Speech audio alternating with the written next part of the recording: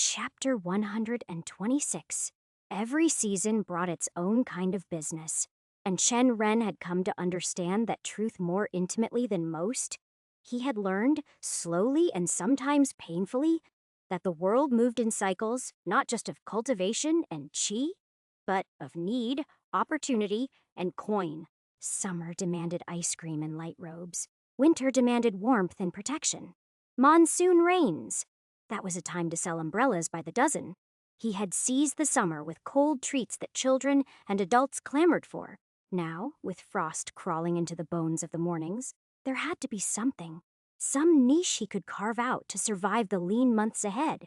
His first thoughts had not been small ones. He had envisioned a kind of rune heater, something small, portable, and self-sustaining, drawing ambient qi from the air and gently releasing heat into a room.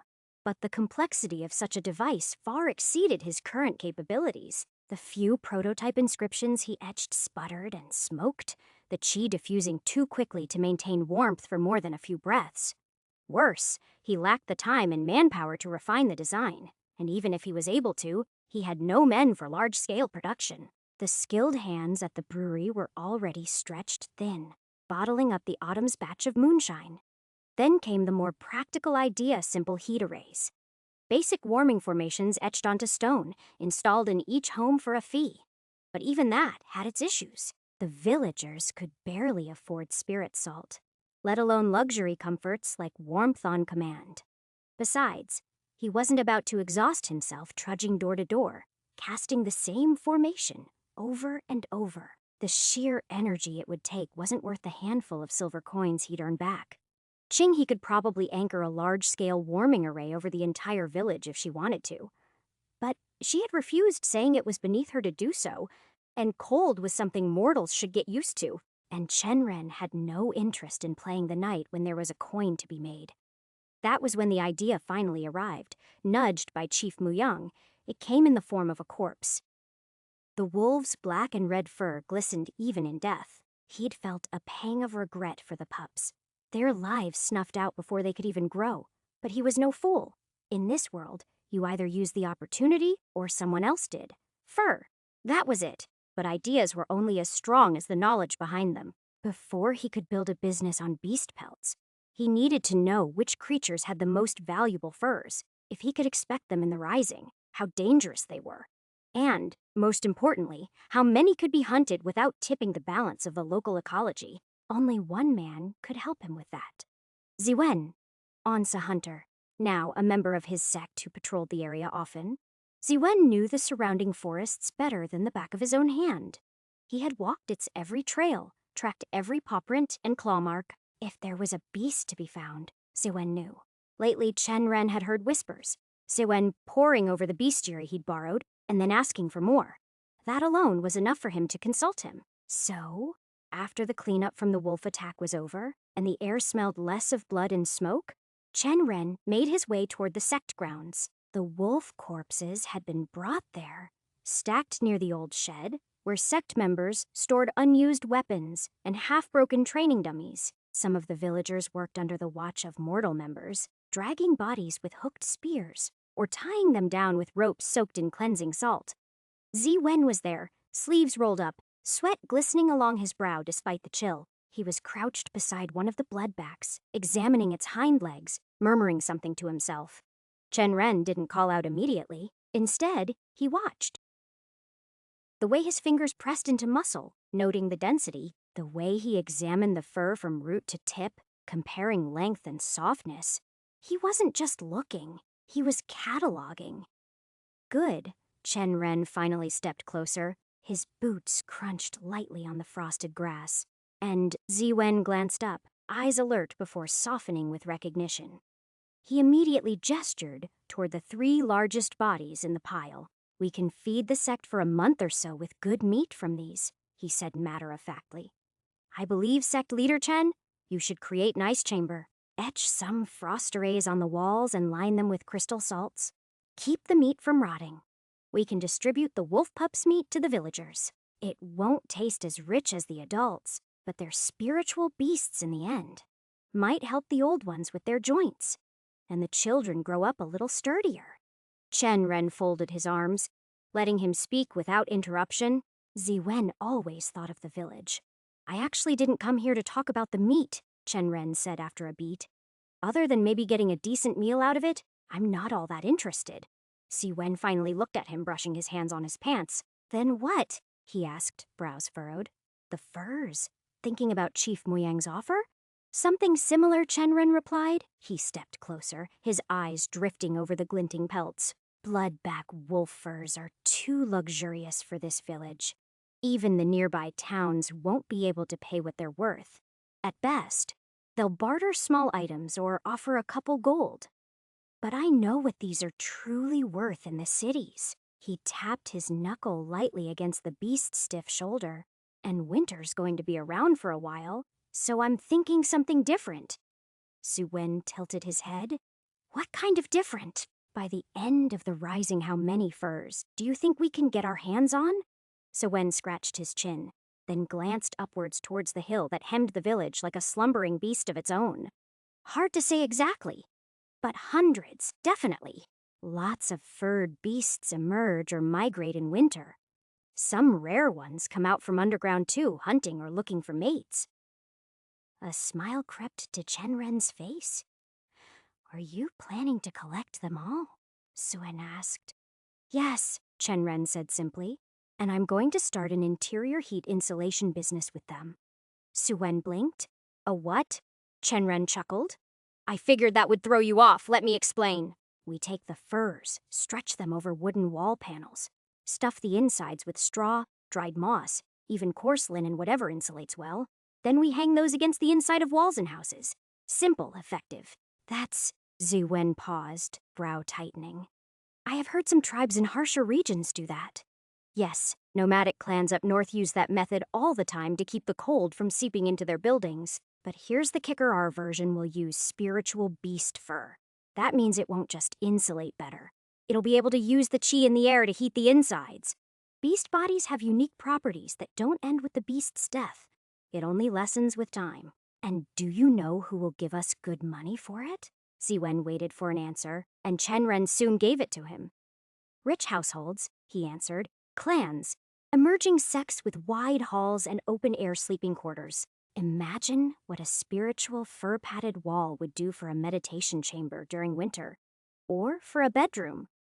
We'll tailor the size and thickness, maybe even add minor enchantments to enhance warmth. If we keep the rarer fur for them, they would lap it up. A slow nod came from Ziwen. You could make quite a bit of money. I know, Chen Ren said. But what about Meadow Village? Ziwen asked after a pause. I'm pretty sure most of them won't be able to afford that kind of luxury. Even a handful of fur would cost more than a season's worth of grain. Chen Ren turned his eyes down, then gestured silently to one of the wolf pup corpses, smaller and curled almost peacefully under the morning frost. I'm getting to that, he said, but his eyes lingered on the small wolf pup's body. Its form was curled as if still seeking warmth and death. That tugged his chest. He still felt bad seeing it like that. But only for a moment. This was the world they lived in. Either you used what you had or you let it rot. He reminded himself of that again and again. Drawing in a slow breath, Chen Ren stepped forward and crouched beside the pup, brushing some frost from its pelt. We can turn these into blankets, he said. Stitch 2 or 3 together at the center. Reinforce the edges with cheaper cloth cotton, linen, even patched hemp. That way, each piece becomes something that can warm a whole family. He looked up at Ziwen. Kids won't be going out much in this weather, especially not with beasts prowling around. Blankets like these could help families sleep through the cold nights. Ziwen folded his arms again, thoughtful. If we get enough of them, Chen Ren continued, rising to his feet, we can start moving them toward the cities. Jingxi, Cloud Mist. Li Xuan already promised to help on the business side, and with his connections, we won't just be selling blankets. We'll offer full insulation services. That, and we can still hold back some of the best quality fur for cloaks and armor. There's enough material here to support 3 ventures if we plan it right. And we would be killing more beasts every day. Ziwen nodded slowly, but his expression was still clouded with logistics. You are not wrong, But where are we going to find the people to get this moving? He gestured around at the piles of wolves. We need men to strip the fur without ruining it, then stitchers to join and reinforce it. That's not something anyone can do. You need hands that have worked with fur before and won't hesitate with beast fur. A group, even a small one, with the right touch. Chenren looked to the distant rooftops of Meadow Village, smoke rising from a few houses' windows. Do you know anyone like that here? He asked. Ziwen scratched at the side of his head, brows drawn together. Should be one or two, he murmured. Old wives of hunters, mostly. They're used to tanning and patching up hides for their husbands' cloaks and boots. They might not be professionals, but they've got the hands for it. Chen Ren's smile returned. And with the population expanding recently, I'm sure there are more who know the basics. Maybe some who worked in trades before coming here. Tailors, leather workers. We just have to find them. Su Wen took a moment longer, then gave a decisive nod. All right, I'll start asking around. He turned back to the wolves but paused, then let out a short chuckle, not hiding his grin. You're always thinking of new businesses. Sect leader Chen. Very peculiar for a cultivator even with such a Dao. Chen Ren's smile didn't falter. He couldn't tell Ziwen that it wasn't just about the coin, that everything he did was one more step toward cultivation, one more pulse of qi, one more tether to this world's power. Without it, he would have long taken the easy path, and frankly, he didn't want to now. But instead, he just smiled and said, somebody has to. Chen Ren tilted his head upward, his eyes tracing the drifting clouds scattered across the pale winter sky. The chill in the air didn't seem to touch him at all. If anything, he looked invigorated. He exhaled slowly, and with a small, almost amused smile, said, We'll have a lot of new businesses soon. Really now? Chen Ren nodded without breaking his gaze from the clouds. I'm already working on one. Once everything is in place, we'll be stepping into an entirely different market. Su Wen squinted at him. Let me guess. Pills? That brought Chen Ren's gaze back to him, and for a moment, he was shocked. He quickly recovered and masked his surprise. You know about that? Su Wen gave a slight shrug. Heard it from Shulan. He paused, lips twitching with restrained amusement.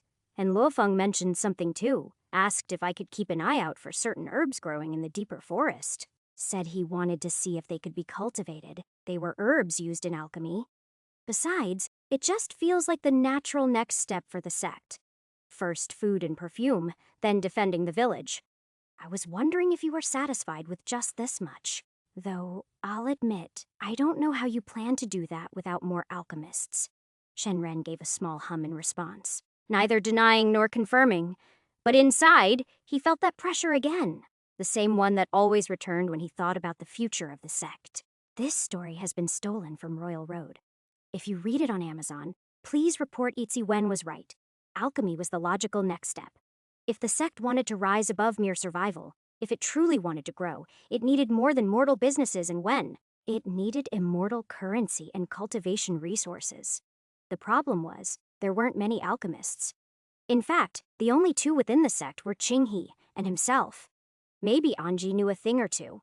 That had been a constant frustration these past weeks. He had been in quiet talks with the head, and even with Qinghe herself, about something revolutionary training mortals to craft pills.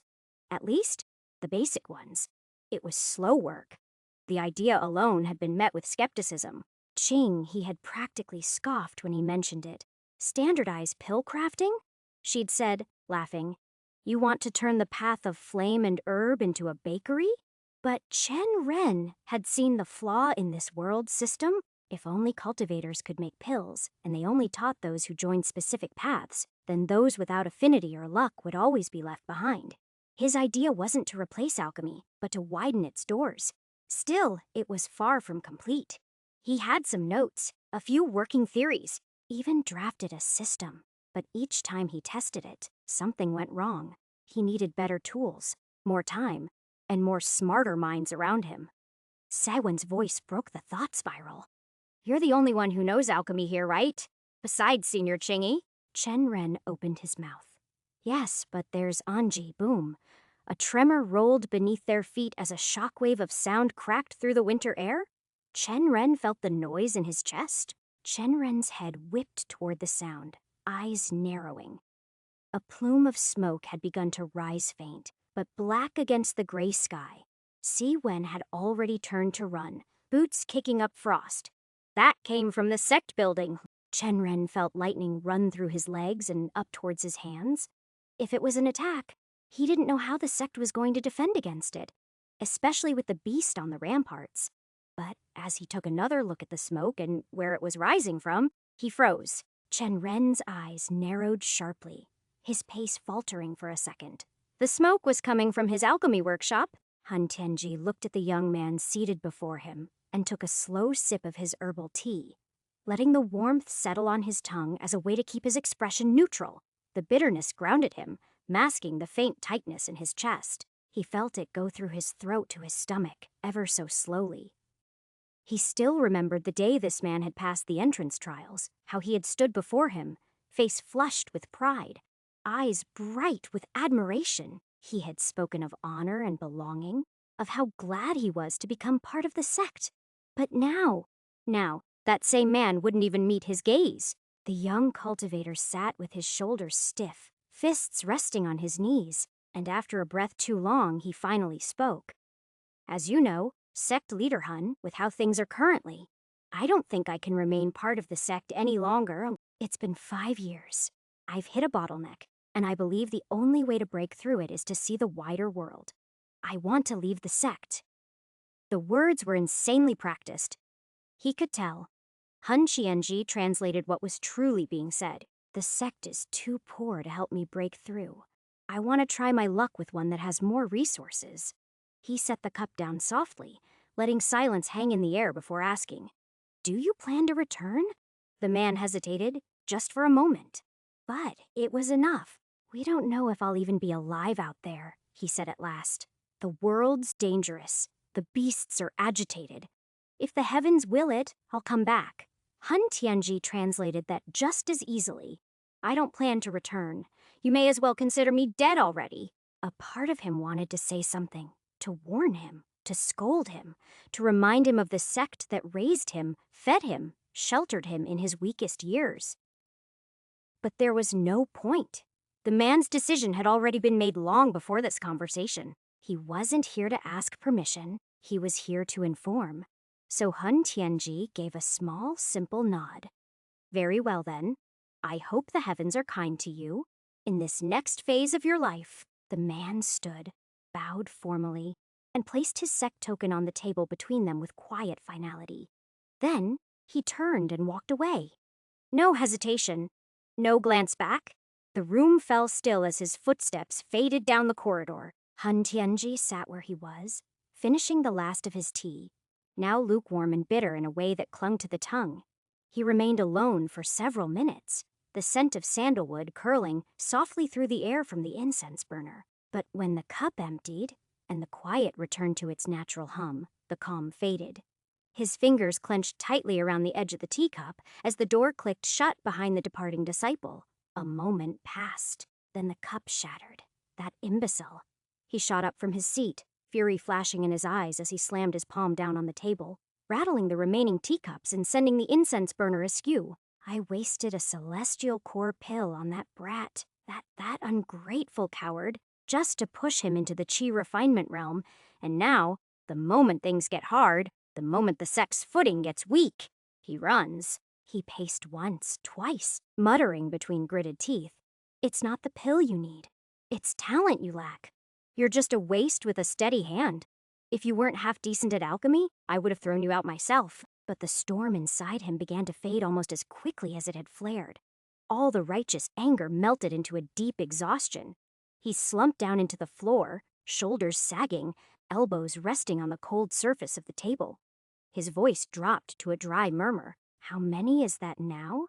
His fingers rubbed at his temples. 7 in a month? He laughed, but there was no humor in it. He laughed a little louder. "At this rate, I'll be the only one left in this sect in another month or two. Just me, and ghosts in the corridors." He raised his eyes to the ceiling, voice cracking. Why are the heavens punishing me so much? The room fell silent again, but this time it felt heavy, suffocating, like it was trying to kill him right then and there. His mind drifted to memories he didn't want to remember, the day he founded the sect, how full of hope he had been, how every win had felt like a sign from fate. The silver cauldron gifted to him after winning the Eastern alchemy trials. That had been the turning point, his name whispered with respect. Invitations from major clans, disciples waiting in long lines for a spot beneath his tutelage. And now? He was grasping at smoke, watching the walls crumble around him, one back-turned disciple at a time. But memory changed nothing. Misery changed nothing. So, like always, Xianxia stood. Nothing would change unless I change. He walked through the quiet corridors of his sect, where once dozens of voices would have filled the air, laughter, sparring, footsteps. Now only silence greeted him. Rooms that once held bright-eyed cultivators now lay dark and gathering dust. He ignored it. He had learned to. His destination was the one place where time still felt like it had meaning. His personal alchemy chamber. The door slid open without a sound, and there it was. The silver cauldron, smooth, grand, reflecting the faint flicker of light crystals embedded into the walls. It had once been the pride of his sect, the proof of his rise. Now, even looking at it brought no satisfaction. He stepped forward and activated the flame array with a flick of his finger. Heat flared to life beneath the cauldron, and with the motions worn into his bones, he began to push down herbs. He pushed down the dried ones, the crispy ones, and the ones he'd carefully chosen. A low hum filled the room as the array engaged. But even as the fire flared and the scent of ginseng and fireflower root thickened the air, Xianxia's mind wandered once more. Is this really the end? With so few left, with all the promising disciples gone, should I really keep holding on? Or should I leave, just like them? The flame crackled, and Xianxia stood still, staring into the rising mist, unsure for the first time in a long while whether it was still worth the fight. He stared into the shimmering mist rising from the cauldron. Its silvery body, humming faintly under the strain of the heat, he smelt the familiar scent of boiling spiritual herbs, earthy, bitter. Tinged with sweetness filled the air like incense, but it no longer stirred pride in him. He could find a place, if he wished to, he knew that. Even now, with a sect barely standing behind him, his name still held some weight. His achievements hadn't vanished. The established sects would take him in. A guardian sect might even give him a respectable position. A seat among the lesser alchemy halls, or a post managing disciples in herb refinement. He would have housing, safety, resources, more than enough to live out the rest of his years in comfort. But did he want to be that again? A cog, a number. One more alchemist sitting behind a row of cauldrons, churning out mid-grade pills for other people's battles, teaching recipes from old scrolls, not discovering his own, watching others rise while he remained stagnant. He had lived that life once back when he was younger, hungrier, and still unknown. It had taken him years to climb out of it, to earn enough respect to build his own sect from the ground up, to be the master, not just a part of the machinery. Did he really want to go back to that? His hands moved automatically, feeding herbs into the swirling mix, controlling the temperature through his chi-refining root essence, layering spiritual fragments. His mind should have been focused. Alchemy demanded precision, yet the weight in his chest refused to lift. He didn't want that life. He never had.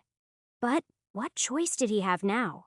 Without a miracle, this sect wouldn't survive the winter. He could feel it, like rot creeping under the foundation. The disciples were leaving. Resources were scarce, and no one was looking toward them for hope or strength. He cursed under his breath. Only a miracle from the heavens could save them now. As he pushed the last set of powdered lotus seed into the cauldron and channeled his chi, he felt it settle inside him. Only a miracle would save him. ****AN. You can read 30 chapters, 15 Magus Reborn, and 15 Tao of Money on my Patreon. Annual subscription is now on too. Also, this is Volume 2 last chapter. Read 15 chapters ahead here. Join the Discord server here. Magus Reborn is out now. It is a progression fantasy epic featuring a detailed magic system. kingdom building, and plenty of action. Read here, Chapter 127. Chen Ren moved through the sect building with quick, near-silent steps. He had left Zaiwen behind after seeing the smoke coming from the alchemy workshop, telling him that it must be something there exploding and not an attack. But panic still plagued his insides. What if one of the mortals had sneaked into the workshop? The thought clenched his jaw. Had they activated one of the defensive arrays he had planted by accident, that would be troublesome. But even worse, what if the arrays had damaged the herbs Zaiwen had been painstakingly gathering? Some were rare that couldn't be easily replaced. He took the final turn that led straight to the workshop. The thick scent of smoke greeted him before he even opened the door. When he opened it, he froze on the spot. Inside, smoke curled out from the lip of his alchemy cauldron, lazily drifting through the open window, and he looked around, taking the nervous stances of unexpected people inside. Anji stood to the side of the cauldron, her long robe speckled with soot. Her arm was raised, fingers wrapped around something he couldn't quite make out at first. Then he saw it. The head, Wang Jun. She held it by the chin like a strange relic, her eyes narrowed, trying to look through the smoke. On the opposite end of the room stood Qing He. Wisps of qi flickered around her fingers like threads tugged from her core, but they dimmed as she glanced toward him, her eyes wide with surprise. For a moment, all Chen Ren could do was stand there, one hand still on the doorframe, trying to make sense of the scene, of the people in it. Anji and the head were supposed to be in seclusion, working on their soul cultivation. Qing He! She should have been drinking bitter tea somewhere in the outer courtyard, or working with Feiyu on gunpowder, not standing in his alchemy room like a child caught mid-theft. Their gathering felt wrong in every way and form. His voice, when it came, rumbled from his throat like a rolling stone. "What is going on here?" he snapped. "Are you trying to destroy the only cauldron I have?" Qing He lifted her chin, brushing a stray lock behind her ear. "I remember giving you that one." Chen Ren narrowed his eyes. "And I remember you gifting it to me. That usually means the item belongs to the receiver." Qing He gave a slow shake of her head, lips twitching into a familiar smirk, the kind she used when trying to be both infuriating and evasive. Chen Ren exhaled slowly, his gaze shifting to Anji, then to the old man in her hands. The head licked his lips in desperation. "We were trying to make a stormbite pill." Chen Ren stared at him in silence, then at the cauldron. Then back at the trio. It wasn't rage he felt. It was something worse. That slow, creeping certainty that he should have put more arrays around the workshop. Though, he doubted whether any amount of arrays would be enough to hold back Qing He. The head let out a dry chuckle and gestured at the cauldron, where the smoke had begun to fade, but the smell lingered. "As you can see," he said, "it didn't go well." Chen Ren crossed his arms, one brow arching upward with slow, pointed disbelief. "Stormbite pill?" "Yes," Wang Jun replied. "You might not know about it. It's actually a pill composed entirely of Chino herbs, no earthly ingredients, just the fusion of multiple aspected energies, shaped and sealed by the alchemist's control alone. It was quite common back in my day. Though it seems most modern alchemists have forgotten the art." Chen Ren blinked, slowly processing that. He could believe that part. The man often spoke of techniques long buried by time or discarded for easier, more cost-effective methods. "What does it do?" he asked. The old head's lips curved into a grin. "It tastes good? It tastes good? Is he serious?" Chen Ren couldn't help but stare at Wang Jun. "That is it? You nearly blew up my only cauldron for flavored qi." The head scoffed, as if the insult wounded him more than an actual strike. "Do you think that's nothing? I can't consume food anymore. I survive on qi alone, but the qi in the air, the qi in the earth, even the qi that escapes your body from time to time, it's fucking bland. It is not condensed enough here. Do you know what it's like to never experience flavor again?" Chen Ren opened his mouth, but Wang Jun continued. "All I wanted was a little taste. But this woman," he jabbed his tongue out in Qing He's direction, "couldn't even control the arrays properly." Qing He's arms were already folded, but now her eyes narrowed, the flicker of chi that still lingered on her fingertips dimming with irritation. "You should have explained it better," she snapped. "How was I supposed to know a wind-aspected gathering array would go unstable the moment it mixed with my chi? You said to channel it. You didn't say to filter it, and if I hadn't contained most of the backlash, you'd be nothing but ash next to your disciple." That last part made Chen Ren's brow twitch. Wang Jun didn't respond immediately. The light behind his eyes seemed to withdraw. Chen recognized that look. It was the same expression he wore whenever he was reminded that this form was a cage more than a vessel. He couldn't answer, because deep down, he knew she was right, and he hated it. Qing, he noticed the silence, too. Her expression softened slightly, and she looked away with a faint huff, as if her own words had left a bitter taste behind when they had first met. She treated the head like an artifact, an animated relic she could poke and prod for forgotten knowledge. But the more they had spoken, the more she had listened, the more that had changed. Now, they spoke as peers, friends even. At least sort-of friends, Chen Ren thought. Watching the two in silence, Qing He and the head didn't continue their argument not fully. The sharp retorts faded. And though they were clearly irritated with each other, they didn't let it erupt into something worse. That, in itself, said more about their relationship than any apology might have. Thankfully, the silence stretched a bit more, giving Chen Ren space to step further in. His eyes finally landed on his cauldron. Due to the heat that curled around it, he had to move cautiously. The thick bronze surface had blackened in places, scorched at the rim, and to his surprise, there were no cracks or structural damage. Everything was still intact. It would hold, at least for now. But what caught his eye wasn't the damage. It was the inside. They'd drawn faint lines across the inner belly of the cauldron. He traced one with a finger. He didn't touch, but hovered near enough to feel it. He felt the wind chi moving alongside the symbols. These were wind chi gathering arrays. He could see how they'd spiraled inward, concentrating the ambient chi into a focal point, and how it had likely spiraled out of control when touched by another's will. Chenren frowned. Alchemy cauldrons usually had arrays. Yes, but heating arrays. Ones that controlled the smokeless flames beneath the metal, or helped circulate chi to properly mix with herbs. Gathering arrays for cauldrons were rare, at least at low levels. He'd heard of more advanced cauldrons used by established and guardian sects and wealthy clans. Cauldrons that didn't just assist but amplified the chi infusion process.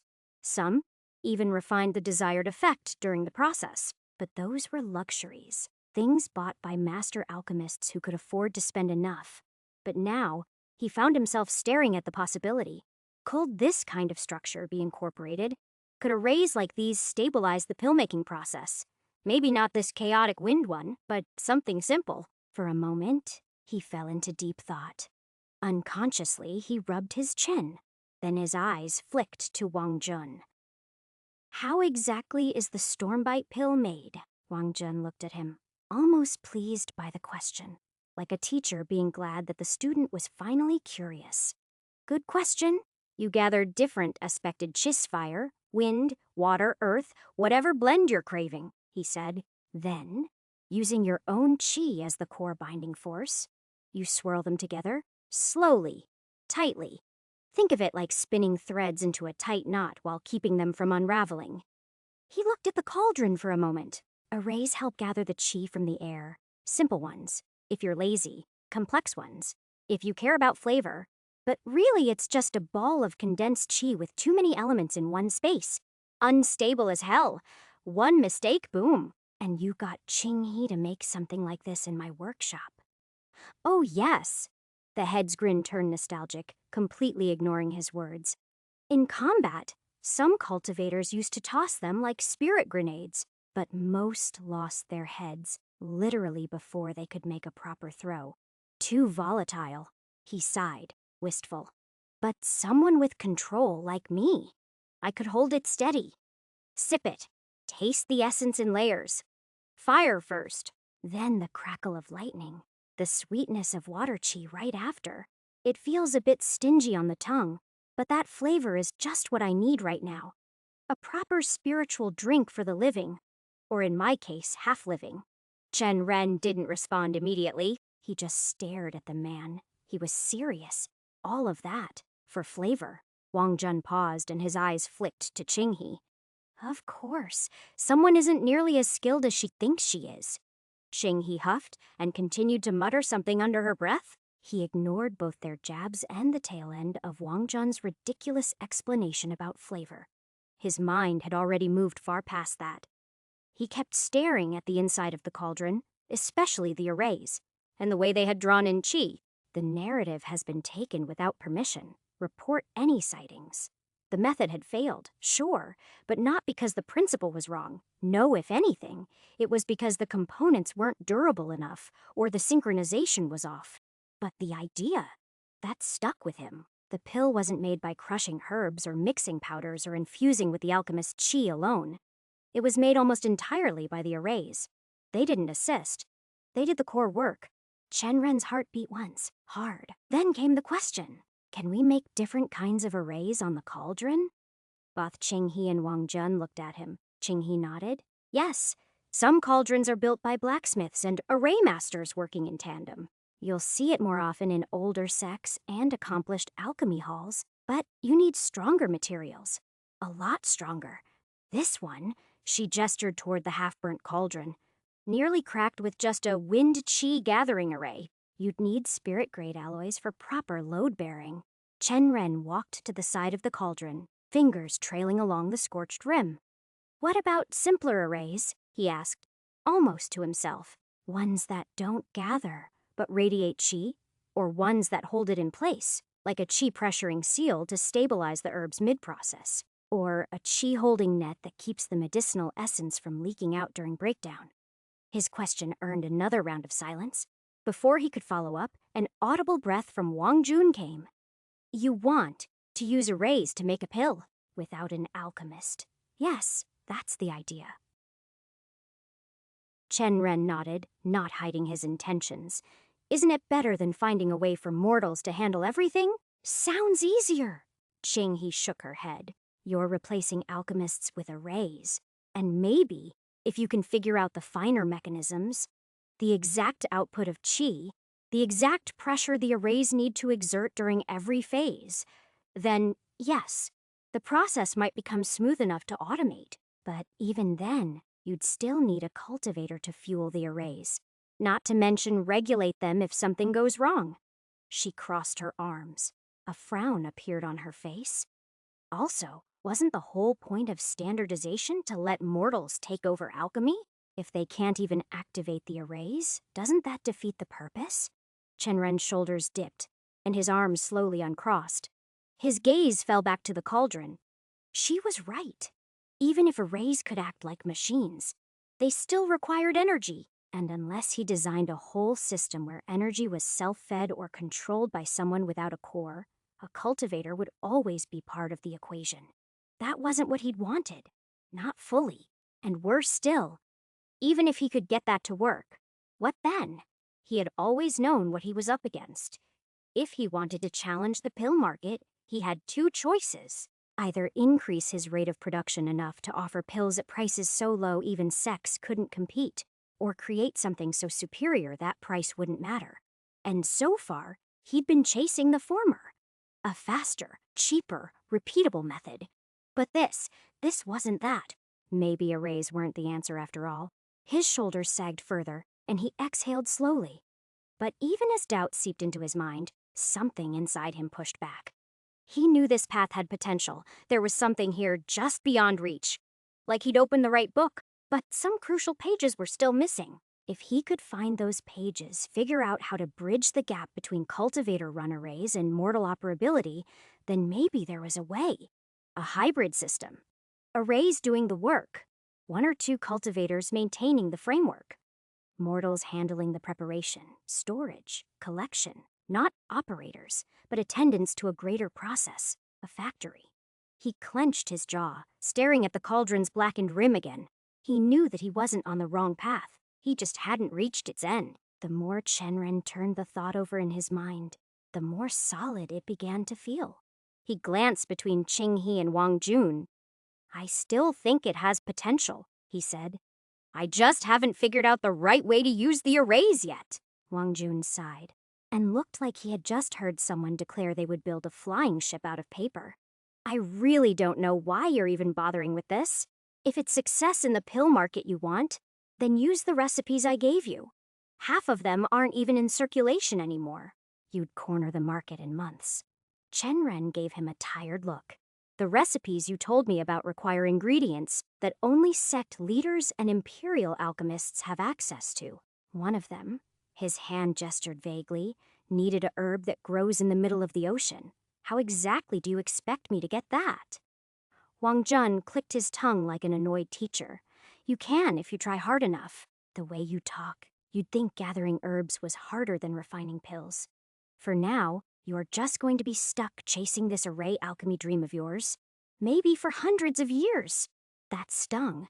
But before Chen Ren could reply, another voice cut in. I think it's an interesting idea. He turned. Anji had been silent this whole time, standing off to the side like a statue, her hands still faintly dusted with ash from the earlier explosion. You think so? Chen Ren asked. Wang Jun scoffed. What would she know? She hasn't even learned to perceive her soul yet. Anji flushed. Her cheeks turned a faint pink, and her lips parted in protest. But no sharp words came out, just a quiet, I'm trying. Her hands curled slightly at her sides, but she didn't back away. Instead, she turned fully toward Chen Ren, stepping slightly closer. Yes, she said. I do think it's interesting. If you can really make the arrays function on their own with just a cultivator to activate them, then it changes everything. The time it takes between pills, the consistency, the output, everything would increase. Arrays don't rest. They don't lose focus. And if mortals help with preparation and collection, while the system keeps running, then you'd finally be able to enter the pill market. Chen Ren studied her for a moment, then nodded. That's the plan. And hearing it aloud again, spoken with belief, even if only from one person, felt like the first real step toward making it happen. Ching He's eyes lingered on him for a long breath before she spoke again. He could hear the suspicion in her voice. Have you even made progress on where you'd be selling pills? She asked. The empire is vast, and if you're thinking of heading toward Cloud Mist City because of that brat Li Xuan, then you're just asking to get crushed by the soaring sword sect. Chen Ren gave her a sideways glance. Lips twitching. Obviously, I'm not going to take on a guardian sect. His tone was dry, but he had considered it once, if only for a second before discarding it as foolishness. He turned slightly, resting a hand on the still warm cauldron. I'm still figuring out the logistics, he continued, but I've already sent word to Tang Yuchu. Asked her to compile everything she can find cities with a high number of cultivators, especially ones where rogue cultivators pass through regularly, places with pill markets not locked down by guardian sects. I've got a few shortlisted already. Will it be Ashen City? Anji asked. Number I did think about it, he admitted. It has cultivators, sure, and we managed to build a foothold there because of our work with the Jew clan. But that's the problem. I had to work with the clan to even get started, and with pills, he glanced at her. I'm not doing that again. Not unless I want to get dragged into clan politics every time I sell a bottle of healing pills. He straightened, rubbing his neck lightly. Ashen City's just too tangled. Too many undercurrents. Too many people who'll want a piece of anything new. I've already invested in my relationships there. I'm not about to ruin that by stepping on a few toes with a new venture. So, I'm looking toward the border cities, he replied. Lots of traveling cultivators pass through, fewer established powers to contest me, and a more open market. I am just waiting for the information before narrowing it down to one. As soon as he said it, a knock echoed against the door. They all turned. Without a word, Anji moved. She leaned down and yanked open the crate at the far side of the room. The head let out a low, ghostly grumble as she stuffed him inside, muffled complaints already bubbling. You treat me like furniture, he muttered as the lid shut over him. Anji ignored him and opened the door. A young mortal stood there, his chest lightly heaving, as if he'd run through the compound. Sect Leader Chen, he said, bowing quickly. Tang Boming from the Tang clan is here to meet you. Chen Ren smiled. Finally, it seemed like the information he had been waiting for had arrived. Asterisk, asterisk, asterisk, Ian. You can read 30 chapters, 15 Magus Reborn, and 15 Tao of Money on my Patreon. Annual subscription is now on too. Also, this is Volume 2 last chapter. Read 15 chapters ahead here. Join the Discord server here. Magus Reborn is out now. It is a progression fantasy epic featuring a detailed magic system, kingdom building, and plenty of action. Read here. Chapter 128. The air was thinner here. Tang Boming noticed it when he walked through the gates of Meadow Village. It was only his second time setting foot in the village, but the stillness of the place made it feel older than it was, as though it had endured simply by deciding not to move with the world. There wasn't much chi in the surroundings, nothing dense or worth meditating in, just the natural kind that clung faintly to rocks, wood, and breath. Still, it was peaceful. Tang Boming inhaled once, held it, and then exhaled slowly. If I were a mortal, he thought, I'd probably want to retire somewhere like this. But that peace, it raised questions. Had this place not been devastated by beasts?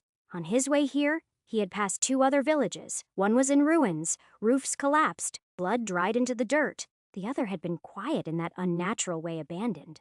Windows boarded up, livestock pens empty. The people had likely fled to the cities, somewhere the walls were higher, and somewhere that cultivators kept the beasts at bay. This region was always overlooked around this time of year. The Kallian Empire directed its forces to the borders, to places where threats could spark political instability or touch noble estates. Remote villages like this were often left to fend for themselves until the next census, until a noble heir remembered they had land out here, until someone important cared. And yet, here there were children. He saw them as he walked down the main road, thin-limbed, red-cheeked, shouting at one another through the cold as they kicked around a worn leather ball. But there were no signs of trauma, no eyes peeking out of boarded-up homes. Even the elders moved freely, sitting under awnings or sweeping porches. The Divine Coin Sect had a hand in this. Surely. Whatever Chen Ren was doing here, it was working. But how? From what Tang Boming knew, the man barely had enough cultivators to fill out a training circle. Baby Sex, like his barely a few moons old, struggled to recruit even a single wandering cultivator, let alone retain one. And yet here they were. He adjusted the scroll case at his side, his thoughts already moving ahead to the meeting. Still, there were questions. How had he created peace here when stronger sects had fled or failed? Tang Boming didn't have the answers, but in his young age of 78 years of living, he had learned one simple truth. Everyone had their secrets. And, unless those secrets clawed into his life, he had no reason to chase them. Not everyone liked revealing those truths, so he kept walking on the path that led him to the gates of the Divine Coin Sect, if one could even call them that. To him, it looked more like a large residence than a sect. There were no ornate pillars or formation flags fluttering in the wind, no guardians at the door. But Tang Boming had long since learned that in this world, appearances meant little power, and reputation weren't always carved in stone or gold. They often grew in silence. He approached the gate and gestured to a passing mortal boy. The child paused mid-step, eyes going wide in recognition, then bowed and scurried off to announce his presence. Not long after, a figure emerged from the side building. Familiar, though not in the way he'd ever imagined seeing her. Tang Shulan, dressed in dark green robes with the faint coin and dragon emblem of the sect stitched near her collar. She walked toward him. She stopped a few feet away and offered him a bow. Tang Boming returned it with one of his own, a little more hesitant, because for a moment, seeing her here, in this role, stirred something he couldn't name. She straightened. "I've sent a mortal to inform sect leader Chen of your arrival," she said. "You can wait in the reception room. There's hot tea prepared." Tang Boming nodded, but his feet lingered for a breath too long before moving. He followed her down a stone path, passing by a trimmed garden and a few mortals sweeping up fallen leaves. And then, just as the doorway to the waiting room came into view, the question slipped from his mouth. "Are you happy here?" Tang Shulan stopped. Just like that. She didn't turn around, didn't answer right away. Her shoulders stiffened, and when she finally looked at him, her face had changed. The courteous calm had vanished, replaced with something harder, more guarded. "Do you really care?" she asked with a flat voice. Whatever caution she had in her voice before was gone. Tang Boming met her gaze. "Yes," he said simply, "your family." She let out a breath, not a laugh, not quite. More like a sigh tinged with something bitter. "That's just a name," she muttered. "I was a servant in the Tang household, remember? Maybe people treated me kindly enough. Maybe I had a place. But that never changed who I was." "Not really." Tang Boming didn't argue. He couldn't. She was right. The way she had been treated in a place she could call her own home was not right. Something akin to shame bloomed in his chest, making him look away for a moment, then back at her. "Still," he quietly said, "I want to know, are you happy here?" Tang Shulan was silent. Then she exhaled again, softer this time. "Yes," she said at last. Her gaze drifted to the hallway beyond the reception room. "I am." She paused, the words catching on her tongue before she continued. "I have actual responsibilities here. I manage things. People come to me when something needs to be done. No one judges me for who I was, because most of them don't know. And even if they do, it doesn't matter. Not really." She looked at him again. "For them, I'm just the one who keeps things running. That much is enough for me." Tang Boming smiled faintly, a rare softness brushing the edges of his normally composed face. "I'm happy for you," he said, and he meant every syllable. Tang Shulan didn't reply, but she gave a shallow nod and continued leading him to the reception room. The door was already open, and inside, a pot of tea sat on the low table, steam curling gently from the spout. Tang Boming stepped inside, settled himself with a straight-backed posture, and let out a slow breath. Tang Shulan, standing at the threshold, gave him a formal bow. "I hope your conversation with sect leader Chen goes well." He returned the nod, watching as she turned to leave. Just before she stepped out, his voice caught her retreating form. "Hope your life in the sect goes great too, sister." She paused, but didn't turn.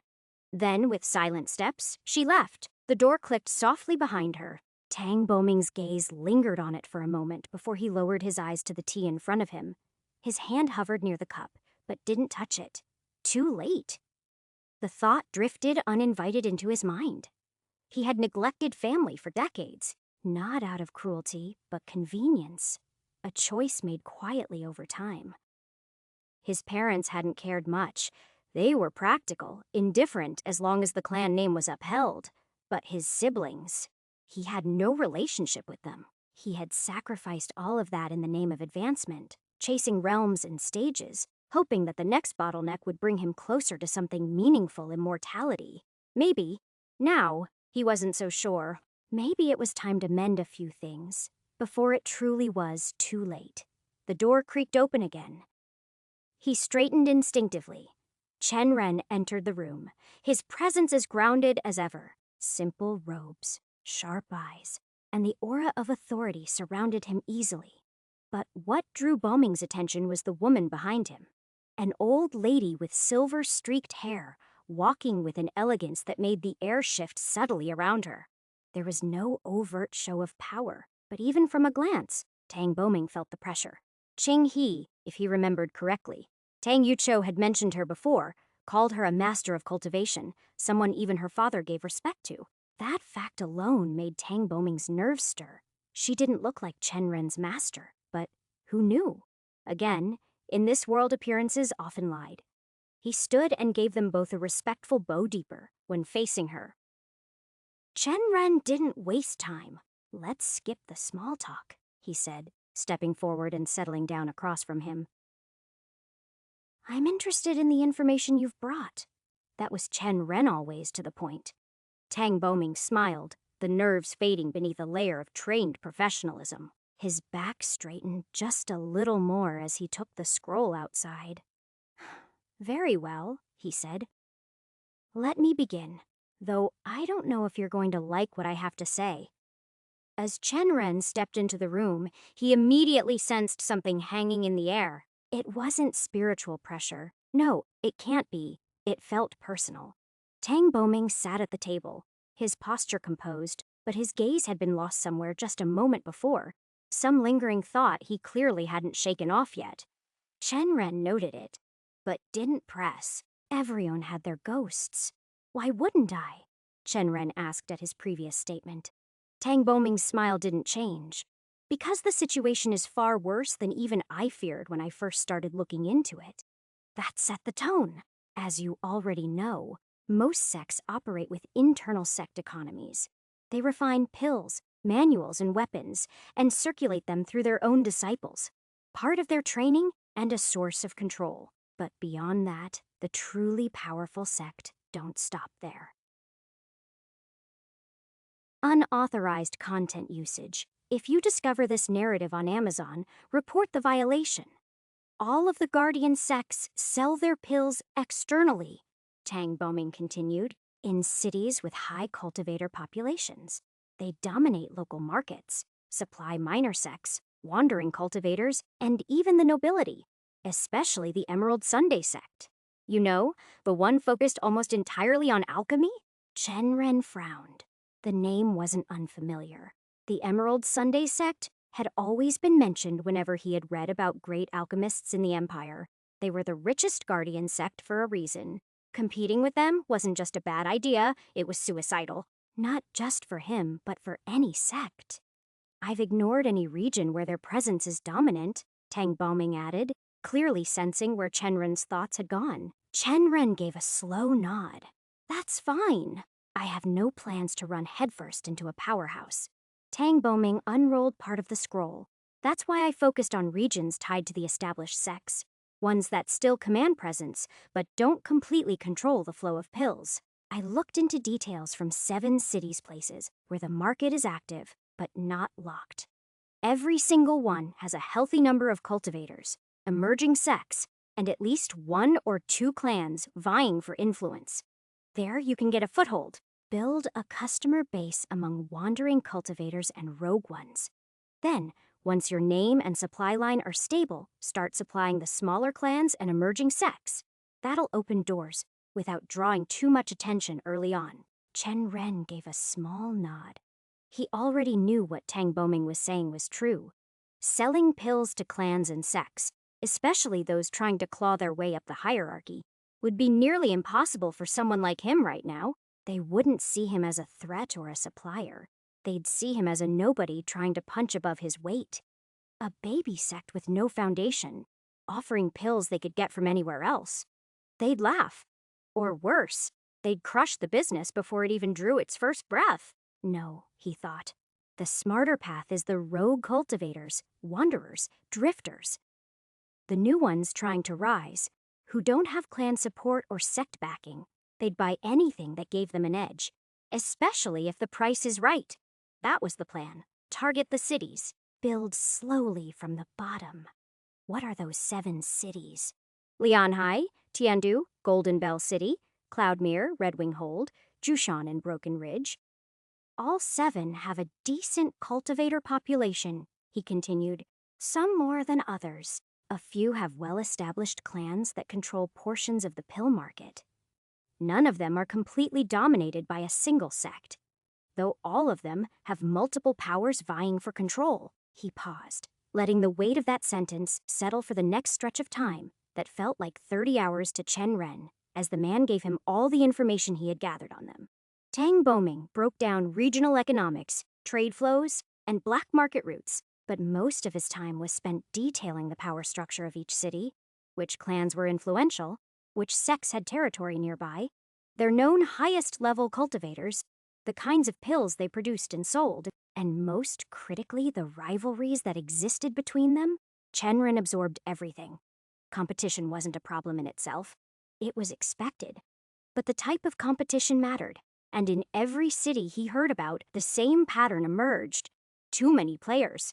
In Golden Bell City alone, 5 mid-tier clans were battling for pill market control. In Redwing Hold, an established sect had burned down 2 storefronts in the last year to maintain monopoly. Jushan had a tangled mess of alliances that shifted with the seasons. One deal too successful, and the other side would step in to crush it. Even if Chen Ren could carve out a corner of the market, It wouldn't be long before he'd be forced into conflict, not with one power, but several. He didn't want that.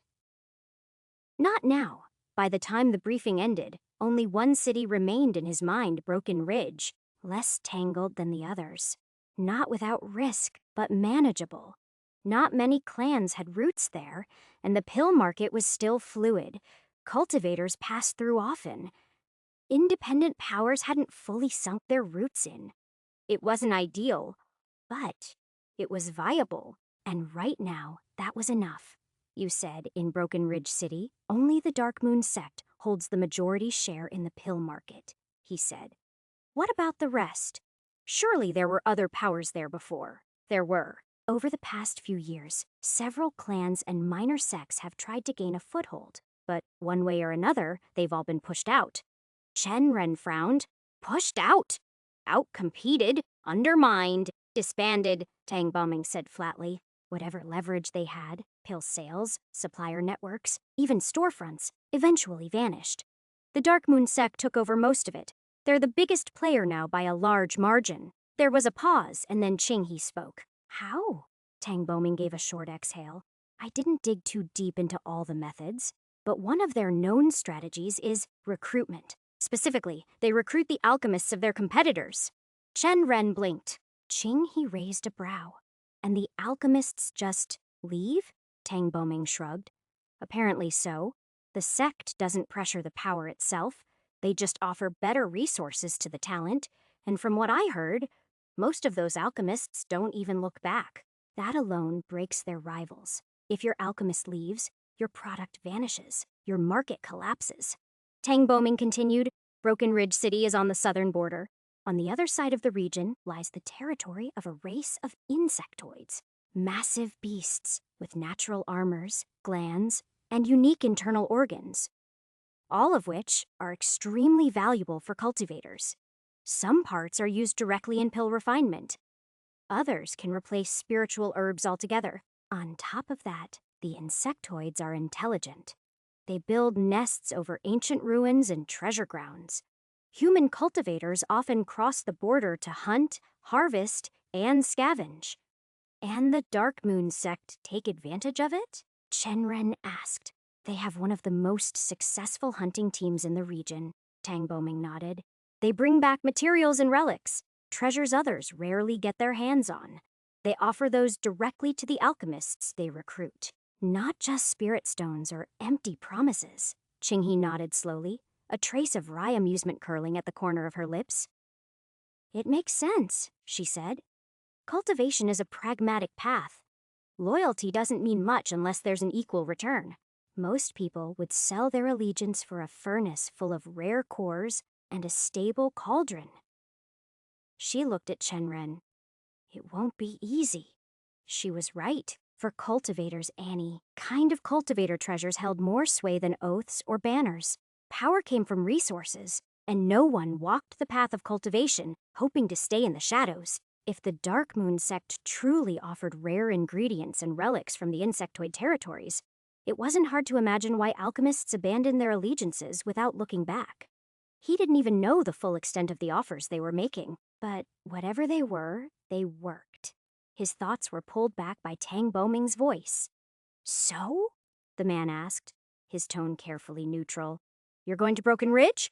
Chen looked at him. He didn't speak immediately, but after a long breath, he gave a slow nod. It looks like the best option among all.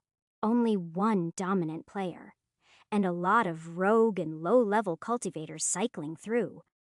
The types of pills I'm aiming for won't help those in the higher realms anyway. Then I'll collect more detailed information. The Dark Moon sect, their structure, their key figures, and the local sect and clans. Do that, Chen replied. But even as he said it, he felt Qinghe's eyes on him. He didn't need her to speak. Just in the quiet gaze she leveled at him, he understood the unspoken question. You picked a city. But what exactly are you going to sell? He had chosen the battlefield, but he hadn't yet forged the weapon. And in truth, he still hadn't cracked the code of standardized pill making. No method that didn't rely on personal skill. No array structure that mortals could operate with consistency. No reliable way to mass-produce anything that could stand against even second-rate mortal-grade pills. What he was trying to do was aiming to revolutionize pill making itself, a madman's dream. And yet, what other choice did he have? He couldn't compete with reputation. He didn't have 10 alchemists on call or cauldrons forged in divine flame. If he was going to do this, really do this, he needed to make a new system. One no one else had. But was he really doing that? That thought stirred something in his chest. He stood up abruptly, pushing back his chair. Tang Boming blinked, surprised. Leaving already? It was good meeting you, Chen Ren said with a nod. Thank you for your help, as always. Give Yuchu my regards, too. I will, Tang Boming replied and bowed again. Then Qinghe looked at him. Where are you going? Chen Ren looked over his shoulder. I need to research pill making, he said. So I'm going to read. Read what? She called out. We've got dozens of old books now, he said, already stepping toward the door. Alchemy? Arrays. There should be something in there that can help me. He walked through it and was already on the way to the library they've created. Hope burned in his heart and he wished he was right. Asterisk, asterisk, asterisk, Aeon. You can read 30 chapters, 15 Magus Reborn, and 15 Tao of Money on my Patreon. Annual subscription is now on too. Also, this is Volume 2 last chapter. Read 15 chapters ahead here. Join the Discord server here. Magus Reborn is out now. It is a progression fantasy epic featuring a detailed magic system, kingdom building, and plenty of action. Read here, Chapter 129. Anji and the kids Chun, Bo and Jian hefted bundles of wolf pelts onto the ground with a dull thud. She saw the motes of dust in the late afternoon light at the weight of them. Zuen, Hongyi, and a few of the older villagers crouched nearby, sorting the furs into neat columns based on durability, rarity, condition, and usefulness. Their fingers sifted through the blood-matted hides with an ease born of repetition, though even they paused occasionally at the stench. Some pelts still clung too tightly to the remnants of beast flesh. The stink clung to Angie's skin, turned her stomach, made her breathe through her mouth. She didn't like it, but she stayed.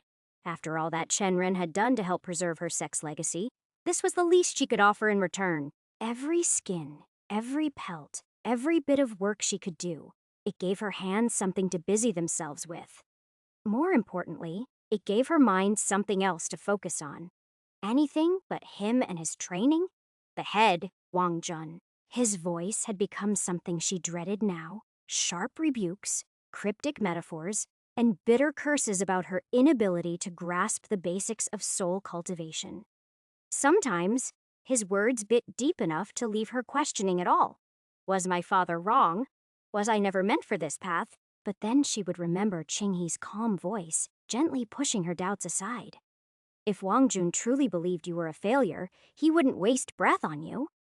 She understood where Qinghe was coming from. Still, the lessons were cruel. The progress had been slow. For mortals, sensing the soul, let alone the energies around it, was near impossible. That was what the head said, and she had no choice but to believe him. But she had to do it no matter how hard. And when the doubts crept in, when the darkness of her own thoughts began to wrap around her, she'd found that mindless, physical, exhausting work helped. As she moved to turn and get another batch of the pelts, a howl split the air. Screams followed it. Her body tensed before her mind caught up, spinning to look toward the village's makeshift rampart. Shadowed figures moved along the barricade villagers, weapons in hand, shouting commands into the growing panic. Another beast had found its way into the meadow. Ziwen sighed beside her, already rising to his feet and brushing fur from his trousers. More work for us, he muttered. Then, a smirk. But at least, we don't have to carve it up. That's Chief Muyang's job. A very dirty one with all the beast blood. Anji nodded, wiping the sweat from her brow with the back of her sleeve. Shouldn't you be on the wall? That howl didn't sound like a weak one. Suen only shrugged as he grabbed another bundle of smaller furs. Li Xuan's there. I don't know what's going on with that guy, but every time I watch him fight, it's like he's using the beasts as training dummies. Doesn't matter if they can bite a man's head off, he chuckled softly. Little uses with him too, so I'd say we're safe. Hongyi let out a low grunt and muttered, I'd rather be on the wall than sorting through blood-soaked pelts. Wen snorted, not even looking up. You said you were free when I asked. I thought you needed to consult me on something, Hong Yi snapped, brushing off his hands in disgust. Not throw me into menial labor. Their bickering earned an eye roll from Anji, but before she could say anything, a tug on her robes pulled her attention downwards. Can we go to the wall and watch too? One of the children asked, wide-eyed. No, Anji said flatly, narrowing her gaze. I told you already. Shulan will have my skin if I let you anywhere near the wall. But Brother Wen said, it's all safe. Little Bo whined, pouting. But Anji knew it was all an act. For him, not for you lot, Anji said sharply, straightening up. You think getting into proximity of a creature that could eat you in one bite is fun. Stay here and help if you want that extra bowl of soup. She was about to scold them further when an explosive blast echoed through the village. The ground trembled faintly, and she flinched along with the others, heads whipping toward the wall. But she saw nothing there. It looked the same with men shouting over the sound of gunshots and lightning that probably came from Li Xuan. You're looking in the wrong direction, Wen said calmly, brushing a wisp of fur from his tunic. Anji turned her gaze. Following his line of sight, her breath caught. Smoke billowed out of the sect building, and she immediately understood what the blast was. Of course, she should have guessed. Her thoughts scattered again as Zua nudged Hong Yi with his elbow. So, how many is it now? The third one today, Hong Yi grumbled, squinting through the smoke. You guessed right.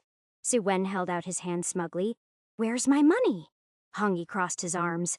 There could be more. If it ends up being 4 or 5, I'm not paying. You said 3 exactly. Wen scoffed. You guessed 2. And I was wrong. Sect leader Chen is clearly more talented at blowing things up than I gave him credit for. Anji gave both of them a flat look. I should have expected this from you two. Instead of helping him out, you're placing bets. Hong Yi shrugged. Us helping out won't do him any good. He'll figure it out. He always does. Anji didn't argue. They were right. Whatever Chen Ren was building, testing, creating wasn't something anyone else had ever attempted. Not even the great sects had dared touch this path.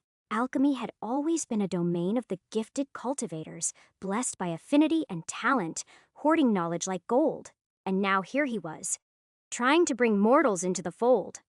To many in the Empire, even the suggestion would be heresy. Sure, she'd seen alchemists in her sect rely on arrays when they needed speed channeling chi through inscribed formations to cut corners when time was tight or effort was lacking. But that wasn't what Chen Ren was doing. He wasn't trying to make pills faster. He was trying to make them accessible. To let mortals handle the refining process and have the arrays take care of the chi-based steps. It sounded impossible. More than impossible. Anji had studied alchemy, and even she had never heard of arrays like that. Probably not even Qinghe.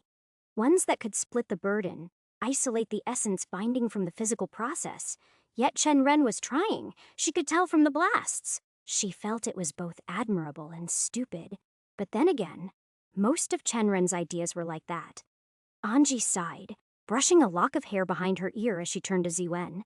What do you mean he'll figure it out? Do you really have that much confidence in him? Of course I do. That man figured out how to make perfumes without needing to deal with the sex. I still don't understand how that works, Wen replied without missing a beat. Hong Yi nodded, arms crossed. If it's about money, I feel like that man could climb a mountain with a broken leg and call it necessary for a business opportunity. You don't need to worry. This is just his tribulation. Anji blinked. Tribulation. Every cultivator has one, Hong Yi said matter-of-factly. The way of the ruthless heavens. Some get soul demons, some get lightning trying to burn them to ashes. For someone like him, it's figuring out new ways to make money. Wen snorted with laughter. Exactly, you'll see. He'll overcome it, then dump a whole mountain of work on us. Hong Yi simply nodded, but Anji wasn't sure it would be so simple if Chen Ren succeeded. If he really made it work, alchemy itself would never be the same. Not just a faster pill-making process, not just a clever shortcut, but a fundamental change in who could even do it. Mortals. That alone would make the alchemy clans and sects in the Empire froth at the mouth. They'd kill to keep things as they were. But he's not doing it for that, she reminded herself. He's not trying to revolutionize anything. Help support creative writers by finding and reading their stories on the original site. He just wanted to make money. That was all. Still, the weight of what he was attempting, it made her uneasy. She exhaled slowly. I hope he passes this tribulation, she murmured, looking up towards the sect building. Chen Ren, covered in soot, frowned at the still smoking cauldron in front of him with a single thought in his mind. At this point, facing one of those heavenly tribulations where lightning tries to roast your soul might have been easier. He wasn't even joking. He'd buried himself in books, scrolls, and even half-rotten alchemist notes, memorizing every scrap of information he could find. Cauldron types, herb properties, refining conditions, success factors, theories layered upon theories. He had even collected every array known to support pill refinement. After weeks of testing, adjusting, and occasionally cursing the heavens, he had narrowed things down to a handful of arrays that might work. But might didn't cut it. Making pills only using arrays wasn't the issue. He could do it. Once, maybe twice. It was sustaining it that was the problem. The real bottleneck was essence extraction. Even for the most basic, mortal-grade pill, the ingredients needed to be heated, coaxed, and broken down until their essence bloomed. And then that essence had to be fused with qi. Not just any qi-controlled, precisely molded qi. That was what formed the pill core. In theory, he could encode the process into arrays. He had. But in practice, every time the array activated, it drained qi like a starving beast. And since it didn't pull qi from a cultivator, but from the array's own limited store, the formation became useless after a single use. Worse, if the balance tipped even slightly, the array malfunctioned and the cauldron exploded. He glanced at the cauldron, blackened, cracked around the base. It somehow survived the third explosion today. Even if he managed to squeeze out a single pill, he'd have to redraw the array again, recharge it, and hope it didn't blow up again. At this point, it would have been easier to find a few dozen alchemists, lock them in a room, and ask them to make pills the old-fashioned way. But that wasn't an option. Not for him. Not for this set. From what Chen Ren knew, only the most established sects, those with hundreds of disciples, could afford to run proper alchemy workshops. Not for efficiency, of course. They called it training, but in truth, it was nothing more than a glorified Chinese sweatshop. New disciples were thrown into rows of furnaces and cauldrons, refining pills endlessly for the benefit of the sect. He could never do that. Even if it were an option, Chen Ren wouldn't take it. He believed in labor laws. In dignity, he didn't crawl out of poverty just to become the kind of man who shoved others into it, which left him with more holes in his plan than he liked to admit. Standing before his battered cauldron cracked, reeking of charred lotus root, Chen Ren flipped through a stack of alchemical manuals he hadn't touched yet. Desperate for a new angle, the books were meticulous, each diagram a testament to centuries of tradition. But the more he read, the more one thing became painfully clear. All of this was designed for cultivators. Every step, every style, every technique. And then the thought struck him. So obvious, so simple. He actually froze with the book half open in his hands. Why am I trying to adjust this system, made for cultivators? That was the flaw. He wasn't thinking far enough. He wasn't supposed to tweak their method. He was supposed to throw the whole thing out. His eyes narrowed. Slowly, he set the book down and reached for a quill and a blank sheet of paper. If he was going to do this, he needed to start from scratch. What do I know about pill making? He scrawled the words at the top of the page. Underneath, he drew 3 simple bullet points. He stared at the list. That was it. That was alchemy. Reduced to its skeleton, he'd been trying to have arrays take care of step 1 and step 3, extraction and shaping, while assuming step 2 was too advanced without a cultivator's direct input. But the real issue wasn't the complexity of arrays. It was the entire foundation of the process. Alchemy, at its core, assumed the presence of qi. Without it, the process collapsed. It wasn't designed to run without a cultivator standing at the center. He could already handle the first part, extracting the essence. With the right temperature and controlled heat arrays, even a mortal could manage that. The real issue was trapping it. Once the essence rose into the air, it dispersed far too quickly, lost before it could be molded. That was the part cultivators handled instinctively, with qi as a net, sealing the essence midair. Chen Ren didn't have that luxury. He needed a new net. He scratched his head, staring at the 3 bullet points he'd jotted down. Step 3, shaping the pill was ironically the easiest to hand off to mortals after all. Essence was vapor, air, and back on Earth. There were plenty of ways to capture vapor, convert it, shape it hell. There were entire industries based on it. He just had to apply what he knew.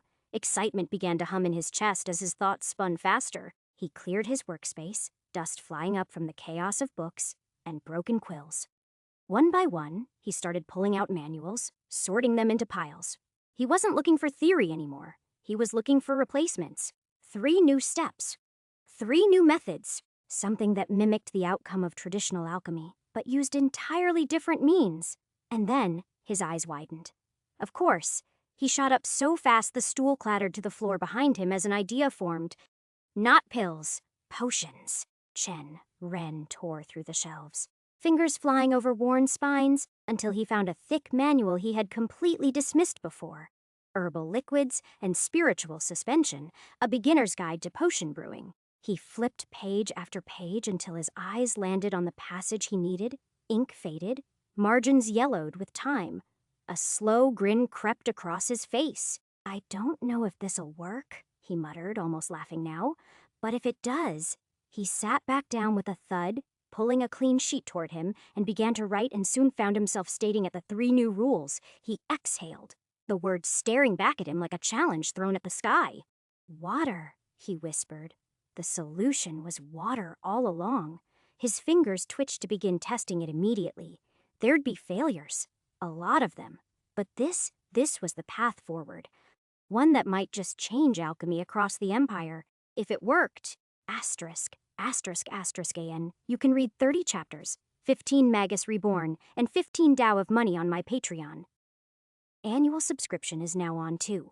Also, this is Volume 2 last chapter. Read 15 chapters ahead here. Join the Discord server here. Magus Reborn is out now. It is a progression fantasy epic featuring a detailed magic system, kingdom building, and plenty of action. Read here. Chapter 130.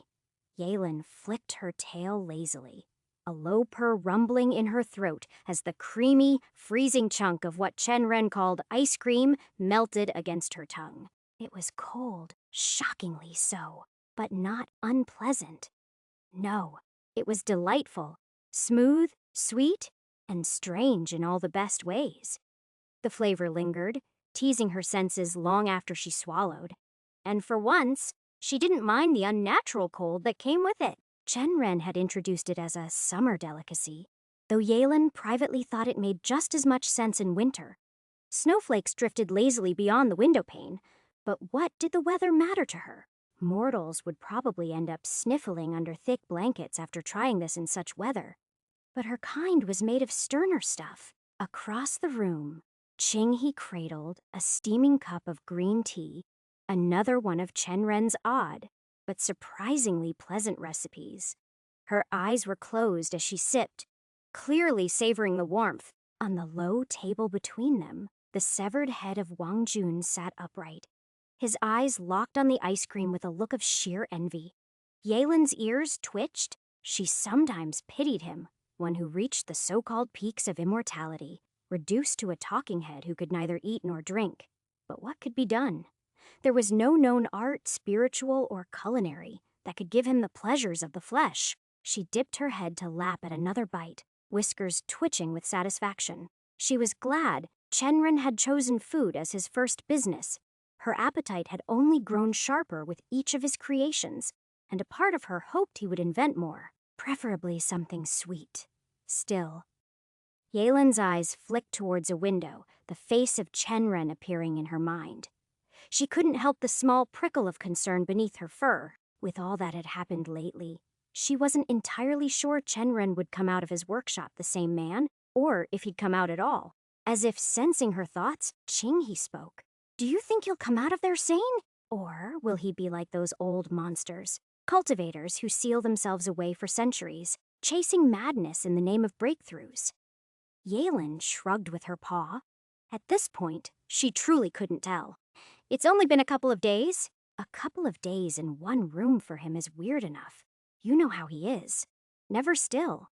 One thing after another, he even dragged Feiyu in there and locked the door. Stopped all gun production, too. I've been so bored because of it. Yalen gave a non-committal chuff of agreement. Qingyi wasn't wrong. Chenren wasn't the type to sit in one place. And the idea that both he and Feiyu hadn't come out for food, it was troubling. She hadn't smelled anything cooked in days when she had passed by the workshop. Only the faint buzz of qi and bitter smells of herbs and potions. They were likely sustaining themselves entirely on spiritual energy now. At least there hadn't been any more explosions. That was something. But the occasional scream of frustration had more than made up for the silence in between. Whatever he's trying to do, Yellen muttered, curling her tail around her paws. He's going to come out of it after he fails. You sure he's going to fail? Yalen finished the last of her ice cream with a satisfied lick and sat back. He's very capable. But what he's trying to do, even seasoned alchemists would fail at it. Still, I don't think he'll give up. He's just going to fail and keep going once he gets another inspiration. He's far too stubborn to let the pill market go. That's true. I think he'll end up hiring alchemists, reshape how they work. You know how he is. If the sex won't play fair, he'll just try to change the rules. And it might actually work, Qinghe offered a smile. But the real question is, when will he realize that? At this rate, he's going to spend the next few weeks buried in cauldrons and scrolls, chasing the impossible idea of standardization like a dog with a bone. A gruff voice broke into the conversation, dry and echoing slightly. "In my time," came Wang Jun's scoff from the table, his severed head wobbling slightly. Any disciple wasting weeks on innovation and contraptions, instead of breaking through, would have been disciplined on the spot. What a waste of precious cultivation time! Yalen's eyes narrowed ever so slightly as she turned to look at him. "And in your time," she said with a slight edge, "you ended up as a talking head. If it's Chenren, then him trying to innovate to sell a new product will probably bring him closer to a breakthrough. He's not like any other cultivator." Wang Zhen's head turned stiffly toward her, his lips tight, as if he wanted to argue, but after a long pause, his mouth simply twisted into a reluctant frown, and he let out a dry grumble. "That's true. Even in my lifetime, the strangest Tao I ever encountered was the Tao of gambling. Lost more spirit stones and resources to that bastard than I'd care to admit." He clicked his tongue, lips curling in a grimace, and even then, that man only reached the Meridian expansion realm in 200 years. From what I'm hearing now, Chenren's already close to foundation establishment? His tone shifted to something like awe, if begrudgingly. Then, a bit too casually, he added, "I would have loved to dissect his body one day." Yalen's ears flattened and she hissed softly, her glare sharp as a blade. Wang Jun backtracked immediately. "Only if he allows me, of course." "Of course." Purely academic curiosity. Such rapid advancement. It must come with side effects. The heavens aren't generous with anyone, not truly. "I don't think the heavens are being generous." Qinghe broke into his line of conversation. "With the Gate of Immortals you told me about, I think that kid's already tangled in threads he can't even see yet, and I'm sure the heavens will come down on him when they think it's time." Yalen's expression darkened as she slowly nodded, reluctant, but unable to deny the truth. She had seen too many rise fast, only to burn faster cultivators, who shot through realms like falling stars, only to be snuffed out before they could shine. The heavens did not like imbalance. They rarely tolerated those who grew outside the pace of fate and treated them as bugs. And Chenren. Chenren was no ordinary bug. He was a bug-chewing divine grass, soaking in rare light, and growing far too fast for the world's liking. What kind of tribulation would come for him? Even Yalen couldn't say. But she knew one thing for certain. When it came, she would be there, just how she was protected once several centuries back. She supposed the tribulation had already begun. Wang Fu of the Blazing Ember sect had been a part of it. A monster in crimson robes with a thirst for cruelty. She had torn him apart with her own claws. But if the rest of that sect came looking, Yalen's gaze drifted toward the workshop again. No matter what came next, she would protect him, just like she had promised. The heavens wouldn't let her. Yalen could feel it, like a pressure in her bones, a tension in the chi around her. As much as she wanted to protect him, she knew the heavens themselves would interfere when the time came. When that happens, what is your plan? Qinghe asked suddenly and sipped her tea before Yalen could reply. Wang Jun scoffed from the table. I doubt she could do much. She's pretty weak. Qinghe didn't even blink. That's rich coming from a head who can't even walk. Wang Jun's jaw twitched. You can mock my current state all you like, but I was feared in my time. Even I wouldn't be confident stepping near that gate of immortals. From what I know, it sounds more like a grave than a gate. Yalen narrowed her eyes. Then what? What are we going to do? Qinghe frowned and shook her head. When the time comes, I have some thoughts. I've already sent letters to people I know. I'm inquiring more about this gate. Yalen tilted her head, her ears twitching. Who are they? I still don't know which sect you belong to. That made Qinghe laugh. It was a quiet and bitter laugh when it came out. I belong to no one. I'm retired from my sect. Wang Jun sneered.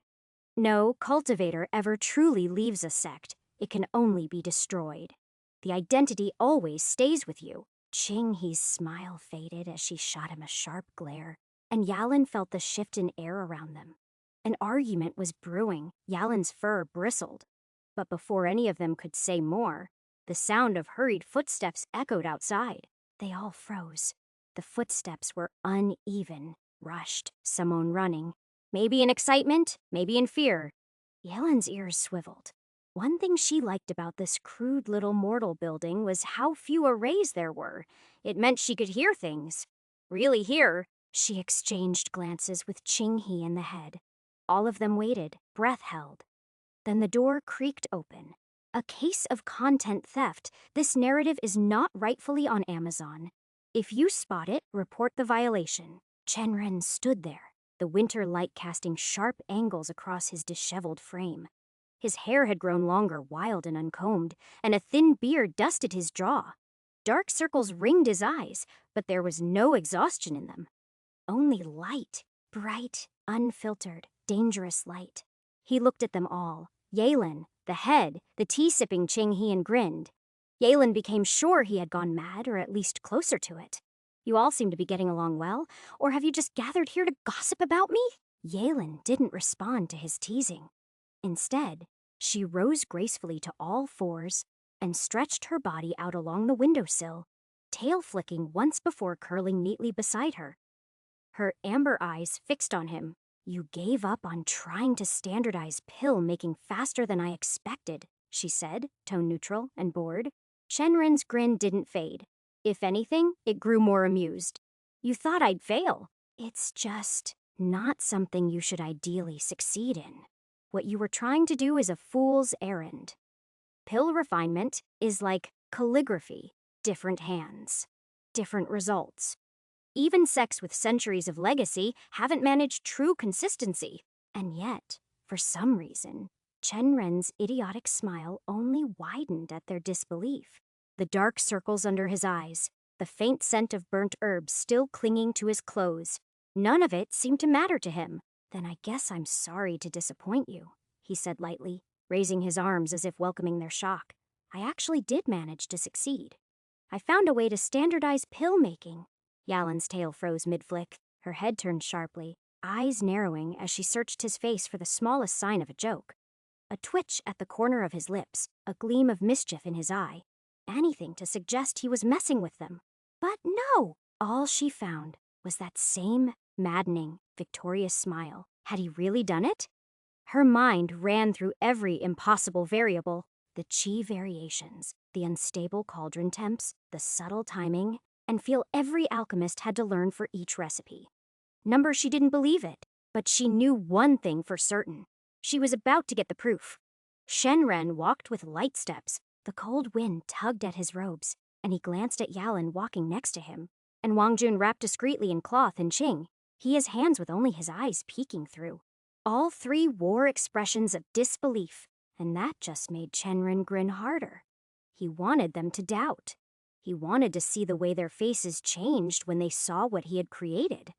He could practically taste the satisfaction already. "If this is a joke," Qinghe said dryly, "or it doesn't work, I'll hold it against you, kid." "Yes," Wang Jun muttered from inside his muffled cloth cradle. "If this is some elaborate prank, you should be ashamed of yourself." Chen Ren only smirked. "It's not a prank. Just keep walking. You'll see soon enough." Truth be told, he couldn't blame them for their suspicions. What he had accomplished wasn't what he had set out to do, but it was still revolutionary, a breakthrough, just not in the conventional sense. But he had found a way to bypass the problem entirely. It was enough, more than enough to kickstart large-scale production, to bring pills to cultivators at cheap prices and make a large profit. They walked in silence. With every step, he felt their expectations thick around him, until finally they reached the alchemy workshop. It looked like a battlefield. Herbs were scattered in open crates and jars, some ground into powder, others left half-sorted. Mechanical parts springs, cogs, tubing lay half-assembled on nearby tables. Strange runes glowed faintly on a series of copper molds arranged in rows. Smoke hung faintly in the air, and the sharp tang of refined qi lingered, like incense. In the center of it all stood Feiyu. Sleeves rolled up and short hair that had grown a bit messy was put back, holding a set of tongues and a half-finished pill mold. He turned as they entered and gave a small smile. Chen Ren placed Wang Jun on a safe table and looked at Feiyu. "Oh, you're finally here. I was just preparing the next batch for production," Feiyu said, gesturing at the pill mold. He stepped forward, brow furrowed. "What's going on, Feiyu?" Feiyu dusted his hands and gestured toward the room. "Sect leader Chen needed help designing some equipment. I ended up assisting him through most of it. You'll understand when you see what we've devised." She only nodded, though her gaze remained wary. Chen Ren stepped forward and turned to face them all. "What you're about to see," he cleared his voice. "We'll create history. I don't know if I'm the first to do it, but I am sure it's not a popular method, and it will make pill production 10 times faster." Yalin padded forward, sniffing curiously, and extended a paw to tap the side of the newly designed cauldron they had created. A thick lid sealed the top, and from its center ran a long metal pipe that curved downward and fed into a second smaller cauldron nearby. Her tail twitched as she examined it. "Isn't this the same thing you did while making that alcohol?" "Distillation, you called it." Chen Ren grinned, rubbing the back of his neck. "Yeah, it uses that principle, sort of, but adapted. Either way, he clapped his hands once, loud in the silence of the workshop. "I believe we should begin." He turned to one of the cluttered tables and picked up a small tray where 3 sets of herbs had already been weighed and sorted. "These," he said, lifting them for the others to see, "are jadvale root, starpetal leaf, and black scale bark. The standard mix for a qi replenishment pill." Feiyu nodded and moved, stepping beside the cauldron. He lifted the lid and reached for a ceramic jug sitting nearby. With both hands, he carefully poured the contents into the cauldron. A clear, slightly glowing liquid that steamed faintly as it made contact with the metal. He raised a brow. "What's that?" "Spirit water," Feiyu replied. "Very easy to make. We've been refining it with our qi for the past 12 hours. Should be enough for this batch." Ren stepped up with the herbs, now carefully adding each ingredient into the spirit water. The moment the last handful went in, he placed the lid back down and activated the heating array beneath the cauldron with a pulse of qi. The workshop filled with a faint hum as the heat began to build, swirling the herbs and water together inside the sealed chamber. Steam began to rise, hissing softly through the pipe above. Yalin narrowed her eyes. "I have no idea what you're trying to do here." Chen Ren grinned, crouching beside the setup and pointing toward the pipe. "It's easy. Qi disperses well in water. I'm heating the herbs with spirit water to pull out their essences into the liquid. Then they'll try to escape," Wang Jun interrupted flatly. "Exactly," Chen Ren replied, nodding. "That's why I'm distilling them." He gestured toward the end of the pipe, where droplets had begun to fall into a clean, silver-lined vessel. Each drop made a soft tap, shimmering faintly with condensed essence. The air around it already felt a little warmer, a little denser with qi. The liquid wasn't thick like a pill paste. It was clear, refined, and almost glowing. Shenren didn't speak further. He just waited silently, arms folded, watching the vessel slowly fill, and wondering what kind of expressions the three ancient beings behind him would wear when they finally saw what he had made. Asterisk. Asterisk asterisk AN. You can read 30 chapters 15 Magus Reborn and 15 Tao of Money on my Patreon. Annual subscription is now on too. Also, this is Volume 2 last chapter. Read 15 chapters ahead here. Join the Discord server here. Magus Reborn is out now. It is a progression fantasy epic featuring a detailed magic system, kingdom building, and plenty of action. Read here, Chapter 131. Once the vessel was filled up enough, Shenren let Feiyu handle the rest of the process. The man moved immediately, mixing the herbal essence water with starch, the same binding agent they had tested before and found effective. As Feiyu focused on the blend, Shenren turned toward the three people he had called to witness the demonstration. Their eyes followed every movement with curiosity and quiet tension. Wang Jun was the first to break the silence. "There's no way this will work," he said, his nose scrunching up in protest. "I get the principle. It works on paper, sure, but pills aren't theory. There's no guarantee they'll actually come out right." "They did, and it turned out good too," Shenren replied simply. He turned around and moved to bring over a wooden tray filled with round pill molds where they had put essence mixed with starch yesterday. It was now dried, shimmering faintly in white color. Qinghe leaned forward, eyes narrowing as she reached out. "You ate it?" she asked. "How was it?" "Honestly, it's better than the one I bought from Jingxi City. You should try for yourself." That was the only invitation Qinghe needed. She plucked 2 pills from the tray and placed one in front of Yalan. The third witness, Wang Jun, remained still, watching as the two placed the pills on their tongues. A few seconds passed as they swallowed the pills. Qinghe grunted in approval and turned to the head. "Try it," she said with a smile. Wang Jun rolled his eyes. "You know I can't. I'm just here to see whether Shenren pulled it off or not." His tone was flat when he spat out words. Shenren knew he wanted to take a taste as well. The curiosity was well evident in his eyes. Qinghe shot a glance at Shenren. "It worked," she said. "It's a solid qi replenishment pill. Well, I do have some notes. It is far from perfect." Shenren opened his mouth but was cut off by Qinghe. Purity could be better, and the taste is terrible. Worse than the regular pill. Probably because the starch didn't mix well, but it's workable, I guess. And I'm pretty sure you could still sell it to those broke rogue cultivators.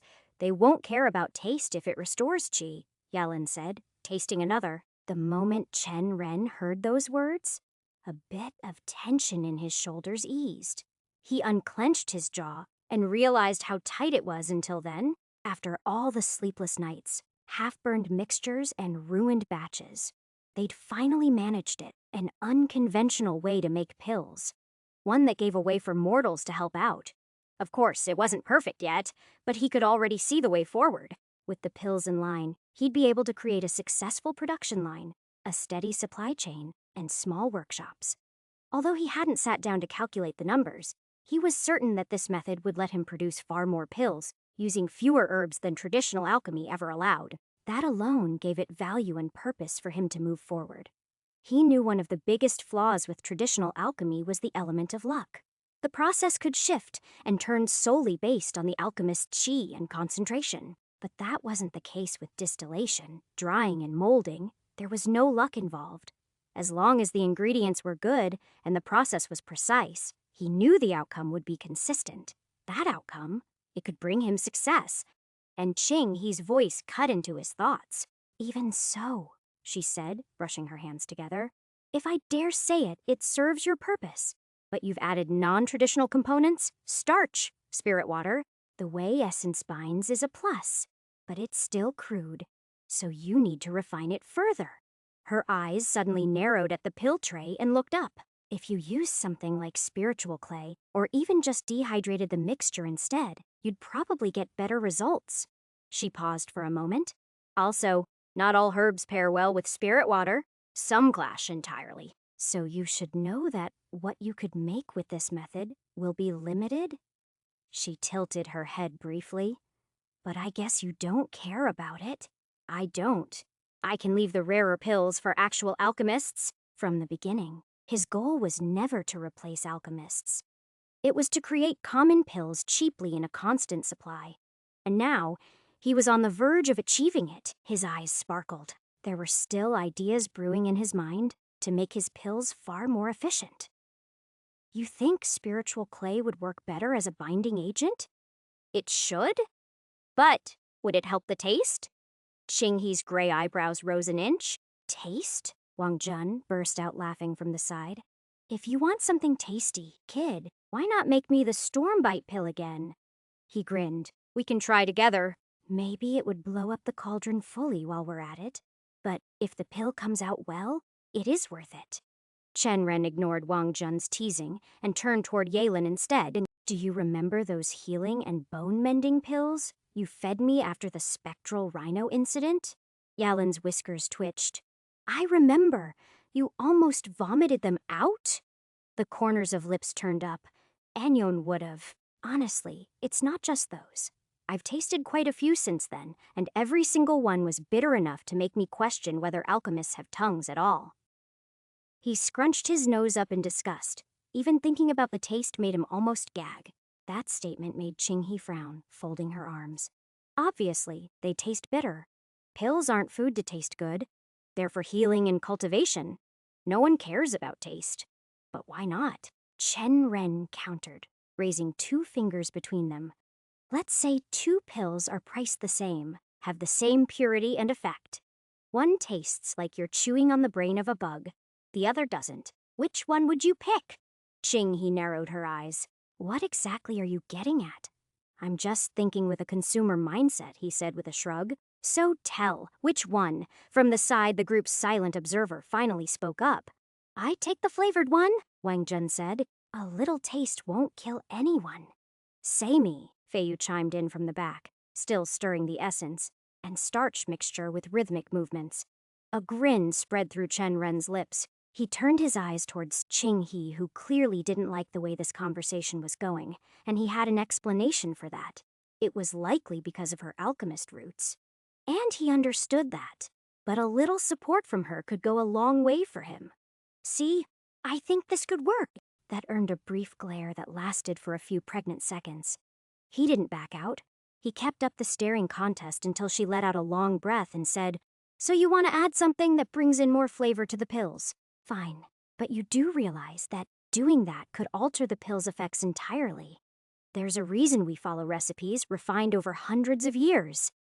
I know. Trust me, I do, Chen-Ren replied, and kept the pill tray away. But how do we perfect anything if we don't test and adapt? Now that I have a working method for consistent pill production, I want to push it further, refine the process, build a whole system around it, and improve the recipes along the way so I could sell a lot of pills to cultivators. Also, I'm not trying to invent a new kind of pill here. I just believe alchemy has stagnated. This might be the change it needs. After his explanation, which was mostly aimed at Qinghe, he waited. He waited for any reaction that he could get. Then, surprisingly, Yelin gave a low purr. What you're saying isn't wrong, and I didn't even think you'd get this method to work. So if you are trying to get the taste to get better, you would achieve it sooner or later. Chen-Ren blinked, then placed a hand on his heart and feigned hurt. Really? I thought you'd have some faith in me. Yalin snorted. Faith? You couldn't even make an Earth-grade pill properly 2 months ago. He opened his mouth to argue, then thought better of it and simply said, Point taken. His gaze shifted back to Qinghe waiting. Qinghe's frown deepened as she crossed her arms. Do you really want my help? You're the only one here with enough knowledge to actually help me refine this. And right now, after trying so much, I believe I really do need help. I don't want to spend months into this. If you discover this narrative on Amazon, be aware that it has been stolen. Please report the violation. That was all needed for Wang Jun to jump in. I can help too, you know. Chen Ren raised an eyebrow at him. Don't you specialize in outdated methods? There's no such thing as outdated knowledge in cultivation. We've been using the same principles for hundreds of years, and they work just fine. Chen Ren opened his mouth to concede. He wasn't entirely wrong, but Ching he cut in before he could. All right, I'll help. I've got a few ideas already, but I'm doing this as a favor. I would use that one day, and you wouldn't be able to get out of it by using your sweet tongue. Chen Ren smiled, clearly not minding the jab. Then he looked back at his workshop. That's all good with me. We're going to have some exciting days ahead of us. The next few days were not exciting at all. Perfecting recipes and refining his new method of alchemy turned out to be an incredibly tedious and exhausting task. Far from the thrill of invention, it was a slog of measuring, boiling, grinding, and more measuring. Every ingredient had to be weighed accurately. They had to figure out better ways to dissolve herbs in spirit water without compromising purity. And, perhaps the hardest part, find a binding material that could carry flavor without ruining the pill's integrity. Chen Ren, at one point, entertained the idea of flavoring the pills like candies, imagining rows of mint or chocolate-flavored chi boosters. But even he had the sense not to say it aloud. That level of madness could wait. For now, he needed to get at least 3 more reliable pill types added to his recipe book before he could even think about candy-like pills. Thankfully, help arrived in an unexpected form. Anji volunteered to assist, without being asked, and took charge of the herb measurements with surprising efficiency. Wang Jun joined her, and it quickly became apparent that he had a deep knowledge of herbs. Even Ching he looked impressed when he identified multiple substitutes that dissolved better in spirit water while maintaining the same effects. That part alone shaved off hours of trial and error. But it was Anji who truly proved invaluable. She quietly mentioned her experience working in the alchemy halls of the Voidblade sect, and her competence showed. Under Chen Ren's instructions, she calculated the exact quantities needed to make a consistent batch of 20 pills down to the last stalk and grain. And she didn't stop there. Without needing to be told, she began developing spreadsheets, on parchment, of course, mapping the costs of each herb, the volume of ingredients, and even projecting profit margins per batch. When Chen Ren glanced at her notes, he blinked twice. She had even calculated the overhead cost of spirit water production and labor in terms of spirit stones. It was to the point that Chen Ren decided, then and there, that Anji would be the one handling the pill business for him. She might not have made a single pill herself, but the way she managed the logistics, herbs, costs, profits, was something even he couldn't replicate without burning out. That decision, at least, was easy. What wasn't easy was everything else. The Qi replenishment pill, for all its flaws, had been the simplest one on his list. The real challenge began when they moved on to the next 3 basic pills he wanted to recreate. Ones every young cultivator kept stocked: Scarlet Bloom healing pellets, bone refining capsules, and focus clarity pills. Unlike the Qi replenishment pill, these were a headache from the very beginning.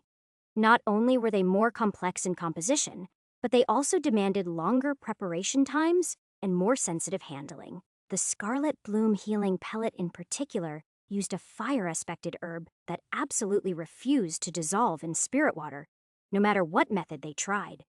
Chen Ren scratched his head over it until it felt like his scalp would bleed. He and Ching he spent hours poring through notes, trying every substitution they could think of.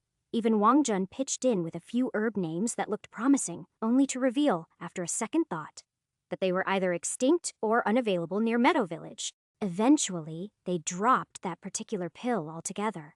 Fortunately, the world of pill making wasn't short on basics, and they pivoted to a different one, a common muscle recovery pill that had fewer restrictions and a lot more room for experimentation. If Chen Ren had to point out the real problem, though, it wasn't the recipes. They had time. They could tweak the mixtures and run trials until the measurements were exact. Once that was done, most pills stabilized and followed predictable results. No, the real problem was the equipment. Aside from the basic heating arrays, Chen Ren had been experimenting with inserting auxiliary arrays into the cauldron interiors, arrays that would agitate the mixture, help with essence separation, or accelerate evaporation. The theory was sound, The application, not so much. There was only so much a cauldron could take before the inscriptions interfered with each other or just melted straight off. And more than once, he found himself standing in front of a smoking piece of scrap metal, wondering how real alchemists dealt with this daily, which brought him to another conclusion. They were going to need an actual alchemist or two. Not just for the pill's integrity, but to certify the quality, balance, and grade of each batch they produced. Innovation was fine, but without recognized alchemists backing them, they were just rogue pill sellers with no reputation. Anji could handle the business side of things. She'd gotten experience with the alcohol venture, already organizing transport, managing supply chains, and doing the math no one else wanted to touch. Chen had no doubt she'd do the same here. But supervisors and equipment were another matter entirely. Unfortunately, after just one serious conversation with Qinghe, he realized how far out of reach those things really were. They sat across from each other at a low table, the scent of dried herbs lingering in the air. Qinghe stirred her tea idly, not even looking at him as she spoke. You need to understand something, Chen. Cauldrons for alchemy aren't easy to get. The good ones are made by sects themselves. Even the ones in regular alchemy shops are second-rate at best. You are lucky I gave you the ones I have. She looked up, her eyes steady. And for what you're trying to do, you don't just need one. You need big ones. Ones that can handle embedded arrays, uniform heating, batch refinement. Those are rare and expensive. You'll need to shell out a lot of spirit stones. She paused to take a slow sip, then added, and alchemists? You're lucky to have a few cultivators working with you now. Skilled alchemists don't wander around waiting to be hired. Your best bet is to start training someone new. But that'll take years. Chen exhaled slowly, slumping forward on the table. There's got to be a way, he muttered. You don't want to supervise the pill assembly line either. Obviously I don't, Qinghe replied with a sniff. I have better things to do with my time. He bit back the retort that nearly slipped out like drinking tea all day, and instead stared down at the unfinished schematic on the table between them. It wasn't like he could just walk into the wilds and stumble across a skilled alchemist in perfectly preserved pill cauldrons, or could he? It was far-fetched, ridiculous even. Skilled alchemists were rare and always affiliated with sects or clans. Good equipment gets taken away by the powerhouses, usually those same sects. But then, a flicker of memory came to him. Something Tang Boming had said when handing him a scroll of information on Broken Ridge City's clans and sects. Ren's gaze slowly shifted to Qinghe. Acquisition, he said aloud. She blinked. What? I need to do an acquisition, Ren said, eyes lighting up as the idea turned into a full-blown plan in his mind. That's how we solve this. Asterisk, asterisk, asterisk, AN. You can read 30 chapters, 15 Magus Reborn, and 15 Tao of Money on my Patreon. Annual subscription is now on too. Also, this is Volume 2 last chapter. Read 15 chapters ahead here. Join the Discord server here. Magus Reborn is out now. It is a progression fantasy epic featuring a detailed magic system, kingdom building, and plenty of action. Read here. Chapter 132, On Earth. Acquisitions and mergers were standard practice in business, that they were almost mundane. But in this world, they were rare. Poaching. That happened all the time. Cultivators jumping sects, clans bribing each other's elders, rogue talents being lured away with promises of pills and treasures, but actually buying out a falling organization. That was something else entirely. Usually, it was the hobby of rich clan sons or daughters trying to prove a point. They'd pick up a collapsing business or small mercenary group for cheap and forget about it when things got hard. But what Ren had in mind went far beyond that. He was thinking of acquiring an entire sect. It started as a ridiculous thought one. Even he wouldn't have entertained seriously a few months ago, but the more he worked on pill production, the more he came up against the same bottlenecks: lack of equipment, lack of trained hands, lack of formal infrastructure. It was like trying to build a tower from sticks and spit. That's when he remembered something Qinghe had said offhandedly, while sipping tea and talking about sects one day hundreds of sects fall and rise every year. Most so small, no one remembers their names. That stuck with him. Wouldn't at least some of those fallen sects have alchemists? Or, at the very least, cauldrons? Alchemy was, after all, one of the most widely practiced disciplines in cultivation. Even minor sects often had at least one cauldron and someone who knew how to use it.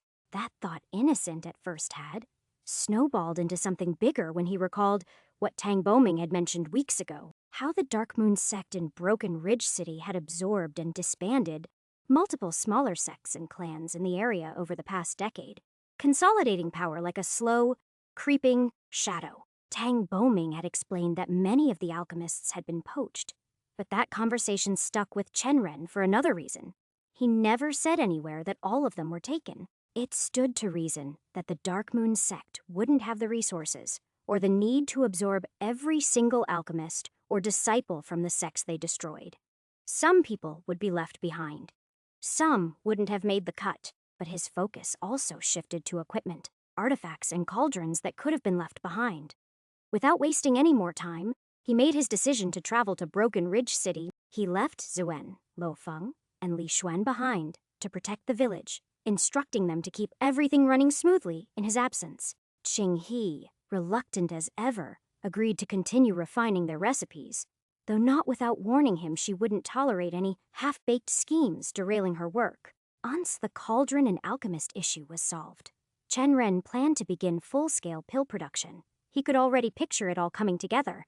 His own production line, a shop full of customers, and spirit stones flowing like water. He would have everything and would slowly begin to get richer in the immortal world too.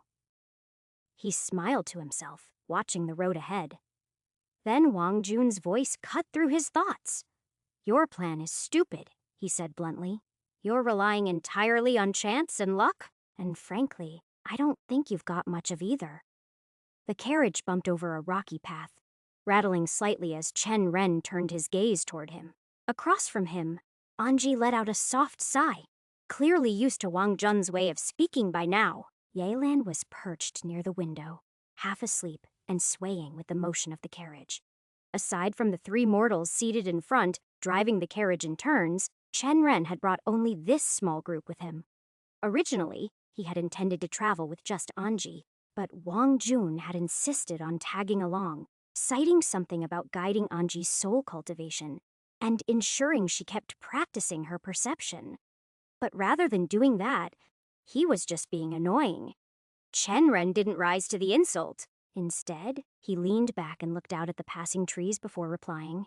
"Every business opportunity is a chance. All of them. The difference is in how you see it." He tapped his temple lightly. "Chances are everywhere. You just need the eyes to spot them." The head scoffed. "I've got a better brain, and I can't even imagine someone selling their sect to you when you don't even have the spirit stones to buy a dozen cauldrons. You've got no high-grade artifacts, no valuable techniques to trade. What exactly are you going to give them in exchange, Optimism?" Chen Ren frowned. The man had a point, annoying as it was. He truly didn't have the resources to outright buy a sect, not in spirit stones, and certainly not in anything a proper cultivator would consider valuable. Mortal currency wouldn't get him a bowl of soup in a sect, much less resources or allegiance. He had gotten a good amount of spirit stones due to looting the vault, but they were only a few hundred in total, all low grade. Still, it didn't mean all doors were closed. He glanced over at the head and said coolly, "Sometimes you don't need spirit stones or artifacts. You just need to figure out what the other party really wants. If it's something other than spirit stones, I might be able to get it." He let a beat pass, then added with a smirk, "Worst case, I just sell you. Pretty sure any cultivator would be interested in studying something like you," Wang Jun snorted. "First, I'm priceless, and you'd have the Emperor's Inquisitors knocking your door down if anyone saw me with you. I don't exactly scream righteous cultivator mascot, do I? Then keep your mouth shut and behave. You can't be seen in the city." "I'll take care of it," Anji said from beside him, her voice calm as always. "Master will stay in the room with me? He won't cause trouble," the head grumbled. "At least let me out at night. I'll die of boredom." Chen Ren didn't respond. He simply looked out the window, watching the road wind through the hills, rocky and covered with snow, but he wasn't really seeing the terrain. He was thinking over the head's words. Was he relying on chance? Maybe. He just didn't want to admit it. But there was some logic behind it. Logic built not on numbers, or wealth, or leverage, but on something simpler. Something that every cultivator had, regardless of age, status, or sect. Pride. And if Tang Boming's stories were true, Dark Moon Sect had risen through ruthlessness, absorbing, discarding, and humiliating anyone they didn't need, which meant they had bruised a lot of pride. If Chen Ren could find the ones left behind the alchemists, tossed aside like old tools, then he didn't need spirit stones or fancy artifacts. He just needed to offer them something far more valuable, a chance at payback. Chen Ren's thoughts were interrupted by a sudden jolt.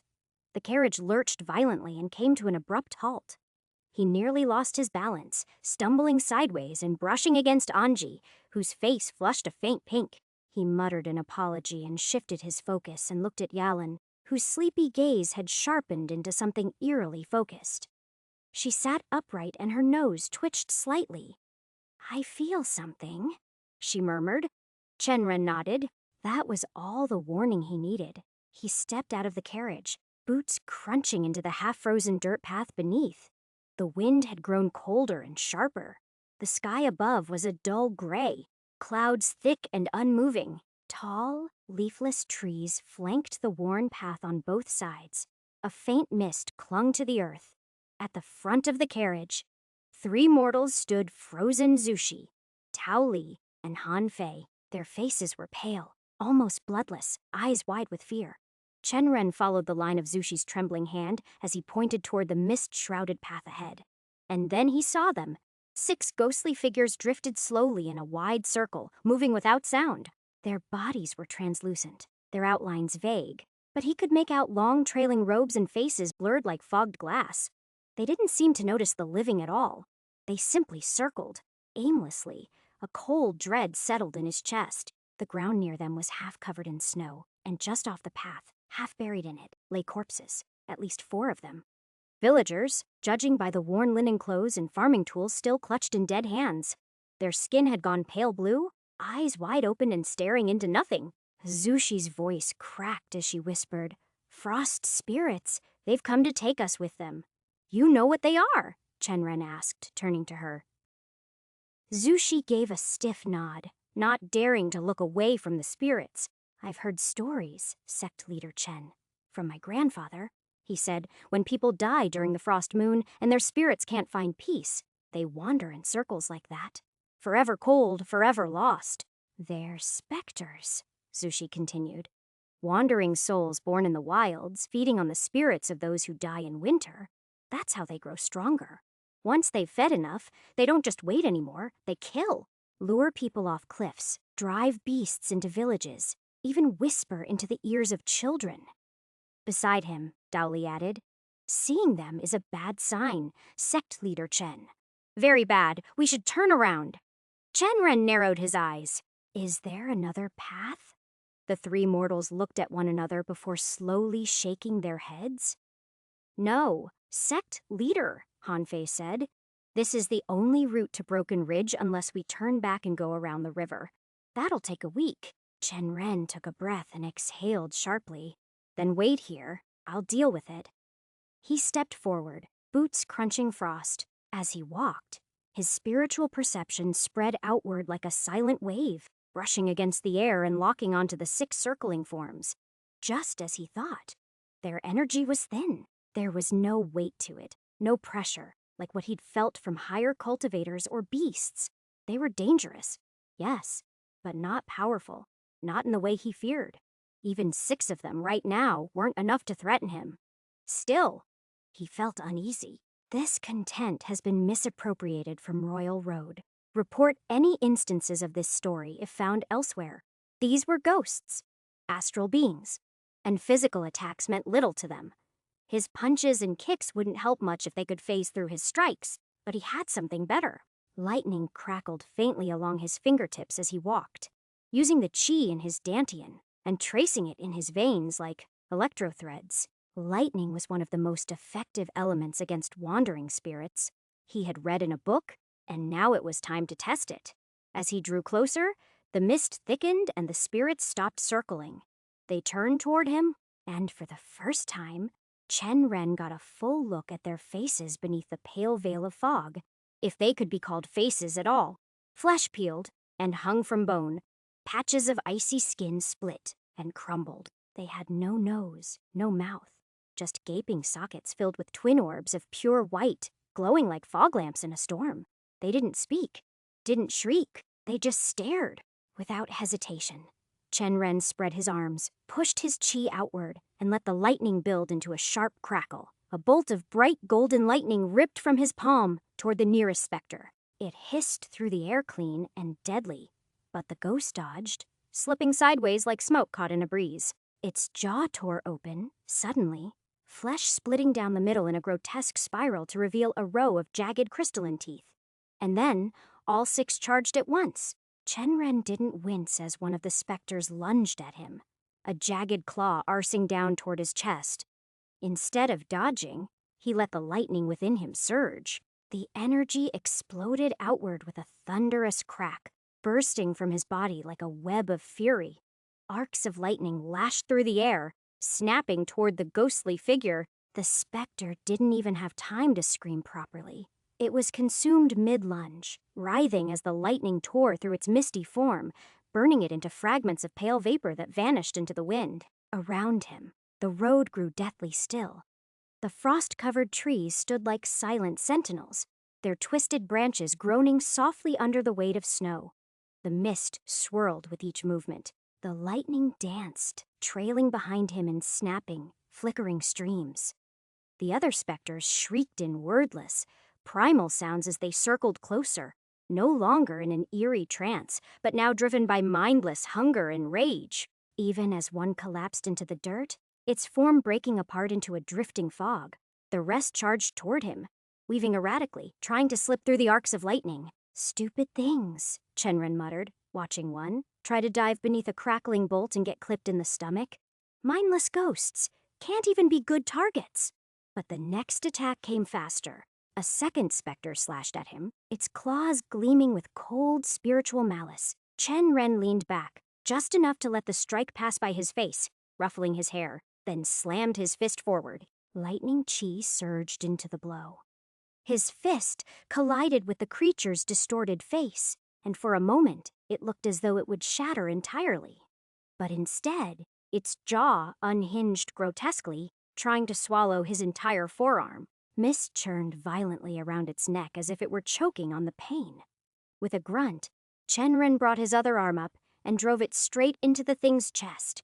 The specter split apart with a high-pitched shriek, collapsing into a pile of mist that scattered with the next gust of wind.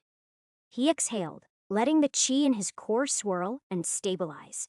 Across the road, 3 more specters came rushing in, claws swinging, their ghostly bodies weaving through the trees and over the rocks.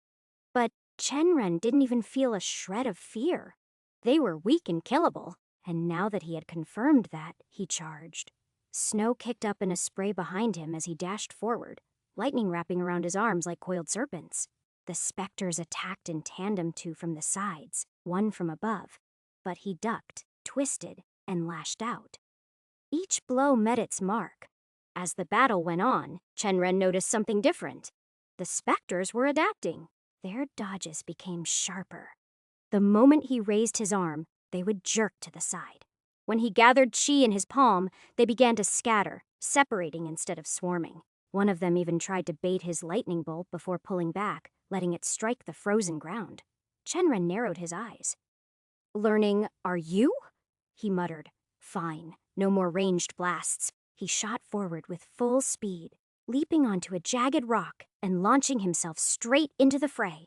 Mist burst around him as he punched one specter out of the air, turned mid-spin, and drove his elbow into another skull-like head. Lightning burst from his body on contact, short-range arcs frying anything that got too close.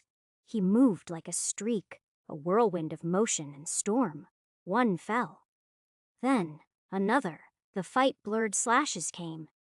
Fists answered. He dipped beneath claw strikes, caught one of the specters by its broken, smoky neck, and slammed it down with a burst of chi that shattered its form completely. He shifted his stance just as the final specter lunged forward, claws sweeping upward. Chen Ren dodged back, his boots skidding across the frost-hardened ground. Lightning crackled through his legs as he pivoted mid-step and lashed out with a savage kick.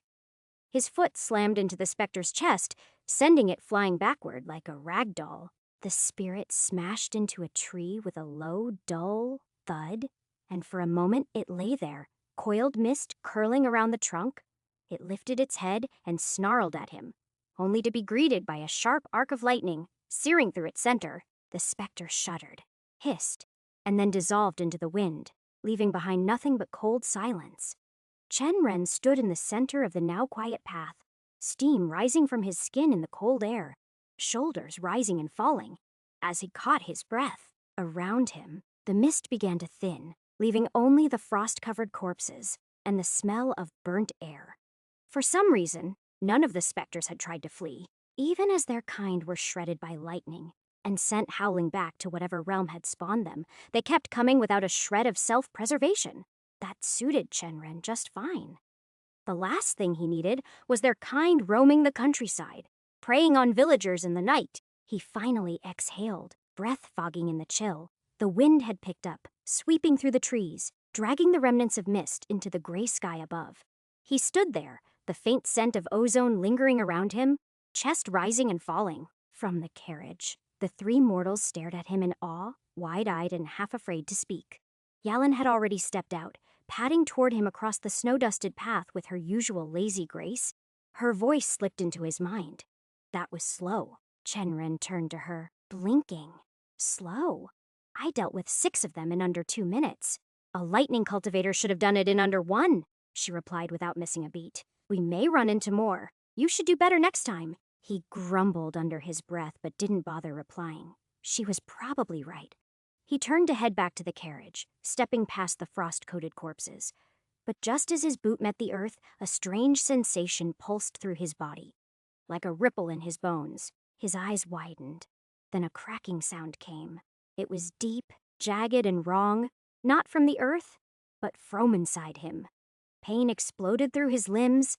His arms seized first, then his legs, joints locking as if they were being twisted from the inside out. His chest clenched violently, and then something burned through it. No, everything burned. He felt fire in his bones, fire in his blood. Even his teeth felt like they were melting.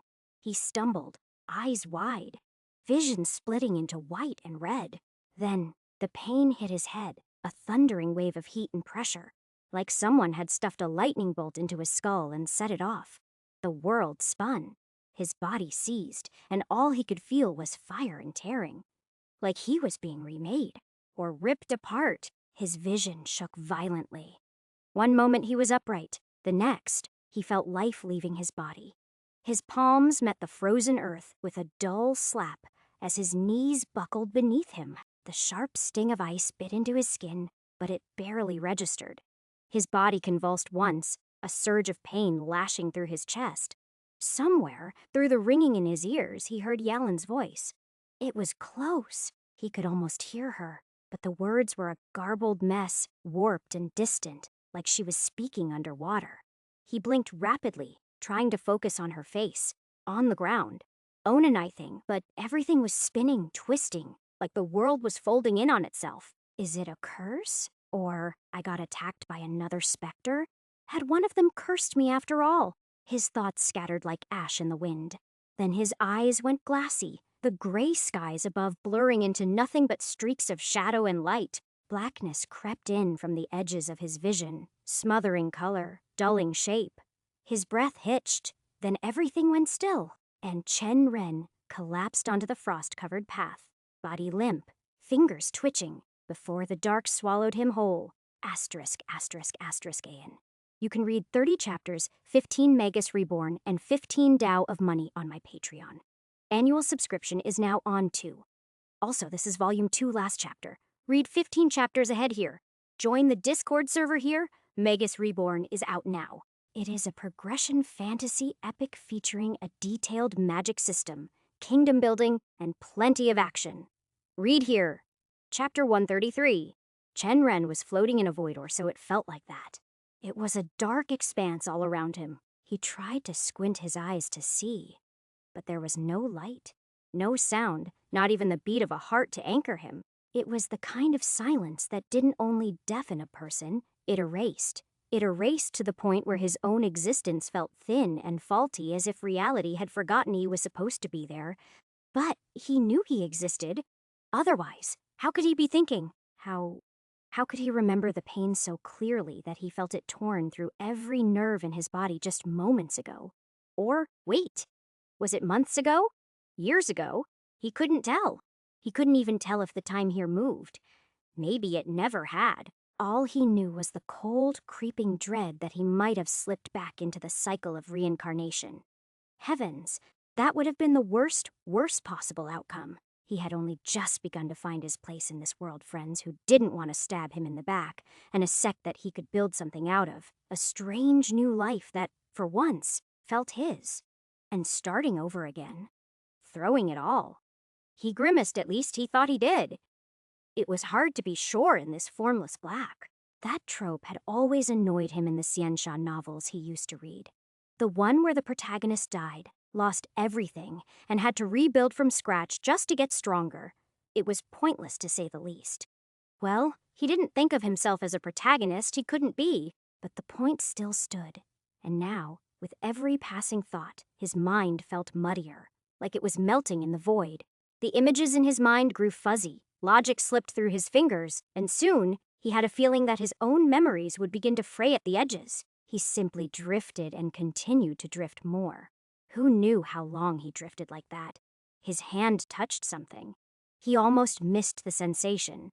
But no, he was sure. It was a resistance against the nothingness, and it grounded him, if only for a moment. Before he could process, he heard a sound. It was not his thoughts or an echo. He was sure it was a voice, almost too soft to hear, but unmistakably there, calling to him. Where is it coming from? He tried to focus on it, tried to follow the direction, but the sound kept slipping through his grasp close, and yet impossibly far. Chen gritted his teeth and pushed. He knew his strength wouldn't be enough, but he pushed with will, trying to seize control over whatever this place was. He needed to move, to choose, and for a breath, he thought it was working. It felt like it was working. But then came the pain. A sharp pain pierced through his skull like a blade of ice, sudden and blinding. His thoughts scattered, his control shattered, and the void swallowed him again. He cried out as his eyes flew open. The void shattered. Cold air brushed his face, and it felt like someone was holding him. Soon, voices filled in, muffled at first, and then they became clearer. Yalan, Anji, and Wangjun were all looking at him. He was alive. Chenren blinked hard, breath ragged as he tried to piece everything together. His limbs still trembled, but the pain was gone, leaving only a phantom echo in his bones. Yalan's voice was the first to break the silence. "Are you okay? You passed out screaming." He turned to look at her, his vision still a little off-center. Screaming. The fight came back to him. The specters. The lightning. The cold. The void. His brows tightened. "Was I cursed?" he asked, eyes darting to each of them. "I don't know what happened. I just felt this. Pain like everything was tearing apart." Yalan shook her head. "There were no other specters around. I would have sensed it. And I've never heard of a curse like that. Even if you were cursed, there's no foreign chi in your body. Everything's stable. Then why did I pass out?" Chenren muttered, almost to himself. Wang Jun scoffed under his breath. "How would we know? All I saw was you getting cocky and overextending yourself. Maybe you just burned yourself out." Chen turned toward him with a small frown. "Number. I had chi to spare. I've been in tougher fights than that. It just doesn't add up."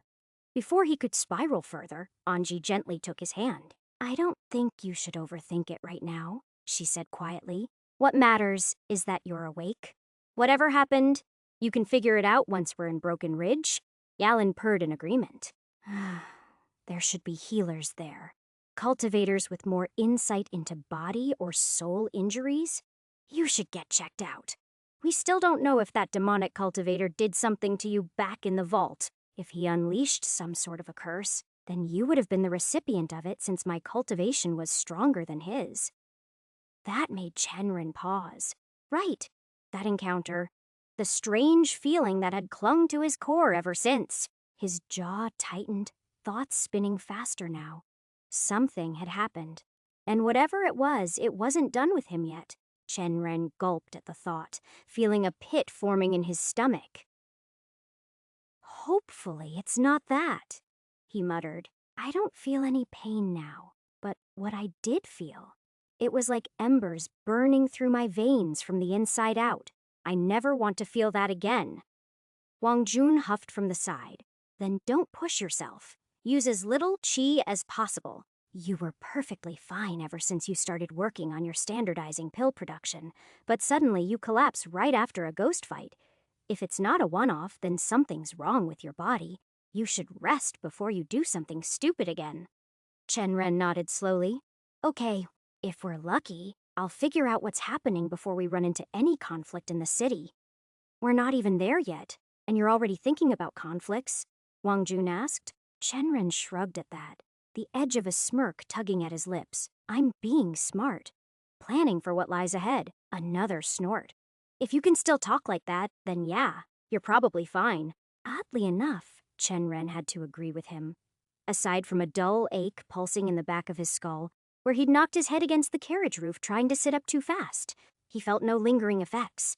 No tightness in his chest, no stiffness in his limbs, no trembling of qi. And as a cultivator, he would know. He had trained enough to have a clear sense of his body, of when something was wrong. But now, there was nothing. So why had he passed out? Why had the pain felt like his body was being torn apart from the inside? No answers came. Just another mystery. One more added to the growing pile that had started ever since he stepped foot in this world. Chenren leaned back against the carriage wall, closing his eyes briefly as the wheels rolled onward over uneven terrain. And somewhere in the corner of his mind, a single bitter thought echoed. Why can't things ever just be simple? He didn't know. And that more than anything frustrated him. To distract himself from the mess in his head, he turned to the window and took a slow sip from the canteen. The water was lukewarm, but it helped to settle the dry feeling in his throat. The forest had long since vanished behind them. Now, the road cut through wide-open plains. There was golden-brown grass flattened by winter winds. In the distance, he could see the forms of carriages and farmer carts dotted the road like ants moving toward a hive. Chenren watched them roll by, some filled with grain sacks, and others carrying bundled-up families. And he knew that the city was close. He tried to picture what a border city would be like. He hadn't traveled closer to the Empire's fringes. His mind conjured tall, worn walls, a stationed garrison, turning his head slightly. He glanced at Yalin. Have you been here before? He asked. She looked at him, an apple now mysteriously in front of her half-eaten, as if she'd conjured it from thin air. I passed by it once, she said between bites. Not a bad city, but back then, there were more insectoid attacks. Chenren's brows lifted. The insectoids. Yalin nodded. Yeah, the Empire started reinforcing the place after that, rebuilding the walls. I think it's much safer now. How big is the wall? He asked. She tilted her head lazily toward the horizon. Should come into view soon. When I passed by, they were still building it. You'll see. Chenren nodded, shifting slightly in his seat and fixing his eyes outside. The clouds were heavy and white, drifting lazily above the winter-chilled plains. The cold pressed against the carriage walls, but instead of biting, it felt grounding, soothing even. His gaze drifted upward again, following the skyline until something far in the distance caught his attention. Peak's unauthorized use of content. If you find this story on Amazon, report the violation. They rose from the earth like fangs, dark and distant.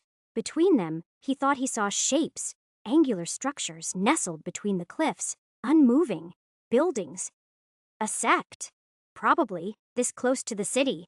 There could only be one, Darkmoon sect. He leaned slightly forward, eyes narrowing as if it might bring the image into better focus. It surprised him, still, that a border city like this hadn't been placed under the authority of a guardian sect. But then again, guardian sects were all built atop major chi veins, places carefully chosen for cultivation. Relocating would have cost them more than it was worth, which left room for Darkmoon to expand and take. There could have been other reasons too, but Shenren didn't dwell on them. His attention was pulled forward, toward the road and what lay beyond it. He saw it. The first silhouette of Golden Ridge City's outer wall. It loomed in the distance, rising steadily with each roll of the carriage wheels. Far more massive than he had imagined, the wall stood easily 50 feet tall, constructed from gray stone slabs stacked and sealed with precision. Even from afar, he could tell that it was a fortress. As the carriage drew closer, the finer details sharpened. Guard towers lined the wall, manned with crossbow, wielding soldiers in thick winter cloaks. The gates themselves were a pair of iron-reinforced slabs, tall enough to let through caravans and wagons in double lines, and in front of them stood the crowd. 2 lines had formed at the city's entrance. To the right, a longer line of civilians, farmers, and tradesmen, some with carts, others on foot. To the left, shorter but more distinct cultivators. Shenren recognized them instantly by the faint shimmer of qi radiating from their bodies, like heat rising off stone. There were at least 24 outside the gates already, waiting their turn or speaking quietly among themselves. He let his perception flow, subtle and smooth. The strongest qi signature belonged to a man, leaning against the wall with a spear on his back foundation establishment realm. The rest were mostly qi refinement cultivators, with a few that gave off the sturdier, more physical aura of body forging realm ones. That many cultivators just standing outside. His eyes gleamed. Every single one of them was a potential customer. He would need to investigate how large the cultivator population in the city actually was. But if the numbers were anywhere near his estimates, then his plans might go beyond just success. He could become rich, very rich. The carriage rolled into the cultivator line. Slowly but surely, they inched forward, the winter wind brushing against the sides and causing the cloth canopy to flutter faintly. At the gate, Dowley handed over a small pouch of silver to the station guards. The guards gave them a bored glance, then nodded. No questions or inspection. They waved the carriage through. Shenren's eyes narrowed slightly as they passed under the towering gate. That easy! He remembered how Gutian had managed to sneak into Cloud Mist City so effortlessly. And now it made more sense. Even border cities like this didn't seem to have strict vetting, especially for cultivator entries. Still, he supposed it made sense. In cities thick with cultivators who would dare cause trouble, and who would survive if they did. Of course, unless someone was a high realm expert. But even then, there were ways to stall them, long enough for someone stronger to arrive and deal with the threat. As their carriage finally rolled through the towering gate, Shenren shifted slightly to take in the sights. The head grumbled from the front bench, already anticipating what was coming. Back to the bag again, he muttered, voice dry and bitter. Anji sighed with him. Just for a little while, master. You know it's only until the room is secured. Shenren didn't say anything. He did feel bad for the old being, but they had no choice. The head had lived this way for a long time. He'd have to bear with it a little longer. The streets of Golden Ridge were wide and lined with stone-paved roads. Tall buildings stretched upward on both sides, shops, homes, and towers that hinted at merchant wealth and old city architecture. Everything had that border town sturdiness to it. What caught Shenren's attention most were the people. Cultivators filled the streets more than he'd expected. They strode confidently with sheathed swords on their backs or spirit tools at their hips. Their robes came in every color and style, but the most common by far were gray robes, striped with black Darkmoon sect colors, if he had to guess. And not a small number either. They were everywhere. And wherever they walked, the crowd made room. Mortals instinctively stepped aside, heads lowered. Even other cultivators gave them a wide berth. Influence, Shenren thought. Eyes narrowing slightly. They weren't rulers here, but they were treated like it. The carriage continued, occasionally stopping as Zushi and Dowley hopped off to ask directions. It turned out Tang Boming had already arranged lodging for them, somewhere near the merchant quarter, close enough to the central plaza, but far enough from the sect grounds to stay low. It took nearly half an hour of winding through the city streets, but they finally arrived. The inn was a 3-story building made of pale brick and timber. A small wooden sign swung out front, with the name Quiet Pines Inn written in graceful calligraphy. A few people filtered in and out travelers, merchants, and what looked like the occasional cultivator. The moment the carriage stopped, Chenren stepped out first, stretching his back as his boots touched solid ground. The winter wind bit at his cheeks, but the air smelled fresh, clean different from the streets outside the capital. Anji followed behind, and Yalan walked with her, both gazing up at the inn with unreadable expressions. The mortals hurried inside the inn to handle their tasks, checking in, arranging their luggages, sorting rooms. And for just a moment, Chenren stood still and allowed himself a breath of quiet satisfaction. This was why building a sect mattered, not just for the name or the pride, but for the people, delegation, support, a real network. He didn't have to worry about every small detail anymore, and that was progress. After a minute of quiet observation, Chen Ren was pulled from his thoughts by the soft creak of the inn's front doors. Tang Boming stepped out alongside Han Fei. Tang Boming's sharp eyes swept over the group, lingering for just a moment on each face. There was something unreadable in his gaze, perhaps disappointment, but it vanished the next second, replaced by a warm smile. "You all arrived earlier than I expected," he said, clasping his hands together. "Seems like you didn't run into any migratory beasts?" "Just a few frost spirits," Chenren replied with a shrug. "Nothing serious." Tang Boming's brow twitched upward. "Frost spirits, you say? I heard a lot of villages are tired of dealing with them. Still, glad to see you made it safely." He gave a small nod.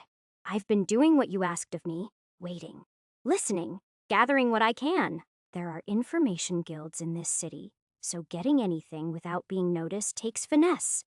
A glimmer of satisfaction lit his eyes. "But I think you'll like what I found." He gestured behind him. "Come inside.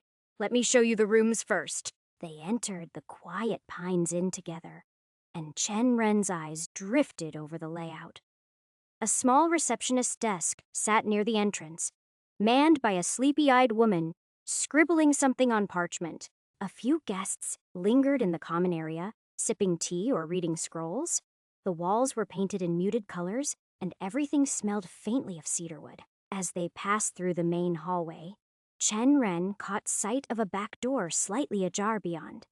It, the gentle clatter of dishes and muffled conversation, revealed a restaurant built into the back of the inn. Tang led them up the creaking wooden stairs to the second floor, where a corridor stretched with evenly spaced doors.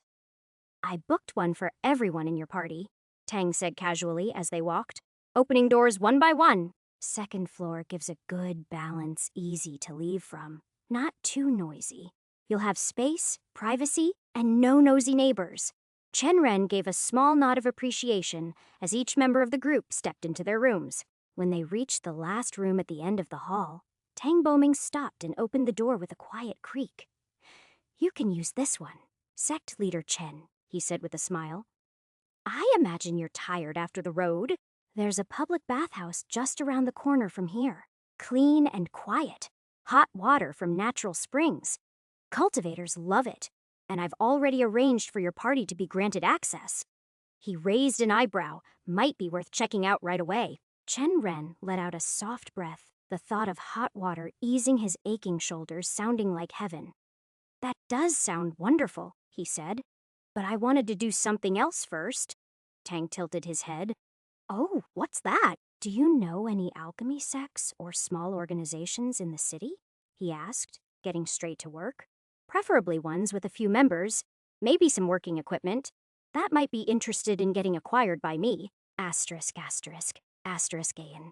You can read 30 chapters, 15 Magus Reborn, and 15 Tao of Money on my Patreon.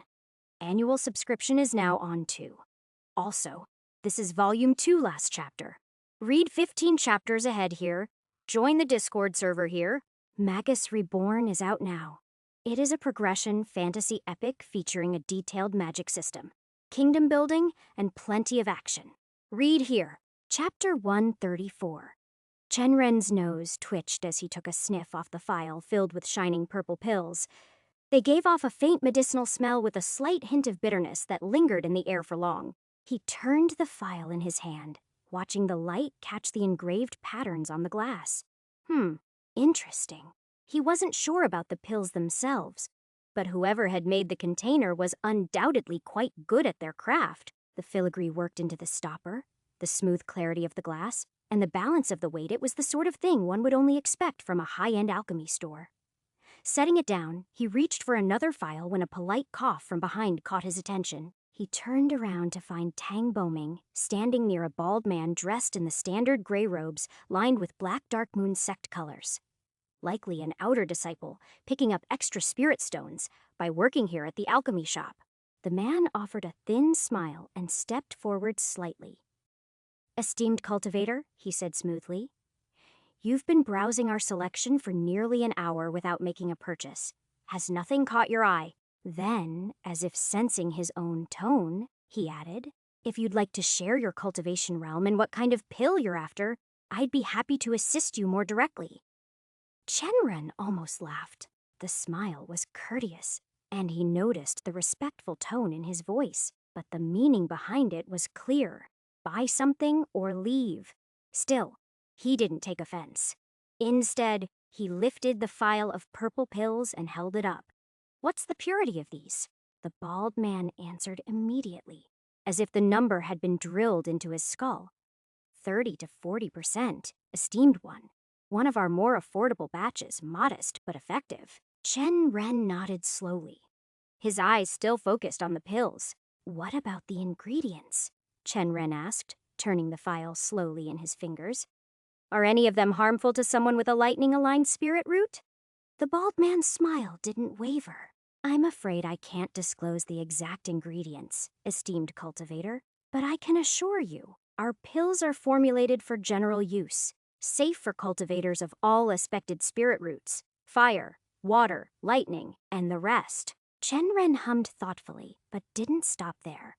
He continued his casual interrogation, asking how old the pills were, where they were made, what purity ranges they typically stocked, and whether they had any better quality versions tucked away for refined customers. To his credit, the bald man answered each question without faltering, and to his surprise, the bald man's tone remained courteous throughout, his smile unfailing. Chenren could tell the man had either been given proper customer training or was just naturally good with people. Probably training, Chenren guessed. There was tension behind the man's smile, barely masked irritation in his eyes. He was getting annoyed. And Chenren didn't blame him. In a world where cultivators could destroy shops over perceived slights, having customer training was necessary. One wrong word, and a stray fireball or sword chi could level the front desk. Finally, as Chenren set the phial back on the display, the bald man clasped his hands behind his back and asked, "So, will you be purchasing this batch of iron marrow pills? Or should I bring out something with better purity?" Chenren turned slightly, meeting his eyes with a casual smile. "Actually," he said, "I was just curious about the iron marrow pills. I might come back for them if I decide to go hunting insectoids outside the city." He clapped the man lightly on the shoulder in thanks, already turning to leave. "But for now, thanks for answering all my questions." That should have been it. But the man's control finally cracked. "You wasted so much of my time and aren't buying anything," he snapped, his voice sharp enough to draw glances from across the shop. "I could have made an actual sale with someone else in the time you spent poking around." His face twisted with frustration. "Buy the pills or I will." He froze. Chen Ren hadn't moved much, just turned his head. But the subtle shift of chi that leaked out from his dantian and charged like a brewing storm was enough to silence the room. The bald man's voice died in his throat. Clearly, the flare of chi reminded the man who he was speaking to. After all, the disciple was just a body-forging realm cultivator. Chen Ren, on the other hand, was much stronger. The instant his chi flared, the bald man's expression changed. His eyes widened slightly, and a cold bead of sweat rolled down his temple. He gulped, realizing too late that Chenren wasn't just another broke cultivator loitering around with empty pockets. He'd misjudged badly. "You should think before speaking," Chenren said quietly and sized him up. "Might serve you better." Then without another glance, he turned and strode out of the store, Tang Boming following a few steps behind. The streets outside welcomed them with sharp wind and passing footsteps. Chen Ren just continued walking down the stone-paved road, eyes flicking between the people, the storefronts, and the distant banners fluttering under the morning sun. Tang Boming had to half-jog to keep pace. "That's the third pill shop you've been to," he said between breaths. "You're going to end up in a duel at this rate, poking around without buying anything." "I am thinking of buying. Eventually. I'm just not going to waste spirit stones unless I know what I'm buying is worth it. Some of them are already selling garbage dressed up in fancy bottles." He paused and rubbed his hands together. "Either way, they need to work on their staff. They're trained, sure, but not well enough. Polite until you say no, then the mask slips. Well, they are cultivators. Even if they're working in a shop, they've got pride. You can't train that out of them." Chen Ren gave a short laugh. "Pride? Sure. But pride doesn't stop a stronger cultivator from trashing your shop." He shook his head, muttering under his breath. "I was hiding my cultivation level, walking in with you who didn't bother hiding cultivation. And that guy still couldn't hold himself back from acting like a cliché young master." Tang Boming glanced at him, brow furrowed. "Cliché what?" Chen Ren waved it off. "Doesn't matter." His eyes scanned the road ahead. Another alchemy shop down the block, this one with a slightly fancier banner. "At least I can say this," he added. "Darkmoon Sect's got a solid customer base. Even on a Tuesday morning, that place was buzzing." Tang nodded slowly. "That was their third branch in the city, you know. The smallest, too. They've got the biggest market share for a reason," he said. "It's not easy to take them down. Fortunately," Chenren replied. "I'm not trying to take them down." He smiled faintly, the kind that hinted at ambition coiled just beneath the surface. "I just want a piece of their market, a big enough piece to matter. Once I get a steady stream of spirit stones rolling in, I'll be able to build businesses that attract cultivators and don't face any competition. At least not at first." Tang Boming shot him a sideways look, raising a curious brow. "And what kind of business would that be?" Chen Ren just grinned. "You'll know when it's time. Right now, I need to focus on setting up shop here." "Did you get the information I asked for?" "I sent a few of my men out to look into it," he said. "But I'll be honest, it's rough." He scratched the side of his jaw. "Any decent alchemist either leaves the city, gets pulled into a clan, or just ends up serving the Darkmoon Sect outright. And the ones that don't, well, most of them got screwed over by the Darkmoon Sect and just packed up and left." "None stayed?" "A few," Tang admitted, "but mostly out of pride. Old sect loyalists. Alchemists who still wear their broken emblem like a badge and try to build themselves back up. Doesn't work out. No resources. No backing. They keep trying, but they're all stuck in place." Chen Ren's eyes narrowed thoughtfully. "Then those are the ones we aim for. Any good among them? This story originates from Royal Road. Ensure the author gets the support they deserve by reading it there." Tang sighed. "Not really. Most are stubborn to a fault.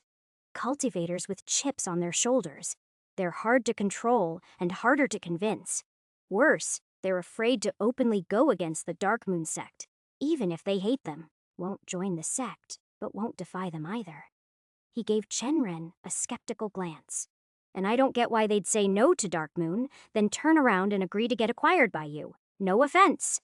"None taken," Chen Ren replied with a shrug. "But them saying no to Darkmoon is exactly why they might say yes to me." "Huh?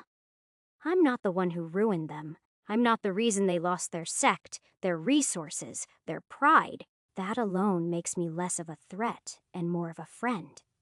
It's easier to reach out a hand when you're not the one who pushed them into the pit." He paused, then added, "Can you get me full records? Names, affiliations, and the strongest person in each sect or clan. And most importantly, what caused their downfall. I want to see if there's anything I can use." Tang Boming nodded, slower this time, the gears turning behind his eyes. "I can do that, but I'll say it again. It won't be easy, especially since you're not exactly wealthy. By immortal standards." I know, Chenren replied with a half grin, but sometimes words are worth more than spirit stones, and my mouth tends to run well. I know how to use it.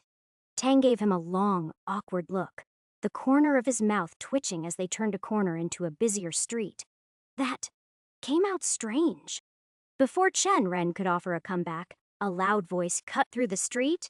Get out of the way. Both of them turned toward the sound. Up ahead, the crowd began to part. Merchants, cultivators, and commoners all stepping aside as a group of men strode confidently through the center of the road. They wore the unmistakable gray robes with black stripes that he had used to seeing in every other street. Their expressions were proud, arrogant even, as if the entire city belonged to them. Chen Ren narrowed his eyes and muttered, "What's going on?" Without waiting for an answer, he stepped forward with Tang Boming following close behind. Gasps and scattered praise rippled through the watching crowd. A few women clapped softly, and some young cultivators stared with wide eyes as the group passed by. It wasn't until the tail end of the group passed in front of Chen Ren that he saw the reason behind the spectacle. One of the Dark Moon disciples at the rear was dragging something large behind him.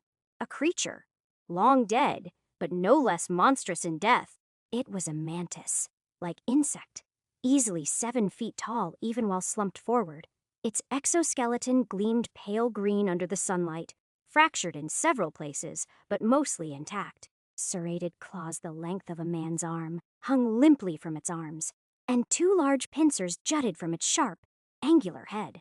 Its multifaceted eyes had gone dim, and a long slit across its thorax still oozed blood. Chen Ren spotted several deep puncture wounds in its chest, alongside neat stab marks, likely from spears or sabers. But the creature hadn't been hacked apart. Its body was clean, almost preserved. He tilted his head. Why the show? Tang Boming let out a short breath. Probably new disciples, he said. That's likely one of an elder's grandsons up front. Dark Moon sends their newcomers out in hunting parties. It's part of their training kill something dangerous. Bring it back and show the sect you're useful. Chen Ren watched silently as the group continued on, the crowd still murmuring in awe. The disciple dragging the beast gave a smug glance to either side, clearly enjoying the attention. So this was how they built their image power, presence, and public display. He wasn't impressed, but he was definitely taking notes. Tang Boming exhaled and added, and when any group manages to hunt an insectoid without damaging its core parts organs, carapace, glands, they parade it around like this. Makes them feel like heroes. It's a small custom among the disciples. Chen Ren nodded slowly, eyes fixed on the corpse as it was dragged past. Even from a distance, he could tell the insectoid had value. Its thick green carapace could be processed into tough chi-conductive armor, especially for younger cultivators. The organs, particularly the heart sac and nerve nodes, might serve as rare alchemical components, and the blood, dark and viscous, could be distilled for poison resistance or strengthening agents. He didn't say anything, but already his mind was noting quantities, preservation methods, potential market value. Beside him, Tang Boming continued, they're spoiled, most of them. Walk around like the city belongs to them. I've only been here a few weeks, but I've already seen young Dark Moon disciples stir up trouble in the markets, harass other cultivators, even drive smaller merchants out. Chen Ren's gaze sharpened. The city lord doesn't do anything about it? Tang gave a humorless chuckle. You know how it is. The emperor's always been lenient with the nobles and the sects. He lets them run things how they want, as long as taxes flow and border security holds. He glanced around, voice dropping further. The city lord gives full support to the Dark Moon sect. He looks the other way when they suppress competition. Sometimes even helps them do it. Chenren frowned at that. The last thing he needed was a political authority working against him while he was trying to build a business that would eventually challenge a dominant sect. So what happens if I clash with them? He asked. Would the city lord step in? Tang shook his head. I don't think so. Not if you play your cards right. Shower him with gifts. Keep your relationship clean, and you'll be fine. Just because he favors Dark Moon doesn't mean he'll sabotage you. He paused, then added, as long as you're not disrupting the city or attacking people in broad daylight, I doubt he'd interfere with a healthy competitor. If you come off as stable and profitable, he'll keep a neutral stance. Chenren exhaled, tension still lingering in his brow. So, he could move here, but he'd have to walk the line carefully. Good, Chenren muttered, rubbing the bridge of his nose. One more thing on my plate. He turned to Tang Boming. Get me a meeting with one of the sects that really hate the Dark Moon sect. Someone desperate, bitter, and aligned enough to be useful to our purposes. Tang gave a wary look, but didn't interrupt. And while you're at it, Chenren added, dig around. See if there's anything we can use at the negotiation table. Debt, past betrayals, internal scandals. I might have to work just to get them to talk to me. But once I'm sitting across from them, I want to have cards in my sleeve. Tang nodded slowly. I can do that, but I'm not making any promises. Getting a meeting with sect leaders isn't easy, especially the disgraced ones. They either vanish into isolation or cling even harder to their pride. That's fine, Chenren said. I trust you. They walked in silence for a few paces. The hum of the city around them, filled with calls from vendors, distant cultivator chatter, and the occasional clang of iron from a forge street nearby.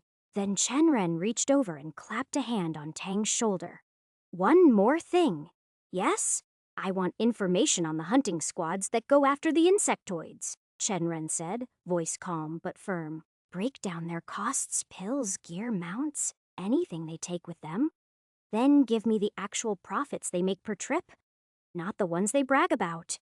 The real margins. Tang Boming frowned. You're planning to start your own hunting team. I don't know yet, Chenren admitted. I need to run the numbers first, but it's a good idea. Outside the city, beyond the borders, only strength matters, and no one has jurisdiction out there. No city lords, no sect pressure. If the profits are as good as I think, it could be a reliable stream of spirit stones. He looked ahead, eyes gleaming now with layered ambition. And I've got some other ideas too. Unique ones. If we play this right, his smile widened, this city will be a gold mine for the divine coin sect to unearth. Asterisk, asterisk, asterisk, AN. You can read 30 chapters, 15 Magus Reborn, and 15 Tao of Money on my Patreon. Annual subscription is now on too. Also, this is Volume 2, last chapter. Read 15 chapters ahead here. Join the Discord server here. Magus Reborn is out now. It is a progression fantasy epic featuring a detailed magic system, kingdom building, and plenty of action. Read here. Chapter 135.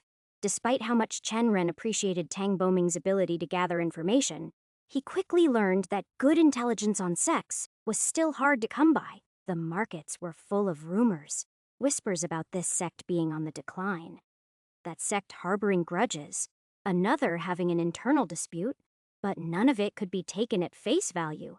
What was true and what wasn't had to be verified through effort, patience, and direct probing. If they gambled on bad intel, any negotiations he initiated could collapse before they began.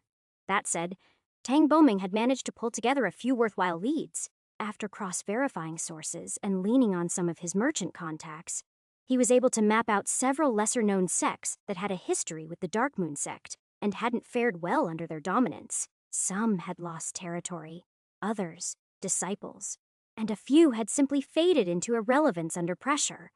But gathering names was the easy part. The real challenge came right after. Getting a meeting with a sect leader, even from an emerging sect, turned out to be more difficult than he had expected. Most weren't interested in any kind of partnership, and fewer still wanted to listen to a stranger cultivator talk business. They were focused on selling their pills and maintaining whatever scraps of respectability they had left. A few had already decided to leave the city altogether, hoping to rebuild elsewhere. That was when he really understood just how ego-driven alchemists could be. He did manage to secure one meeting, though, with the sect leader of the Aqua Azura sect, a small 2-generation sect operating out of a narrow corner shop in the lower district of Broken Ridge City. Property prices in the city were infamously steep. Rent wasn't paid in Wen, but in spirit stones, and nearly all the good locations were owned by cultivators. Even having a small storefront meant something, especially for a sect clinging to relevance. He understood and respected that. So he came prepared. In fact, He approached the meeting with every intention of treating the Aqua Azura sect as an equal, no matter how small he knew their name was. It wasn't as if his own sect was a guardian sect, but it went much worse than even his lowest expectations. The sect leader, an old man with a hunched back and the constant stink of booze on his breath, spent the entire meeting rambling about the glorious legacy of his sect. Every attempt Chen Ren made to steer the conversation toward practical terms was brushed off, ignored, or derailed by slurred stories of once upon a time achievements. And when Chen Ren finally brought up the actual proposal partnership, investment, shared infrastructure, the old man leaned back, narrowed his bleary eyes, and slurred. If you want us to even consider your little scheme, boy, we'll be needing majority revenue. 70% at least. We're the ones with the legacy, after all. Chen Ren just sat there, staring at him in disbelief. He knew some cultivators had their heads shoved too far up their own asses, drunk on the importance granted by being born with spirit roots. But he hadn't expected a sect leader to be like that.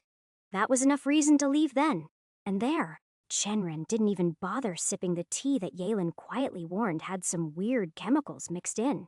He walked out without a word, leaving the old man and his delusions behind. After that disaster, Chenren decided not to waste all his time on sex. Instead, he shifted focus to independent alchemists, rogue cultivators without sect affiliations. In theory, they should have been easier to deal with. No reputation, no politics, no legacy egos or inner circle drama. In theory, because it didn't take long for him to realize there was a reason these people were unaffiliated. He spoke to 4, and each one turned out to be more frustrating than the last. All of them wanted a ridiculous amount of resources just to consider joining the Divine Coin sect.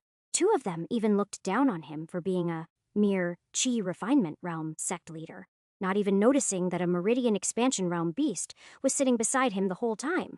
By the end of it, Chen Ren was starting to think this entire plan had been a terrible idea. That was when Tang Boming returned with good news. Another sect had agreed to hear him out. Unlike the last few, this one actually had a reputation. And, according to Tang Boming, the sect had even carved out a decent foothold in the city before the Dark Moon sect targeted them. They were known as the Jade Fire Hall, a sect formed out of a pure love for alchemy. Their focus had been research rather than profit or power, especially on advancing alchemical techniques, testing ingredients, and innovating new recipes that most cultivators didn't bother with. But, of course, that kind of focus made them a soft target. The Dark Moon sect had picked apart their core disciples within months, poached their top alchemists, undercut their ingredient suppliers, and spread subtle rumors that turned customers away. Now, there were whispers that their sect leader was planning to step down and worse, disband the sect entirely. The more Chenren heard, the more perfect it sounded. A research-driven sect, out of favor with the heavens, desperate but still holding on to some pride. It was the exact kind of opportunity he had been hoping for. Without wasting another second, Chen Ren made his way up the peaks where the Jade Fire Hall was located, Tang Boming and Yalan trailing behind him. He didn't know how this meeting would go, but for the first time in days, it felt like the odds weren't completely against him. The mountain trail narrowed the further they went. Spiky cliffs flanked them on one side while thick, frost-dusted pines clung stubbornly to the other. Wind howled between crags. Chen Ren found himself unintentionally pulling his robes tighter, even if he didn't actually feel the cold. They had been climbing for nearly 2 hours now, and still, there was no sign of the Jade Fire Hall. Behind him, Tang Boming let out a tired sigh, shifting the large satchel slung over his back. Inside it, they'd brought a small gift to the sect leader. We should have asked for a neutral location to talk, he muttered, rubbing his shoulder. Even the messenger I sent last week said he got tired from all the climbing. Yalan, who had long since stopped walking and started leaping over jutting boulders like a nimble mountain goat, glanced over her shoulder. Why the hell is their sect so far up the peak anyway? It's not like they'll get better chi up there, Tang Boming snorted. Apparently the sect leader likes the view from the top, says it gets his creative juices flowing. Better mindset, better odds at discovering new pill recipes. Chen Ren almost rolled his eyes.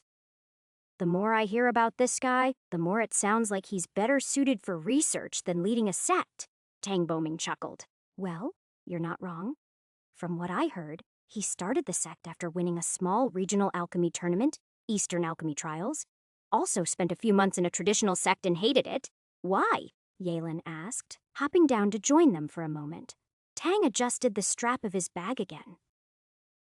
Because alchemists at lower levels have it rough in big sects. No matter how talented you are, they don't give you proper respect until you can craft at least an earth-grade pill. Chen Ren frowned. Isn't that the same for every cultivator? Nope, Tang said, shaking his head. If you've got a good spirit root or blow the entrance exam out of the water, elders will fight over you. Martial cultivators train hard, but if they have talent, they get treated well early on. But alchemists, they get dumped in the work halls, told to refine pills day and night with garbage ingredients until they prove they're worth anything. Chenren nodded quietly to himself. As they walked, a sense of pride swelled in his chest, not arrogant or boastful, just solid, earned pride. His new system of pill standardization was rough, unrefined even, but it worked. If more sects adopted it, countless alchemists wouldn't be shackled to their cauldrons, grinding out mortal-grade pills day and night. They could focus on creativity, research, on actually growing. But he also knew most sects would never touch his methods, nor would he give it in. Tradition ran deep in this world, so deep it suffocated innovation. It made sense, but it wasn't for him. He considered himself lucky. Lucky to have people like Anji, Wang Jun, and Qing He who didn't care too much for rules or pride or old ways. They were people who looked at results as they continued their climb. The cold air thinned and sharpened. The clouds felt close now, like curtains drifting lazily above their heads. The view, however, was breathtaking. Chen Ren paused briefly to glance across the deep gorge that split this mountain from the one directly opposite them. That distant peak, swathed in mist and faint flashes of array light, was unmistakably the home of the Dark Moon sect. He narrowed his eyes, trying to make out more, but the thick layering of illusion and concealment arrays distorted everything. It looked more like a blurred smear across the landscape than an actual stronghold. And beyond the sect, Chenren saw the wildlands, the official term for the land beyond the city. Cliffs, ridges, deep green woods crawling across slopes like spilled ink. And here and there, distant booms echoed across the air, followed by flashes of red and gold. Cultivators fighting beasts or insectoids. He kept his eye on those lands while walking, wondering what a battle would be like with an insectoid until the delineation of a stone gate emerged from the edge of the path, sculpted right into the mountainsides. It wasn't grand, not like the jade arches or soaring towers of other sects. It was plain, almost humble. 2 worn pillars, one cracked across the middle and held together with some crude ceiling talisman. A crooked wooden sign hung above the gate, its paint faded from years of wind and sun. Summono sat beneath it, a lone man, robes draped lazily across his body, eyes half-lidded and arms folded. His hair was tied up in a messy knot, and a broken sword leaned against the wall beside him. But the moment Chen Ren and his party stepped closer, his body tensed. Stolen story. Please report. His eyes sharpened immediately as he pushed himself to his feet. His fingers brushed lightly against the hilt of the sword, not drawing it, but clearly preparing himself. "Who are you all?" he said sharply in a hoarse voice. "State your purpose." Chen Ren stepped forward, hands behind his back. "We're here to speak with your sect leader." "We have already sent a messenger," he said. "He agreed to hear us out regarding a business proposal." The man frowned. Then his eyes narrowed further as he looked over Tang Baoming's heavy satchel. "Name." "This is sect leader Chen Ren of the Divine Coin Sect," Tang Baoming said, stepping closer to the guard. "We sent a messenger ahead. Your sect leader agreed to meet with us." The sleepy-eyed gatekeeper blinked again, his gaze flicking between Chen Ren and the satchel-laden Tang Baoming. Despite the apparent fog in his mind, some instinct pushed him to focus when Chen Ren took a step forward and let a thread of qi roll off his body like smoke caught in sunlight. "Can we go in?" Chen Ren asked casually. The man straightened immediately, nearly stumbling over himself as he moved to open the gate. Yes, please go in," he said hastily, gesturing them through with both hands like he was brushing aside invisible curtains. Chen Ren exchanged a glance with Tang Boming, who just gave a helpless shrug. The gate creaked open, and they stepped inside. And within seconds, Chen Ren frowned. It was too quiet. No, it was empty. Chen Ren looked around. Broad walkways, clearly demarcated housing buildings, training grounds, and several specialized workshops were built into the stone of the mountain itself. The infrastructure was good. Very good. Far better than the ragtag compound the Divine Coin sect had grown from, but it all felt abandoned. There were no disciples sparring in the yards, no murmurs of training, no sounds of trial and error from alchemy rooms. Even the buildings themselves looked like they had been left in a hurry, some doors slightly ajar, some windows covered with grime, the scent of unused incense lingering in the air. They really did lose a lot of people, Chen Ren murmured to himself. He had known that. Tang Boming had told him. But this was something else. This was a ghost sect. After nearly 10 full minutes of walking, and just as Chen Ren was about to turn around and call back the sleepy guard, footsteps echoed down the stone path. He turned around and saw a short man walking towards them. He wore red robes, the kind dyed with expensive herbs, and the symbol of the 5 elements metal, wood, water, fire, earth was woven into the cloth over his chest. The emblem matched the one the gatekeeper had worn, marking him as a disciple of the sect. But unlike the guard, this one was alert. His beady eyes studied their group even as he bowed deeply at the waist. Tang Boming returned the bow politely. Chen Ren simply offered a nod. His status as sect leader meant he didn't need to bow to a disciple, and the man didn't seem offended in the slightest. "You must be sect leader, Chen Ren. I apologize. I only got to know about your arrival minutes ago," the man said. His voice was clear, with a slight rasp, like someone who'd spent more time breathing in herb smoke than fresh air. "I am Ta Lu, core disciple of the Jade Fire Hall. Sect leader Hun is waiting for you. Let me lead you to him." Chen Ren gave a small smile. "Then let's not waste his time." With a polite nod, Ta Lu turned, leading them deeper into the sect grounds, toward whatever was left of a place that had once tried to stand tall beneath the shadow of a much darker moon. The 3 of them followed him as they moved through the quiet, echoing streets. Even here, right in the middle of the sect, the absence of other disciples remained unsettling.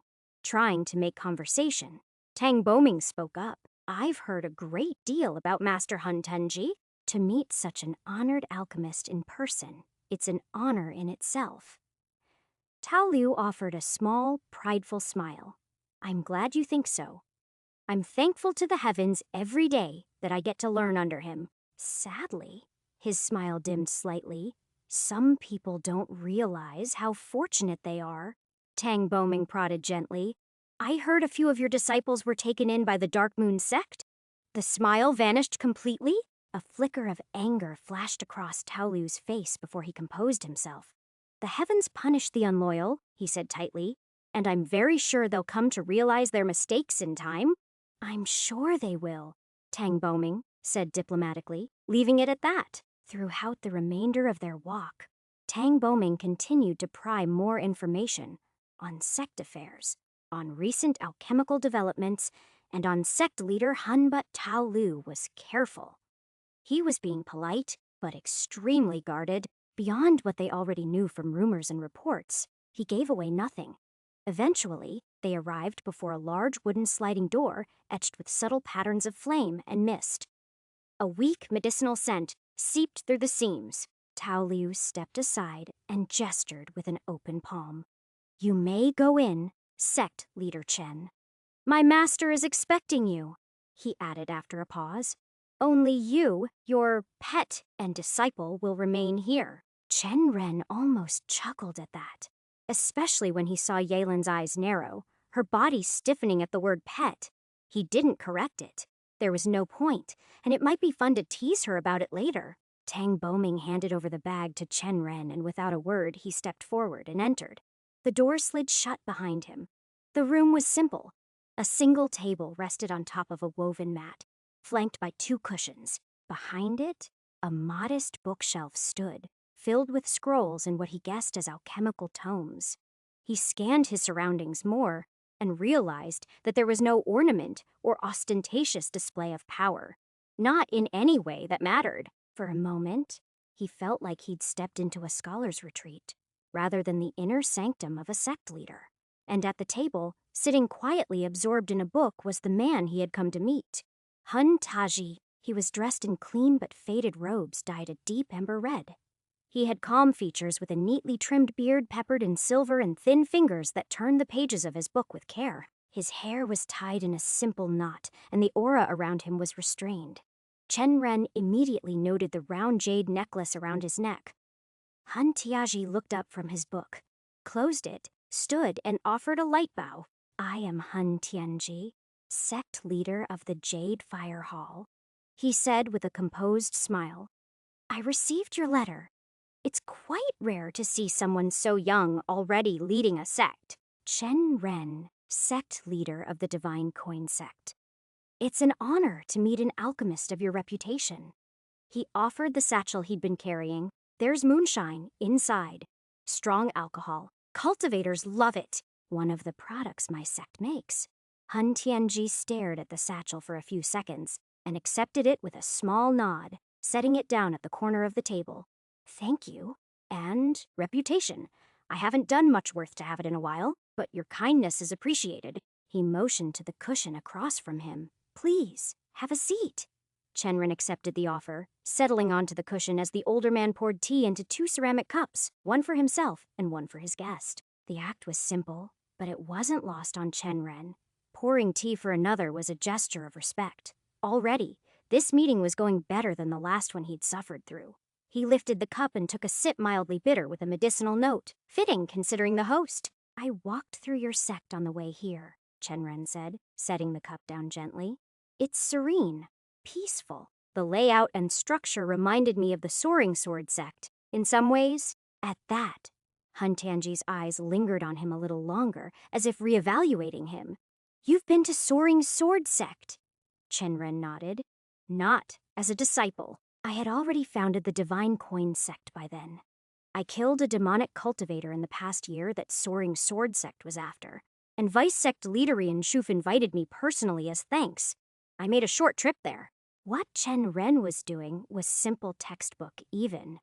He was establishing his reputation, making it known that he wasn't some wandering rogue or greenhorn with delusions of grandeur. Mentioning the Soaring Sword sect in Yansu, no less, was a quiet way of setting the table. This is who I am. These are the people who know me. He had no need to show off his cultivation. Hun Tianji had likely already guessed it and deemed it not significant. So connections mattered the most. And while both their sects were emerging, there was no doubt that Hun Tianji's Jade Fire Hall sect had more history, more foundation, more pride. Chen Ren wasn't trying to overshadow that. He was simply leveling the field. The old man seemed to recognize it too, but he didn't seem interested in playing the same game.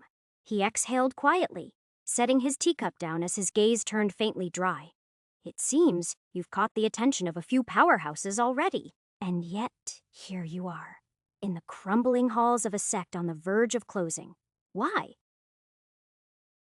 Chen Ren knew what it was. It was an invitation to stop dancing around and speak directly. Chen Ren appreciated that. In truth, he preferred it. He met Hun Tianji's eyes.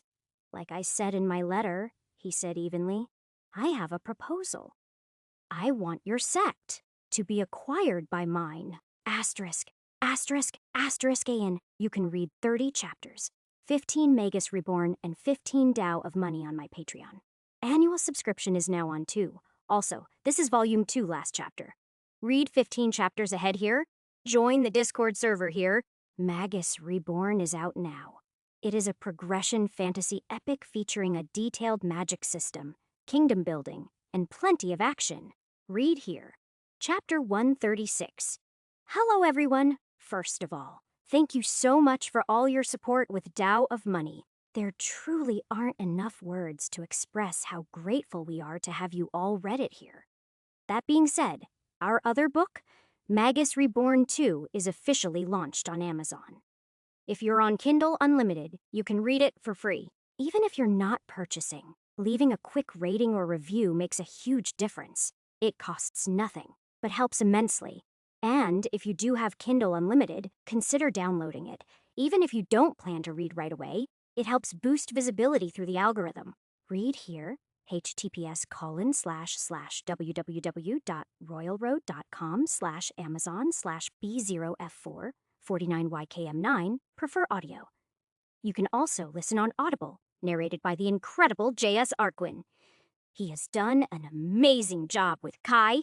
Support creative writers by reading their stories on Royal Road, not stolen versions. https://www.audible.com/pd/b0 FBSD1QCC source _code =syrup 0511 160,006 share _location =PDP blurb. Kai had survived the treacherous mage trying to kill him in his own house. But new enemies loom over the horizon. Having increased his personal strength and taking control over the city of Veralt, Kai had just began to learn the ropes of being a noble lord when trouble knocks on his door, summoned by the Archentower that may or may not be the one trying to kill him. He moves to the capital with his trusted subordinates to dip his toe in the muddy waters of capital politics. To make matters worse, a beast wave threatens to crush over his city. To fend everything and come out on top, Kai not only had to increase his budding strength and gather allies, he also had to realize that the history he knew might not be correct. Together with his Knight Killian and Administrator Francis, Kai of Sorcerer's Tower would stop at nothing to realize his potential and change the world.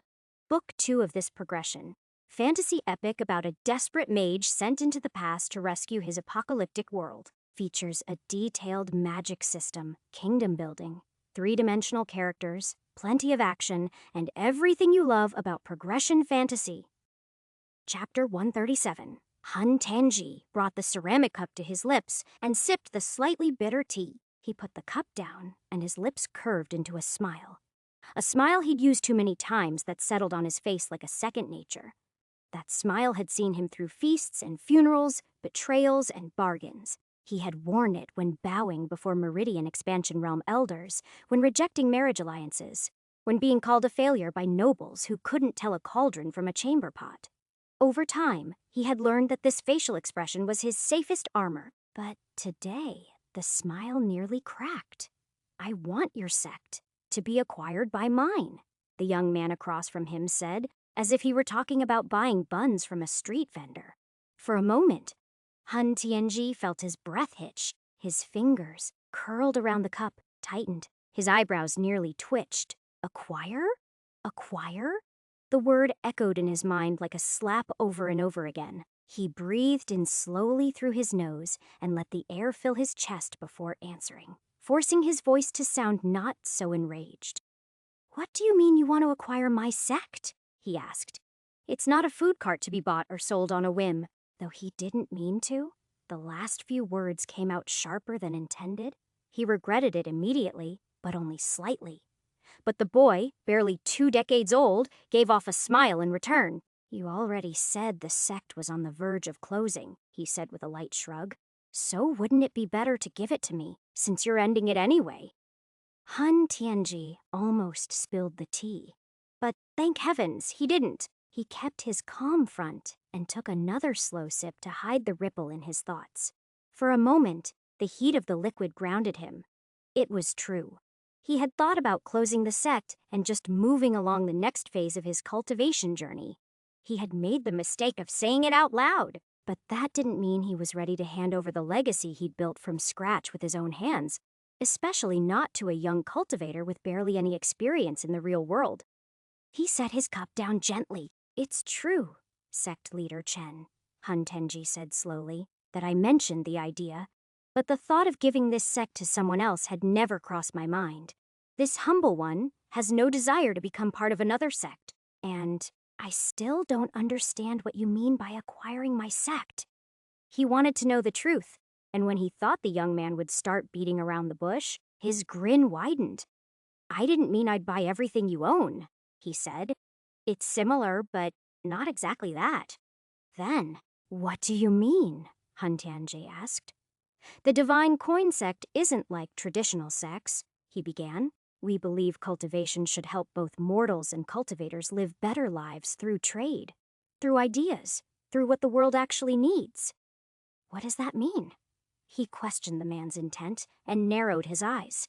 I won't go into every avenue we're working on, Chenren continued, but they've been successful, and now we want to take it further into the pill market. That means we need skilled alchemists, people who know their craft, people like you and your disciples. My plan is to create an alchemy hall under Divine Coin Sect, and I want your sect to take charge of it under your leadership, of course, with some guidance from me on how to run things. He kept his face still, but a twitch in his brow betrayed the stir beneath the surface. It was absurd, almost laughable. That wasn't the path of immortals. And to be reduced to merely an alchemy hall in another sect, that was laughable for someone his standing. Chen Ren sipped his tea as if he hadn't just suggested that Jadefire Hall. His life's work, the legacy built through decades of hardship, should be reduced to a branch of some fledgling sect playing shopkeeper. Winner of the Eastern Alchemy Trials. Han Tianji reminded himself. Earth-grade alchemist, peak foundation establishment realm cultivator, and this boy dares speak of guiding me? He studied Chen Ren closely, looking for cracks. But there was no nervous twitch. Heavens, help me. He didn't even seem to realize just how insulting his words had been. Or worse, he did and simply didn't care. But again, why was he so confident? He was clearly only at the Qi refinement realm. Sure, it was impressive for his age, but he was asking a much stronger cultivator to basically work for him. That made Han Tianji think. So, he averted his eyes from Chen Ren and looked at the tea that was cooling down. Maybe there was a catch. Or else there was no way a cultivator could be so foolish. But what was it? Was it the Soaring Sword sect he had mentioned? That might explain his boldness, but he'd said it was only a brief meeting, not a sponsorship. Then what? Han Tianji narrowed his eyes slightly, the warmth of the tea now forgotten. He had no intention of agreeing to any of this, but he needed to see the shape of the game before walking away from the board. Sect leader Chen, he said at last, keeping his tone polite. If you don't mind, I'd like to know a little more about your sect before considering anything. Chen Ren looked up from his cup, smiled faintly, and nodded. Of course. What would you like to know? Han Tianji hesitated a beat, then asked the simplest question that could reveal the most. How many elders do you have? Chen Ren leaned back slightly and answered, 3, I'd say.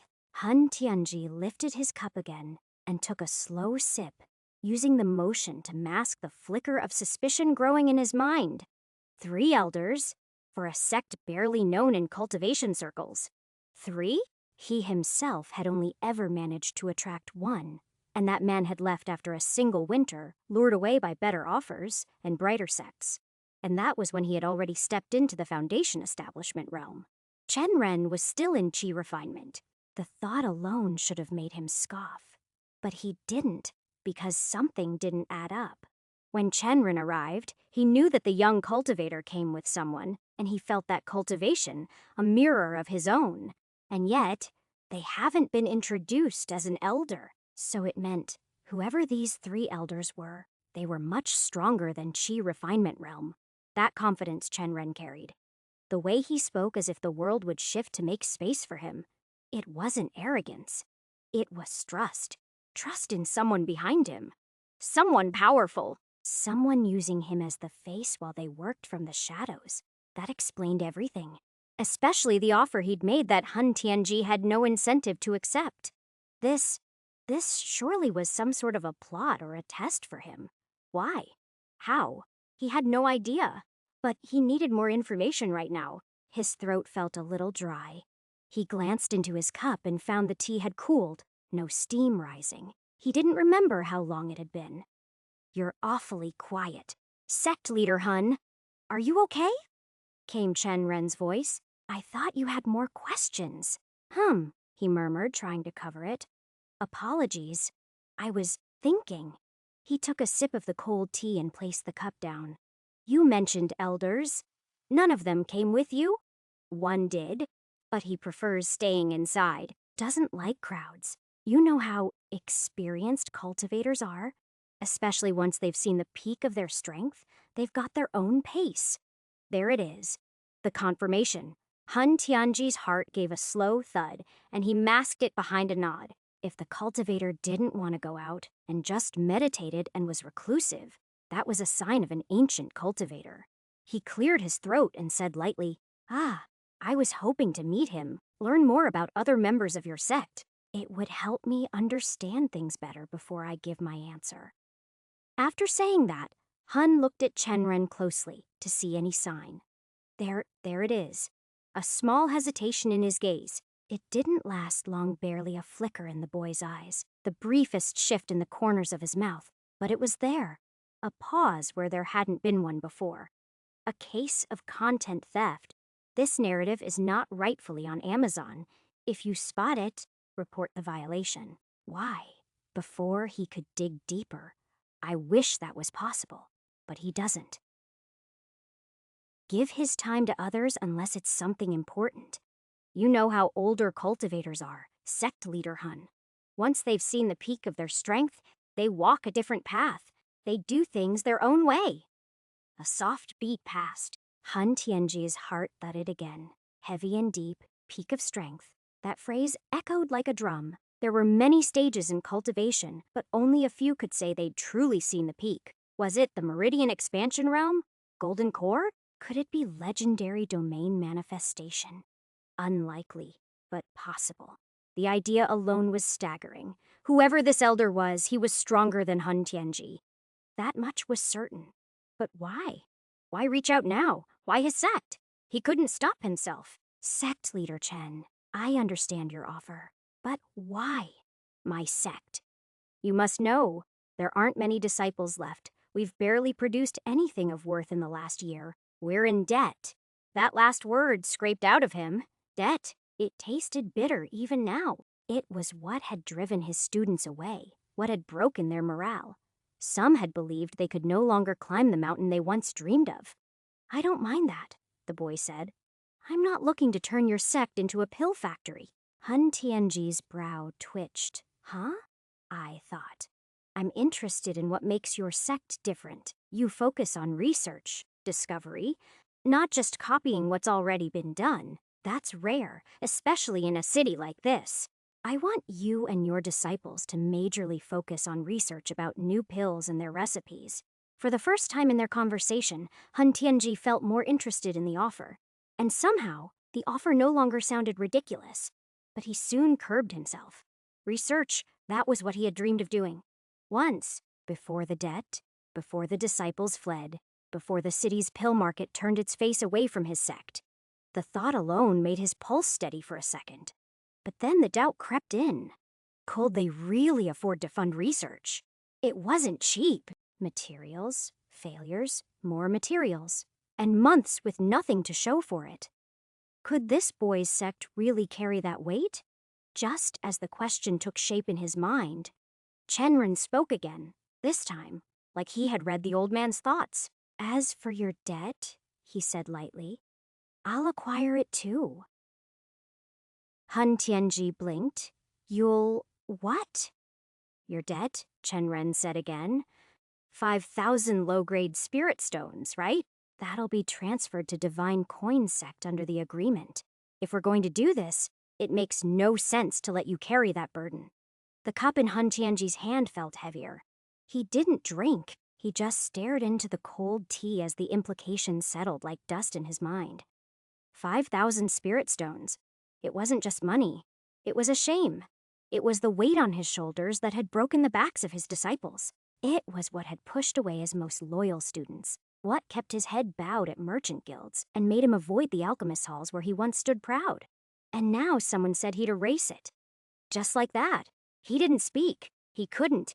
His thoughts spun too fast to catch. The offer was too generous. Ridiculously generous. A sect to run research in peace, a hall to lead named under him. Debt would be gone, and resources would be available. A background supporter strong enough to silence enemies.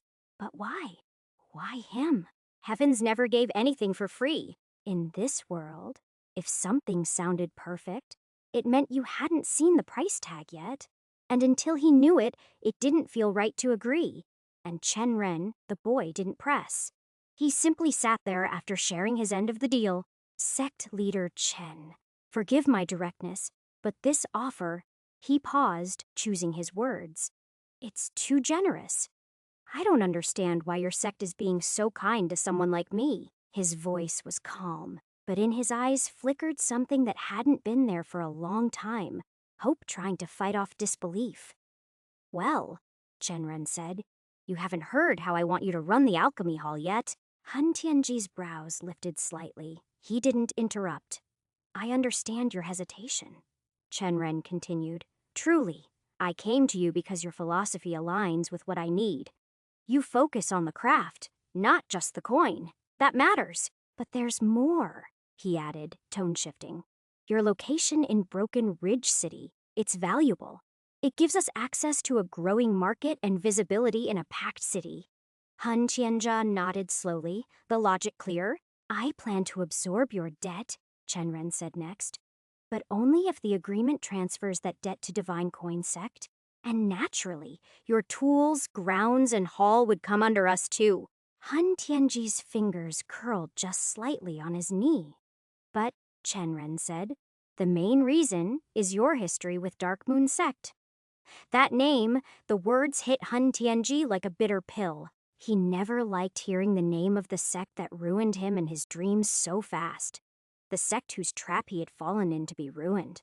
His lips thinned. The smile that had held through this long, strange meeting wavered. So, he said softly, you want to go against them. Yes, I plan to take them on right here in Broken Ridge. Han Tianji exhaled through his nose. Sect leader Chen, dare I say, even if I loathe them more than anyone alive, you must understand Dark Moon Sect isn't something to challenge lightly. They'll move fast. Poach your alchemists. Smear your name. Pull strings with the city lord. They've done it all before. That's okay. I don't think they'll succeed, Chenren replied, unbothered. They won't expect someone who's not playing their game. I'm not here to play safe. I want to make a splash and remind this city that the pill market isn't a monopoly. It's a sea, and we've just cast our net. Han Tianji opened his mouth. Words of caution stirred on his tongue. But then he stopped. Something shifted behind his eyes. A thought clicked into place, fast and sharp. The confidence, the strange structure of the offer. The generous terms. The ancient cultivator who never showed his face, of course. It all fits now. Chenren wasn't the one calling the real shots. There was someone older and stronger, hidden in the shadows backing Divine Coin Sect. Someone with history. Someone who hated Dark Moon Sect as much as he did. An elder who had been ruined by them, perhaps. Now coming back. The elder wanted to use Chenren as a front to this while playing everything out in the back.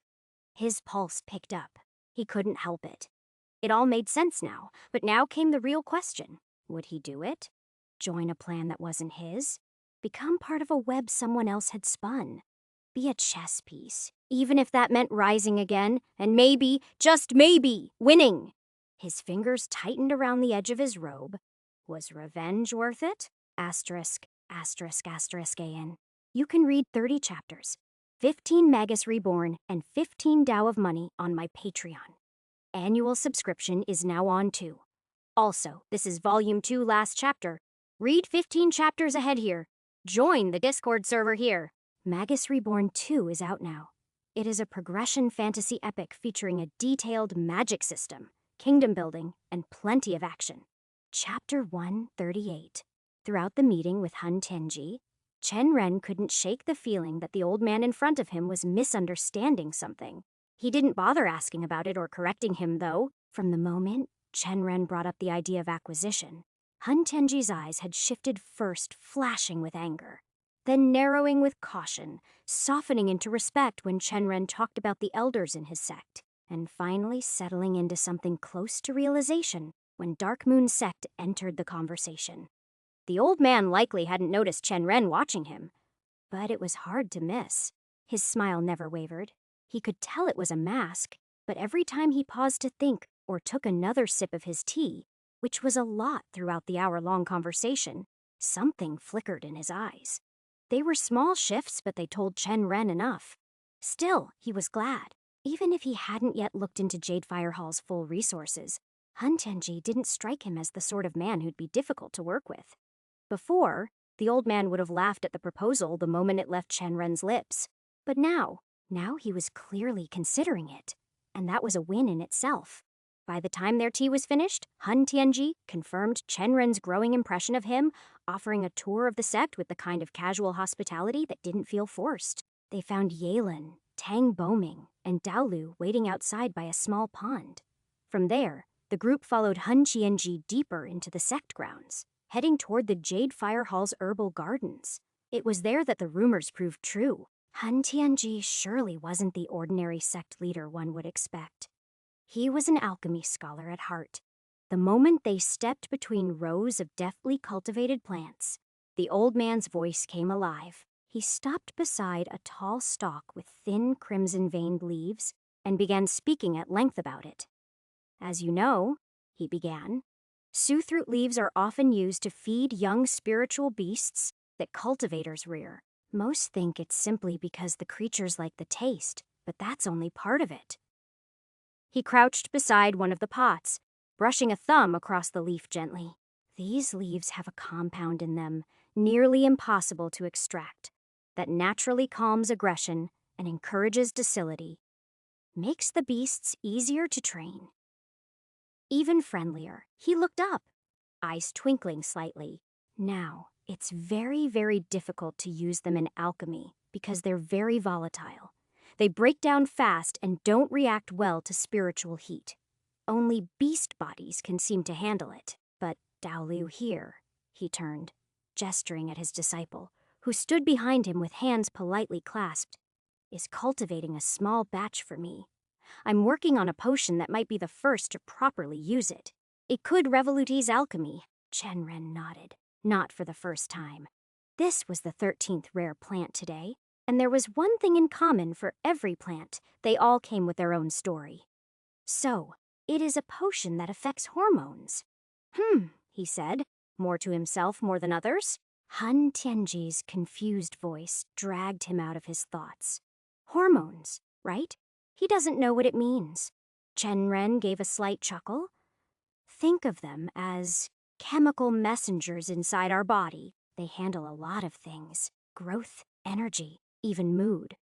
What you're trying to make might influence those. Push a person's emotions one way or another. A light nictitate in the old man's eyes, and for a brief moment, he looked less like a weary sect leader and more like a child hearing a new bedtime story. Huh, fascinating, he whispered. He looked at Chen Ren directly when he spoke next. You have quite extensive and mysterious knowledge, sect leader Chen. I would love to learn more about it, if you're willing. Chen Ren simply smiled. Just things I picked up from someone wiser. Han Tianji nodded again, slowly this time, as if confirming something in his mind. He didn't ask further, and Chen Ren didn't correct him. They left the herbal garden behind and began the climb up one of the higher ridges. Different sizes of stone steps curved around the slope, leaning to chambers that carved directly into the cliffside. This is where our disciples come to practice pill-making, the old man said as they reached the plateau. Most of the chambers are empty now. Chen Ren looked at the passing doors, and his thoughts turned to what he wanted to ask from Han Tianji. It was a good time to learn more about the debt that he got to know from Tang Boming. Can I ask you something? He said in a respectful tone. If it won't offend you. Of course, sect leader Chen. I'm not one of those wrinkled fossils who take offense at every word. Speak freely. Chen Ren nodded once. How did your sect end up with such a heavy debt? Han Tianji's steps slowed. His smile didn't vanish, but something in it dimmed. Ah, he murmured, glancing toward the clouds drifting past the peaks. I figured you must have heard whispers in the city. I'd rather hear it from you, Chen Ren said simply. Before Han Tianji could respond, a voice piped up from behind. It's all my fault, Daolu said, lowering his head. His hands clenched the helm of his robes. If I hadn't brought that man to master. Han Tianji stopped in his tracks and turned, the lines around his mouth deepening. Daolu, he said firmly. You need to stop carrying that blame. You didn't know. None of us did. But I trusted him, the disciple muttered, still not meeting anyone's gaze. He said he could help, and I believed him. Chen Ren watched them, a small furrow forming on his brow. The pieces didn't quite connect yet. What happened? He asked, glancing between the two. Han Tianji looked ahead again and exhaled slowly. All of a sudden, he sounded like a man who kept a secret hidden for so long and was reluctant to talk about it. It was 2 years ago, he began. We were finally making headway in Broken Ridge City. Disciples were refining pills daily. Our name was beginning to matter. I started thinking, maybe this dream of mine, this haven of pure alchemical pursuit, might actually become real. He paused, stepping over a flat stone, then continued. But peace never lasts in this world. The Dark Moon sect saw us growing and didn't like it. One by one, the hunting teams we'd made deals to gather herbs and other ingredients with started backing out. I went to ask them why. Han Tianji's eyes narrowed slightly, not in anger, but memory. They wouldn't say much, just that it wasn't convenient anymore. We had no choice. My disciples had to go outside the city, into the wilds, to gather ingredients themselves. That was when the trouble really began. Han Tianji exhaled through his nose, the lines on his face deepening as he spoke again. After that, he said quietly, Dark Moon sect stopped hiding their hands. I'm certain now there were already spies in our ranks. They began turning hearts slowly, gentle words, promises of better resources, recognition, this and that. One by one, disciples I had taught with my own hands left. Some didn't even say goodbye. He looked up at the narrow path winding ahead of them. Supplies dried up soon after. Han Tianji continued.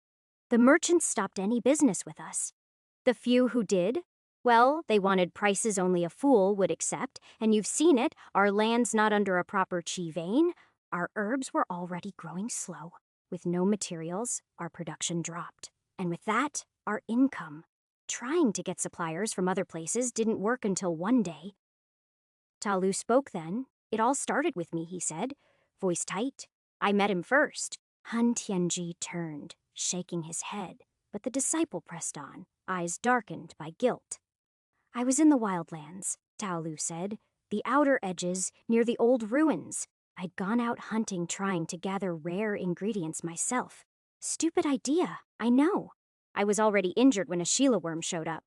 Chen Ren blinked. Sheila worms were huge caterpillar-like beasts, usually twice the size of a horse, covered in bristles that sprayed acidic mist.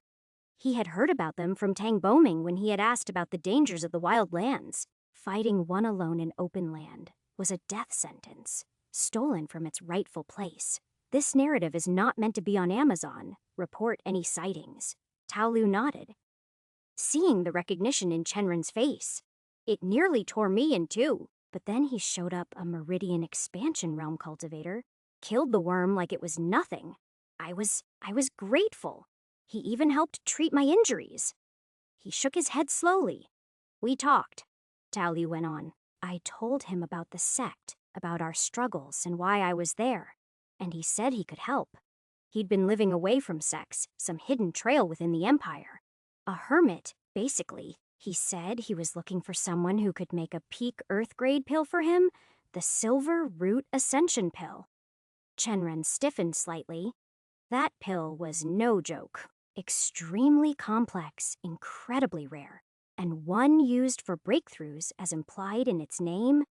That should have been the first red flag, Ta Lu muttered. Someone like him could have just gone to a guardian sect. They'd have given it for a favor. Or even auctioned one, if he offered enough. Why would a man like that come to Broken Ridge of all places? Ta Lu brought the man to me, Han Tianji said, his hands behind his back. He was polite, well-spoken, carried himself with the calm of someone used to strength, said he was interested in a long-term contract. If I could make the Silver Root Ascension Pill for him. He gave me half the ingredients, Han Tianji continued. Rare ones. Ones you can't just fake. That's what convinced me. Said he was still searching for the other half, but if I could get them myself, he'd pay me in full the moment I gave him the finished pill. Chen Ren's brows rose slightly. but he still didn't interrupt. I used what little spirit stones I had left, the old man said with a soft, tired chuckle. Even called in favors from old friends. I sent word to the markets in the capital, took a loan from Broken Ridge's merchant guild, all of it to make one pill. Chenren didn't need to hear the rest. He turned to the man, but he didn't buy the pill or pay for the materials. No, he said. He took the pill, told me it wasn't the quality he needed, that it wouldn't help his breakthrough. And you couldn't make him pay? Chenren added, though it wasn't a question. The old man gave a slow nod. I tried. Even shouted at him in front of the sect gates. He just looked at me like I was a barking dog. I knew I couldn't win, not against someone like him. He was stronger, much stronger. A long silence followed as they reached the outer walkway of the alchemy chambers. Disciples had once filled the halls here. Chenren could tell from the set-up ventilation channels, fire control arrays. But now, the place was undisturbed. I even wrote to the Emperor's office, Han Tianji added, almost absently. Filed an official report. But they don't bother with things like this.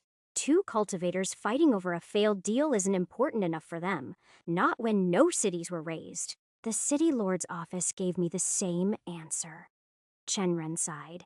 I'm sorry that happened. Truly, that was unfortunate. Do you think?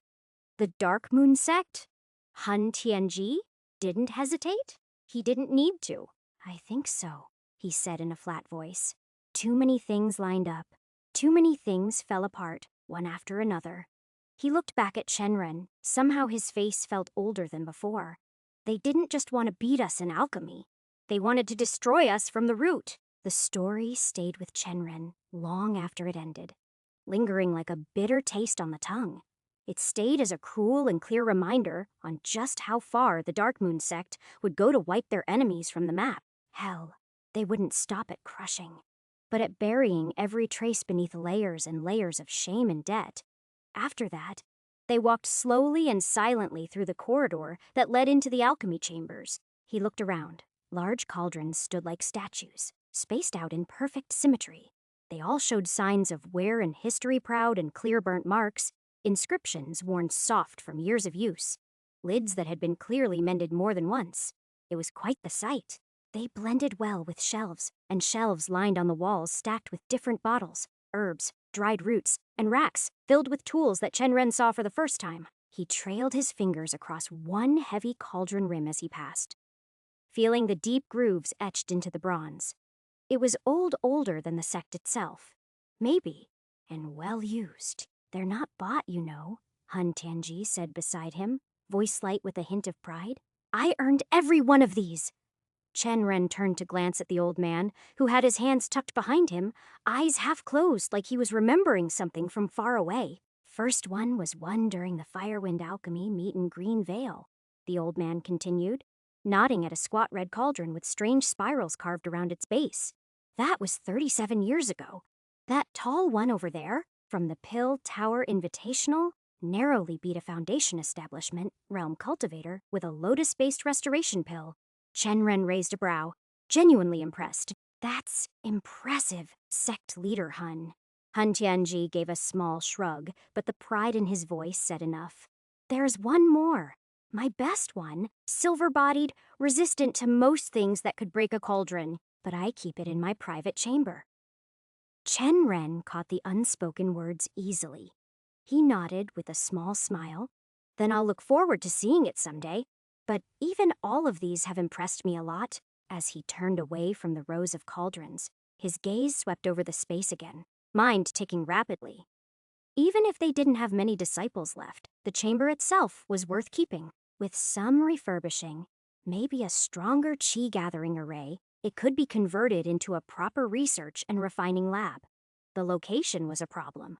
It wasn't exactly close to the Divine Coin Sect space, but for production purposes, it was perfect. It could work like a satellite branch, a supply and a research and development hub just for Broken Ridge City. He mulled over that silently before turning to the old man again. If I may ask, how many disciples are still here? 10, Han said, including Tao Liu. Chenren simply nodded, showing no change in expression. That wasn't a problem, if anything. It made things easier. He didn't have the space to suddenly house dozens of disciples, and those that had stayed must have belief in Hun Tianji. So he wouldn't have to deal with any resistance that came from taking over a sect. He stepped back from one of the central cauldrons, folding his hands behind him. Your sect has impressed me a great deal, sect leader Hun. If I may be direct, what do you truly think of Divine Coin Sect acquiring Jadefire Hall? Hun Tianji didn't answer right away, and Tao Lu looked between the two of them, clearly puzzled. His brows furrowed slightly, but he said nothing, sensing this wasn't a conversation meant for him just yet. Hun Tianji, however, finally gave a small nod. It does interest me, he said slowly, though I'll admit, I still have some trepidations about how it might work. His gaze drifted out of the chamber window for a brief moment, as if pulled back to some far-off memory. My time in another sect, back when I was a younger man, it wasn't exactly pleasant. I'll also have to ask for my disciples' thoughts before I agree to anything. They're few, but they've stayed through the worst. Their opinion matters. Yes, that's fair. I wouldn't expect anything less. Before I leave, I'd like for us to sit and go over everything in detail. Your sect's debt, my plan for how the acquisition would work, and how we'll take a slice of the pill market in Broken Ridge City. Han Tianji frowned at that. You're very confident, sect leader Chen. You realize I haven't said yes yet. I know. I'm just very good at negotiations. You'll see within the next couple of hours. Asterisk, asterisk, asterisk, AN. You can read 30 chapters, 15 Magus Reborn, and 15 Tao of Money on my Patreon. Annual subscription is now on too. Also, this is Volume 2 last chapter. Read 15 chapters ahead here. Join the Discord server here. Magus Reborn 2 is out now. It is a progression fantasy epic featuring a detailed magic system, kingdom building, and plenty of action.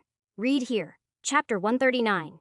Chen Ren hadn't planned to stay 3 days, yet there he was, still in Jadefire Hall, sipping tea that had gone cold for the 4th time that morning, while Hun Tianji scrawled red ink across yet another clause of the contract. The old man wasn't stalling. No, he was precise, disgustingly so. Every line was questioned, every vague word challenged. Chen Ren had half a mind to just toss the agreement out the window, but then again, each debate ended up improving the proposal. Hun Tianji was too old to fall for sweet words. He wanted numbers, conditions, and guarantees that things could work, so he did what he did best, bargained, without giving the full picture. Because that was the truth, wasn't it? Jadefire Hall was bleeding. Their pill revenue was nearly dust. Their disciples were barely scraping by harvesting outside the border, and the debt was still chewing at the old sect's bones. It wasn't a fair trade, but it was the only one left. Taking them in meant Chen Ren would be suddenly responsible for them. If he was honest, he had to dodge around the topic of how much wealth the Divine Coin Sect possessed. Alchemy was expensive, hence he knew Hun Tianji had expectations, and with that came conditions that he insisted on having on the contract. That was fair in Chen Ren's eyes, but he didn't want to say how much money they'd have right now. Since it wasn't enough, he had planned to succeed in the pill market and use that money to fund more in alchemy research. But he couldn't tell it outright. The negotiations might have failed then and there, since it was necessary for Hun Tianji to believe that they would 100% succeed. Hence, he simply agreed to the terms, till they set up their pill business. Relocation wouldn't be necessary. That provided Chen Ren enough room, and the old man didn't seem to mind it, actually looking forward to it as having another go at the Jadefire Hall sect. The debates didn't end there. How will my disciples be ranked in your sect? Hun Tianji asked. There's no inner or outer system in the Divine Coin Sect. What? Hun Tianji asked loudly, almost shocked by what Chen Ren said. We sort them by realm. The silence that followed was long. The old man frowned like he was trying to understand whether he'd heard blasphemy or brilliance. Before he could respond, Chen Ren dropped the next stone. We also have mortals. Now that had made Hun Tianji sit up straight. His lips parted slightly, brows pinching as though he'd just bitten into something sour. You can't be serious, mortals. As full members, that's absurd. They'd slow you down. Worse, they'd be liabilities. The word was spat out like a spoiled pill. It hadn't ended there. It continued with Han Tianji weighing all the cons on why Chen Ren shouldn't have mortals or give them responsibilities around the sect. Chen Ren didn't argue with his points because he knew this was non-negotiable. He had just met his eyes and said that he wouldn't throw them out. He also didn't reveal about his guns, not yet, or the fact that mortals would be needed with the pill production. Han Tianji had muttered something about decorum and folded the sleeve of his robe tighter, but he didn't bring it up again. Chen Ren half expected the man to have a heart attack once he actually showed him the process of what they were doing. The worldview shift was going to hit hard, but that moment wasn't here yet. For now, the negotiations had to continue, and they did even after a dozen cups of tea, 4 long walks, 2 short naps, and with more back and forth than a coin caught in mid-flip. To his relief, Han Tianji proved easier to work with than expected, as long as the conversations were concrete. The old man didn't care much for big dreams. But once Chen Ren began talking about modified pill recipes, especially ones that hadn't been brewed for centuries due to missing ingredients, Han Tianji leaned in, elbow on the table, eyes practically gleaming. That was when Chen Ren knew he had him. They reached an agreement before the 4th day began. Han Tianji would stay on as a researcher, focused solely on pushing alchemy forward, while Chen Ren would act as an investor of sorts, funding the operation, handling logistics, and taking care of every mundane necessity the old man didn't want to deal with. As for Jade Fire Hall disciples, they would supervise the pill production Divine Coin Sect disciples performed. Chen Ren had used the word disciples generously. He doubted Han Tianji realized he meant mortals with no cultivation at all, but that was fine. Let him think there were alchemists back in the Divine Coin Sect actual ones. By the time he found out the truth, the system would already be running too smoothly to question. Besides, Han Tianji wasn't thinking about hierarchy. He was fixated on something else entirely. Recipes, he'd said at one point, practically salivating over the old scrolls Chen Ren had casually mentioned. Do you really have records of the verdant flesh pill? And the azure draft? What he had was the recipes provided by Wang Jun, the ones the head had wanted him to use for the pill business. Fragments, Chen Ren had replied. Not complete, but with some work. Han Tianji had waved a hand as if to say, leave the work to me. That ended that discussion. Chen Ren's plan was simple. Pour spirit stones into developing long-lost pills, rebuild them using new ingredients, new methods, make them sustainable. And once that was done, brand them as Divine Coin Sect exclusives. He couldn't rely on low-grade recovery pills forever and had to venture out in the future. He needed to plant the foundation of it now. Fortunately, once everything was talked about, Han Tianji was more than ready to agree to the cooperation. Chen Ren expected the old man to visit the sect first, see things for himself before agreeing completely. But he'd been trusting. If Chen Ren held true to the promises, he'd assured things would go fine between them. Therefore, he had agreed with a bow, knowing this kind of trust could go a long way if done right, especially considering Han Tianji didn't even insist on doing a chi oath. It was a calculated risk the old man took. But Chen Ren intended to make sure that he and his disciples wouldn't have anything to worry about. But even after they'd discussed everything, there was still one thing left: the debt. It was honestly the most risk he'd taken in a business deal till now. 5,000 low-grade spirit stones. Enough to ruin most small sects, and the root cause of their disciples fleeing like startled geese. But it was the most necessary part of getting himself an alchemy hall and shop. An thing for certain. He was confident in paying it back in a month or 2 of opening the shop. He knew that things could go wrong and his business wouldn't do well as he expected, but he believed even the lowest estimation of it would make him break even. There was a problem, though. If someone used the debt to try to strangle his business before they could pay back, it would ruin things and turn them into shambles. From what Han Tianji had shared, the money hadn't just come from some neutral city lender. It had come from a man named Taoist Xu Leiyan, a retired foundation establishment cultivator, and a member of the merchant guild in the city who apparently had traded pill bottles for pleasure houses. The man had a few mortal wives or concubines, depending on how charitable one wanted to be, and a history of lending to struggling sects. Struggling sects that Dark Moon sect conveniently ended up destroying. Chen Ren didn't believe in coincidence. He didn't trust Xu Leiyan, and he didn't trust anything even remotely connected to Dark Moon sect. which was why, when the clerk at the office of Shu Leian handed him the transfer document and asked him to confirm the terms, Chen Ren cleared his throat. This text was taken from Royal Road. Help the author by reading the original version there. I'd like to add a clause. The young clerk, barely older than 20 and still smelling of fresh ink and nervous sweat, blinked at him. Clause? Chen Ren nodded. Yes, I wanted in writing that for the next 90 days, you can't claim or seize any properties or assets under my name.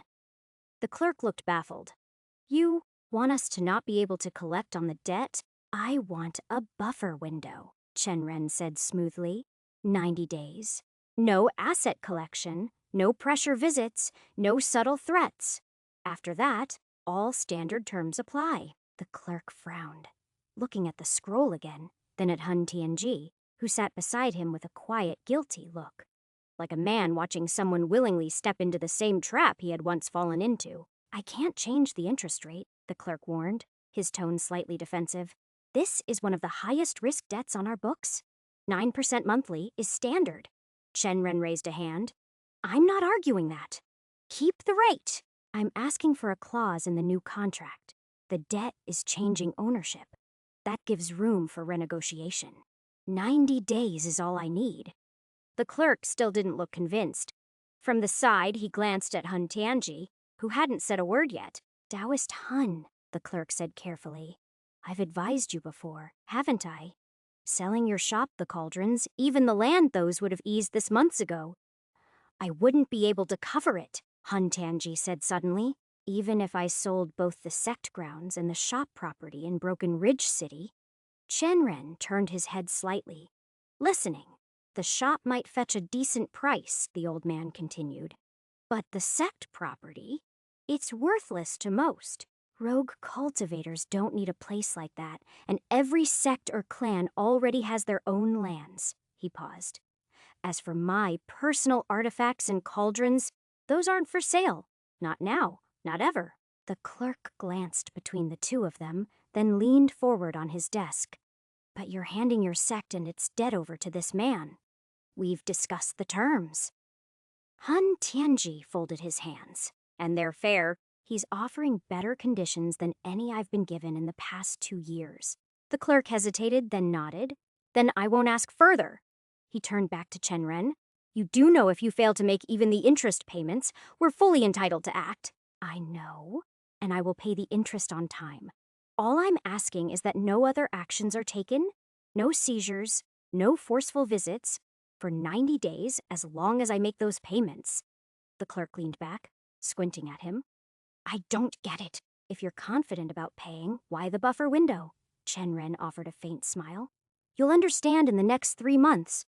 I'm not asking you to take a loss. You're getting your interest. I'm simply limiting the damage others can do if things go unexpectedly.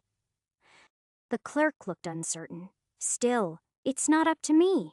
I'll have to speak to my father. Your father? Chen Ren raised a brow. The young man straightened slightly, pride creeping into his tone. I'm the 29th son of Taoist Shu Leian. Ah, Chen Ren quietly adjusted the young man's status in his mind. 29th son might not hold much power, but it was still better than being some nameless clerk. Very well, Chen Ren said. Please speak with Taoist Chu. I believe he'll see reason. What I'm asking won't harm your business at all. The clerk frowned and rubbed his palms together. Maybe, but he'll still want to know your reasoning. Chen Ren didn't answer with words. Instead, he reached into his robes and pulled out a small pouch, placing it gently on the table. The clerk picked it up, gave it a careful sniff, and his eyes lit up. Are these pills? Qi replenishment pills? Chen Ren said. Each one tested at 60% purity. Consider it a small gift for the trouble of presenting this proposal in the best light. The clerk weighed the pouch in his palm for a long moment. Greed flickered in his gaze before he cleared his throat. Very well. I'll bring this to him and start drafting the contract for transfer of ownership. I hope you won't regret this. Chen Ren smiled. I won't? This, he tapped the scroll on the table, might just be the most important part of everything I plan in Broken Ridge City. Thankfully, the clerk came back with good news.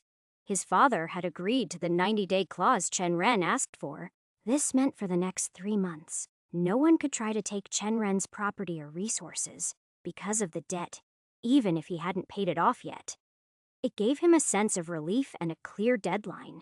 He now had exactly 3 months to get his business up and running and to start making money before anyone could cause trouble. The pill shop that used to belong to the Jade Fire Hall sect was still in great condition.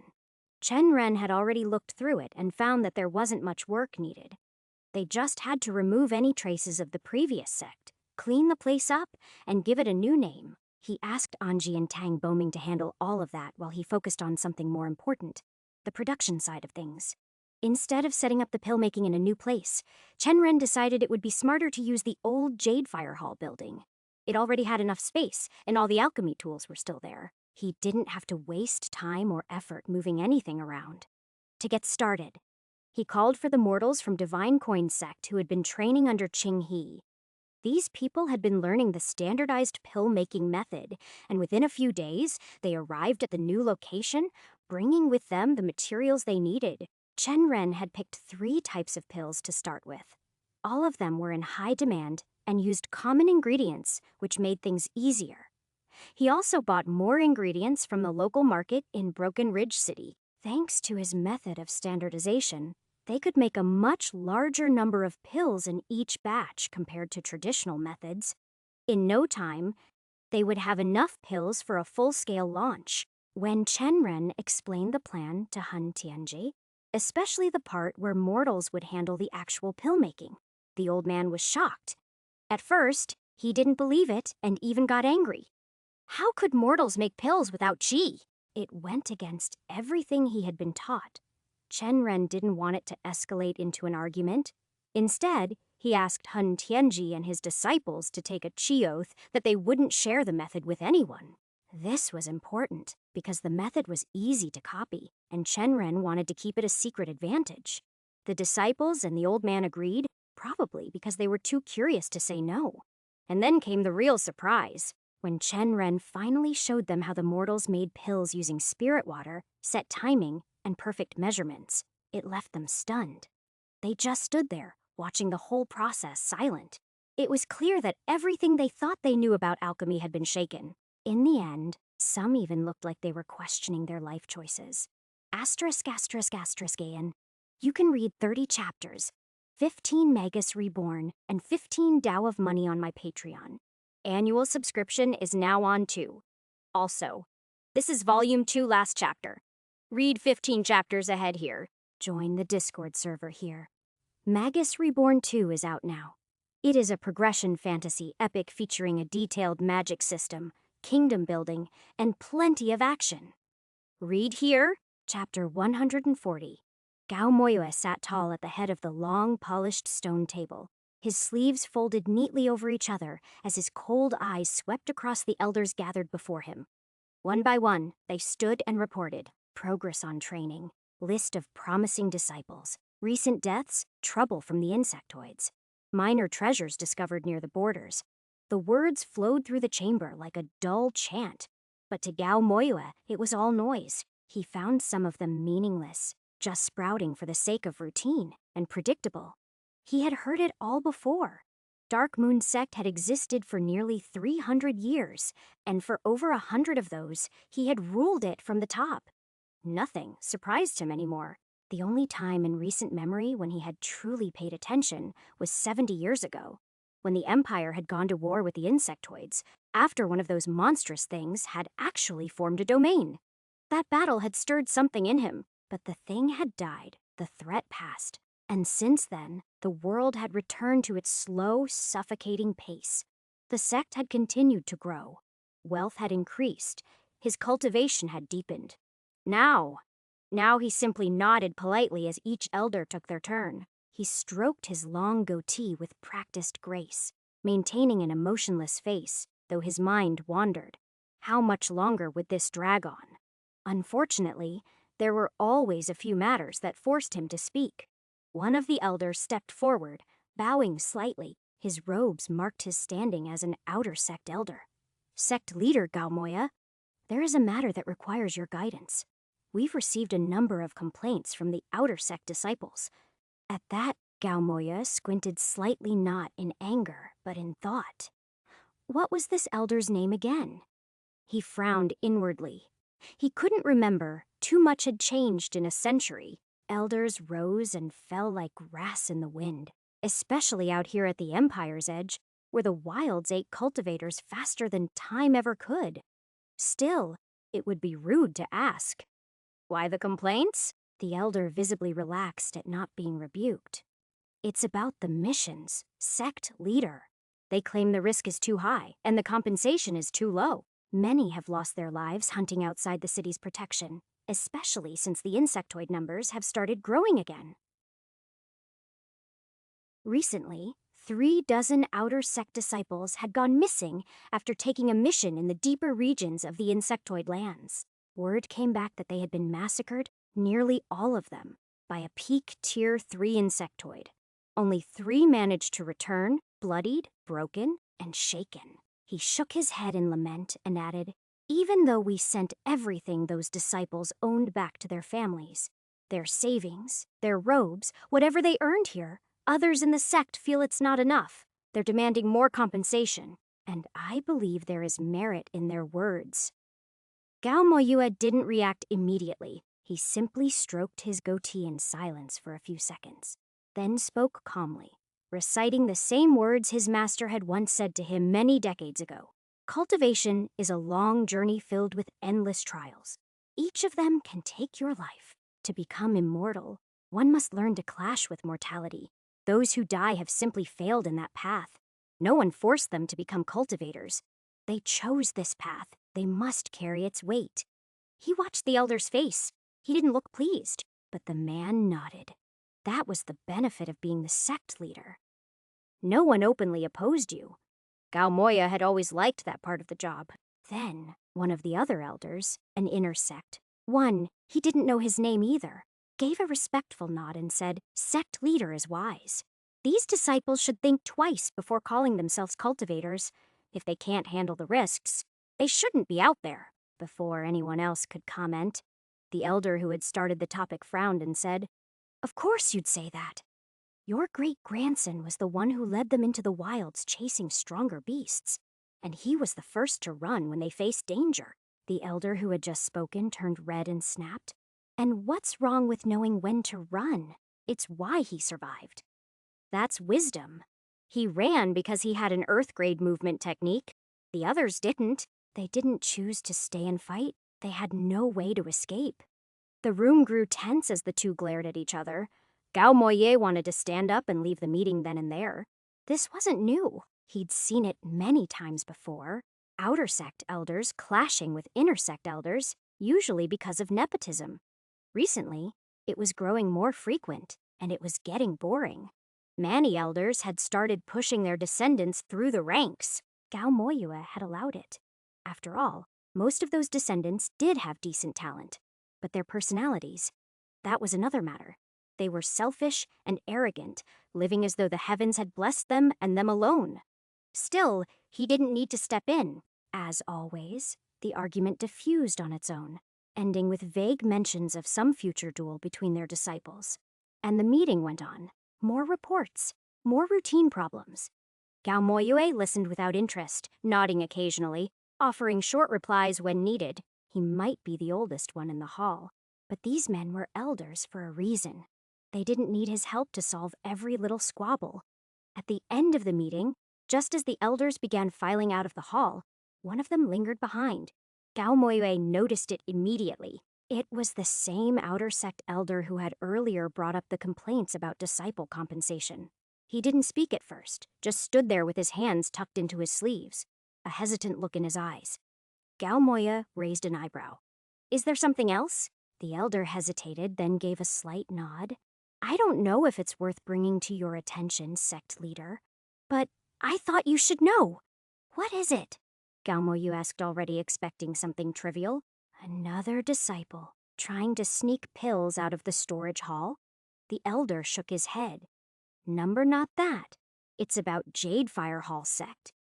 At that, Gao Moyu narrowed his eyes slightly. The name was familiar. but it took him a moment to place it. Jadefire Hall. One of those minor sects that had tried to make a name in the city but failed due to the competition. A promising one, if he remembered right, before they crashed and burned under pressure from the market. And little scheming from their side. What about them? They've been bought out. Bought out, Gao Moyu repeated. What does that mean? Their sect grounds and city shop are taken over by someone else, the elder explained. Even the debt they owed has been transferred. All under the name of someone called Chen Ren. He's from a sect called Divine Coin Sect. Not from around here. Seems to be new in the city. I heard about it from the moneylender himself. Divine Coin Sect? Gao Moya frowned. Never heard of them. They're new, the elder said, nodding, but they seem to be awfully confident. From what I hear, they're trying to make a move in the pill market, planning to restart production in the Jadefire Hall sect building. There was a brief silence. Then Gao Moya leaned back in his seat and gave a soft laugh. If you discover this narrative on Amazon, be aware that it has been stolen. Please report the violation. An emerging sect trying to compete in the pill market. We see a few of those every 2-3 years. He waved a hand dismissively. Still, good you reported it, but I don't think they'll be much of a threat. I think so too, sect leader, the outer sect elder said quickly. I just felt like you should know. Gao Moyua stroked his goatee and slowly rose from his seat. It's good you did, he said with a nod. But don't worry. They won't even be able to sell 10 pills a day. Just focus on our own production. He turned his gaze toward the elder, eyes sharp. I heard in the meeting that sales dropped by 500 spirit stones this month. You can do better. The elder bowed slightly. We will. Thank you, sect leader Gao Moya. With that, Gao Moyua gave a small nod and walked out of the room, hands clasped behind his back. Another sect trying their luck. Another fool with dreams of taking over a piece of the market. He didn't need to know who Chen Ren was. In a few months, the man would be just another name added to the list of sect leaders who tried and failed. Everyone came to Broken Ridge thinking it was a treasure trove, and it was but only if you had the power to control it. And Gao Moya knew, with the certainty of someone who had ruled for over a century, that Broken Ridge belonged to the Dark Moon sect. No one else. Chen Ren walked through the shop slowly, as his eyes traced every corner of the space that would, in a few days, mark his official entry into the immortal market.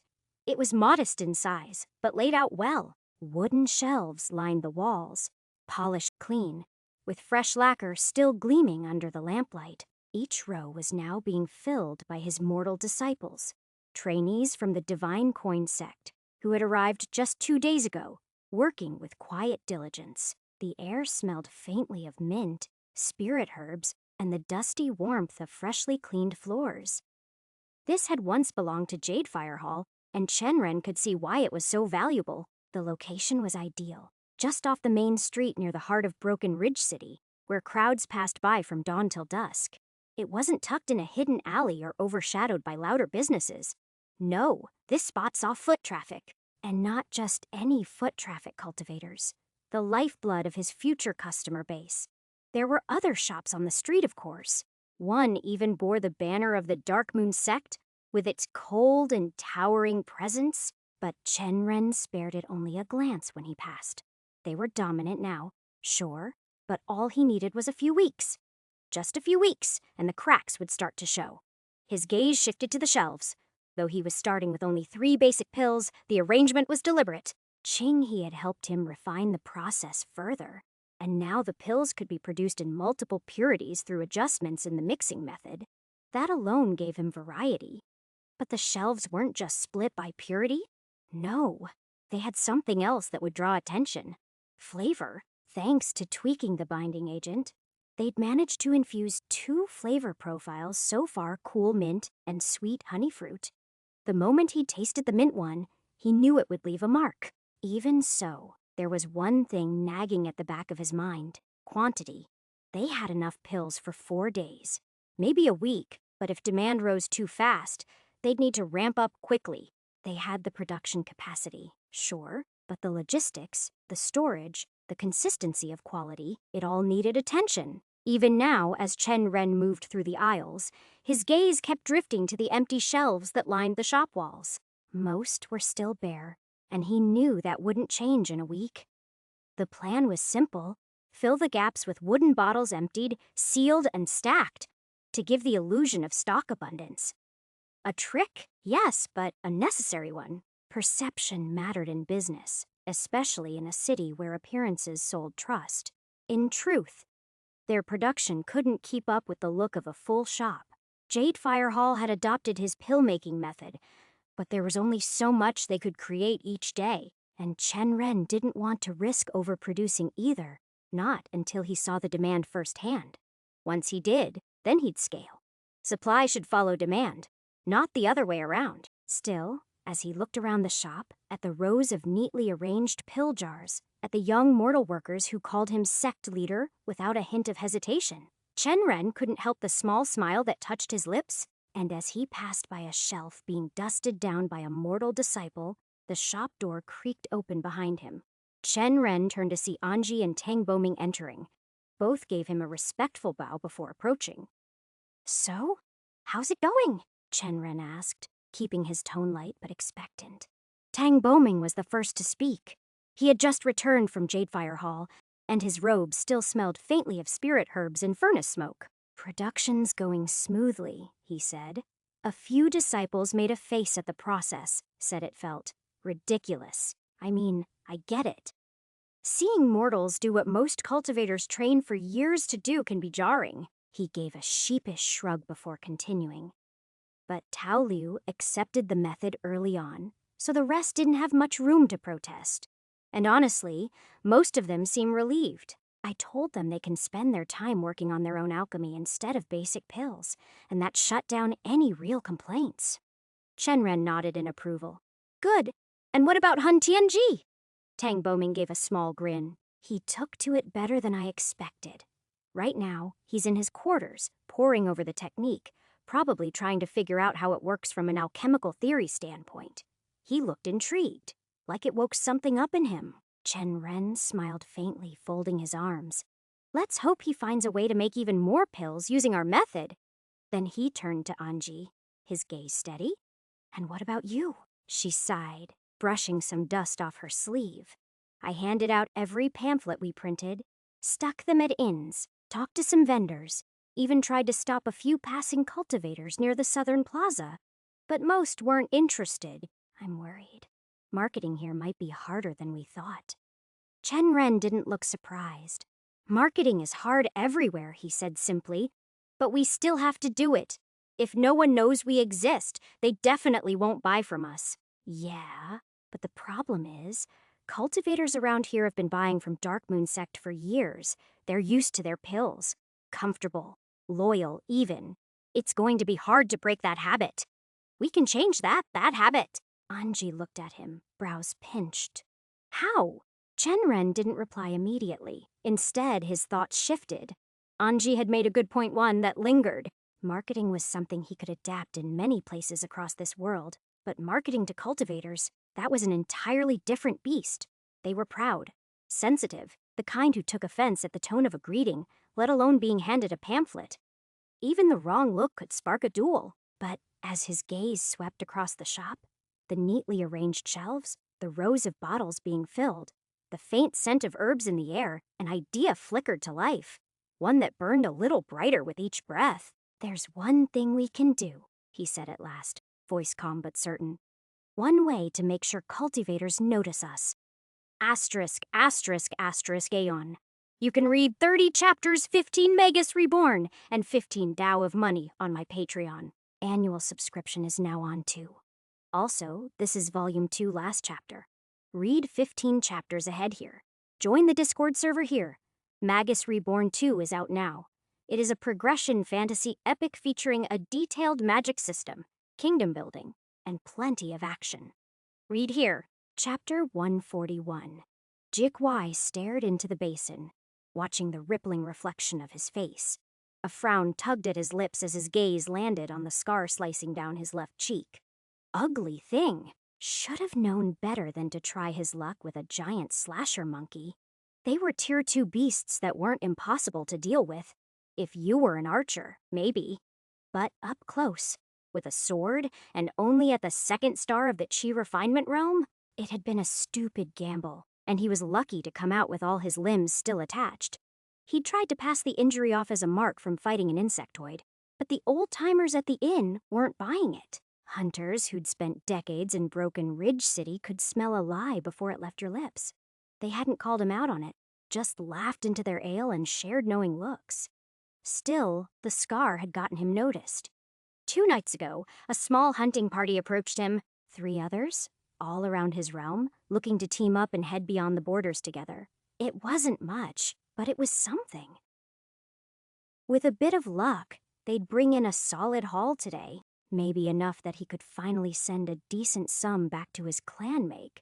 Sure, his brother's got a proper education, maybe even some spiritual resources. With that thought, lighting a fire in his chest, he slung his sword across his back and stepped out of the cramped inn. The streets of Broken Ridge were already on the move with early morning life. He weaved past steaming food stalls and squabbling vendors, his boots scuffing against worn cobblestones, slick with dew. By the time he reached the border gates, the line had already grown long rows of rogue cultivators waiting for clearance. He spotted a few uniforms in the crowd, Dark Moon sect disciples, a couple from minor clans. He adjusted his robes and settled at the back. Seeing them made a weird feeling tug in his chest. Well, that was part of the reason why he kept his distance. Sect disciples and clan-backed cultivators didn't mix well with people like him, and the last thing he wanted this early in the morning was to be looked down upon. Instead, he leaned against a sun-warmed stone wall near the gate, arms crossed, listening to the usual gossip drifting from the crowd. A new beast nest had been discovered near the eastern ridge. The insectoids were starting to counterattack again. And, of course, yet another story of a young master dragging his party into a disaster that got them all killed. None of it surprised him. It was just a reminder of how risky this life was. But for someone like him, with barely 29 spirit roots to his name and a water aspect that no big sect cared for, there weren't many other options. At least as a hunter, he was free. Free to make his own money. Free to die on his own terms. Still, that didn't stop the occasional sting of envy. The sect cultivators always had better gear-reinforced armor, weapons embedded with runes, and endless pills to keep their energy up. His own sword had chips in the blade, and the only protection he wore was a stitched leather vest that barely counted as armor. He'd only been hunting for a month now, and every coin he earned either went into living costs or was sent back home. The black market was an option to arm himself, sure, but he wasn't willing to gamble with that kind of money. Not when his little brothers still didn't have warmer robes for the winter. He sighed and rubbed the scar on his cheek, wondering how long it would take before he could finally afford something better. That's when a voice cut through the usual chatter. Not gossip something else. Free chi replenishment pills and bone refining capsules from Divine Pill Apothecary, just for today. His eyes snapped to the source. A man and a woman stood near the border gates, shouting at the top of their lungs. Curious cultivators were already gathering around them, drawn by the promise like moths to a flame. He pushed off the wall, eyes narrowing. Free pills. That wasn't something you heard every day. But Divine Pill Apothecary? He'd never heard of them before. Were they some black market seller operating in daylight? But then, why would they be giving out free pills? Even the border guards looked taken aback, glancing toward the commotion with mild suspicion, though none stepped forward to stop it. Curiosity tugged at him. He wanted to know what that was about. Well, my party members are not here yet. Might as well go and see. He made sure to recheck if his party had arrived, and noticing how they hadn't, he moved toward the jam. The crowd had thickened already, with a handful of cultivators standing in front, asking questions in voices thick with doubt. A silver-haired woman stepped forward from the crowd and raised her voice. "Why are you giving out free pills? Are they botched or something?" The woman standing behind the stall shook her head. "No, they aren't damaged in any way. We're opening our shop in a few days and offering these as part of our promotional campaign. We want cultivators to try the pills for themselves, to realize These are the best pills in the city. The best pills in the city? He blinked at that. Even the Dark Moon sect didn't boast like that. Arrogance or confidence? He wasn't sure. Could be both or just fake promises. He let his gaze drift down to the table and eyed the pouches and a few pills sitting out of them. They were pale blue pills with a strange shine and a smoother texture than he was used to. The colors were odd. Nothing like the typical dull grays or browns that were seen in standard mortal grade pills. He narrowed his eyes. They don't look authentic to me. The color's off. The texture, too. The man standing beside the woman gave a small smile. We use our own recipes. These are flavored pills, mint and honey fruit. They're designed to go down easy. Your taste buds will thank you. Flavored pills? He nearly scoffed. What nonsense was that? Pills weren't meant to be tasty. They were medicine, not sweets. Despite the skepticism, people kept asking questions and with every answer that was thrown his way. His doubt grew thicker. Something about this didn't sit right. Were they trying to poison people? Sabotage rival sects? But then, why do it in broad daylight? Right in front of the gates with guards watching. If this was a scam, it was either bold or incredibly stupid. And either way, he couldn't walk away now. Not until he figured out what kind of fools gave away valuable pills for free in Broken Ridge. So he stood there and watched for some more time while others continued crowding in, firing off questions at the pair, asking about purity, if there'd be hidden costs, or even where the shop was located. The answers came quickly. Purity, 50%. Location, just off the central street. Price, lower than the market standard. He almost laughed out loud.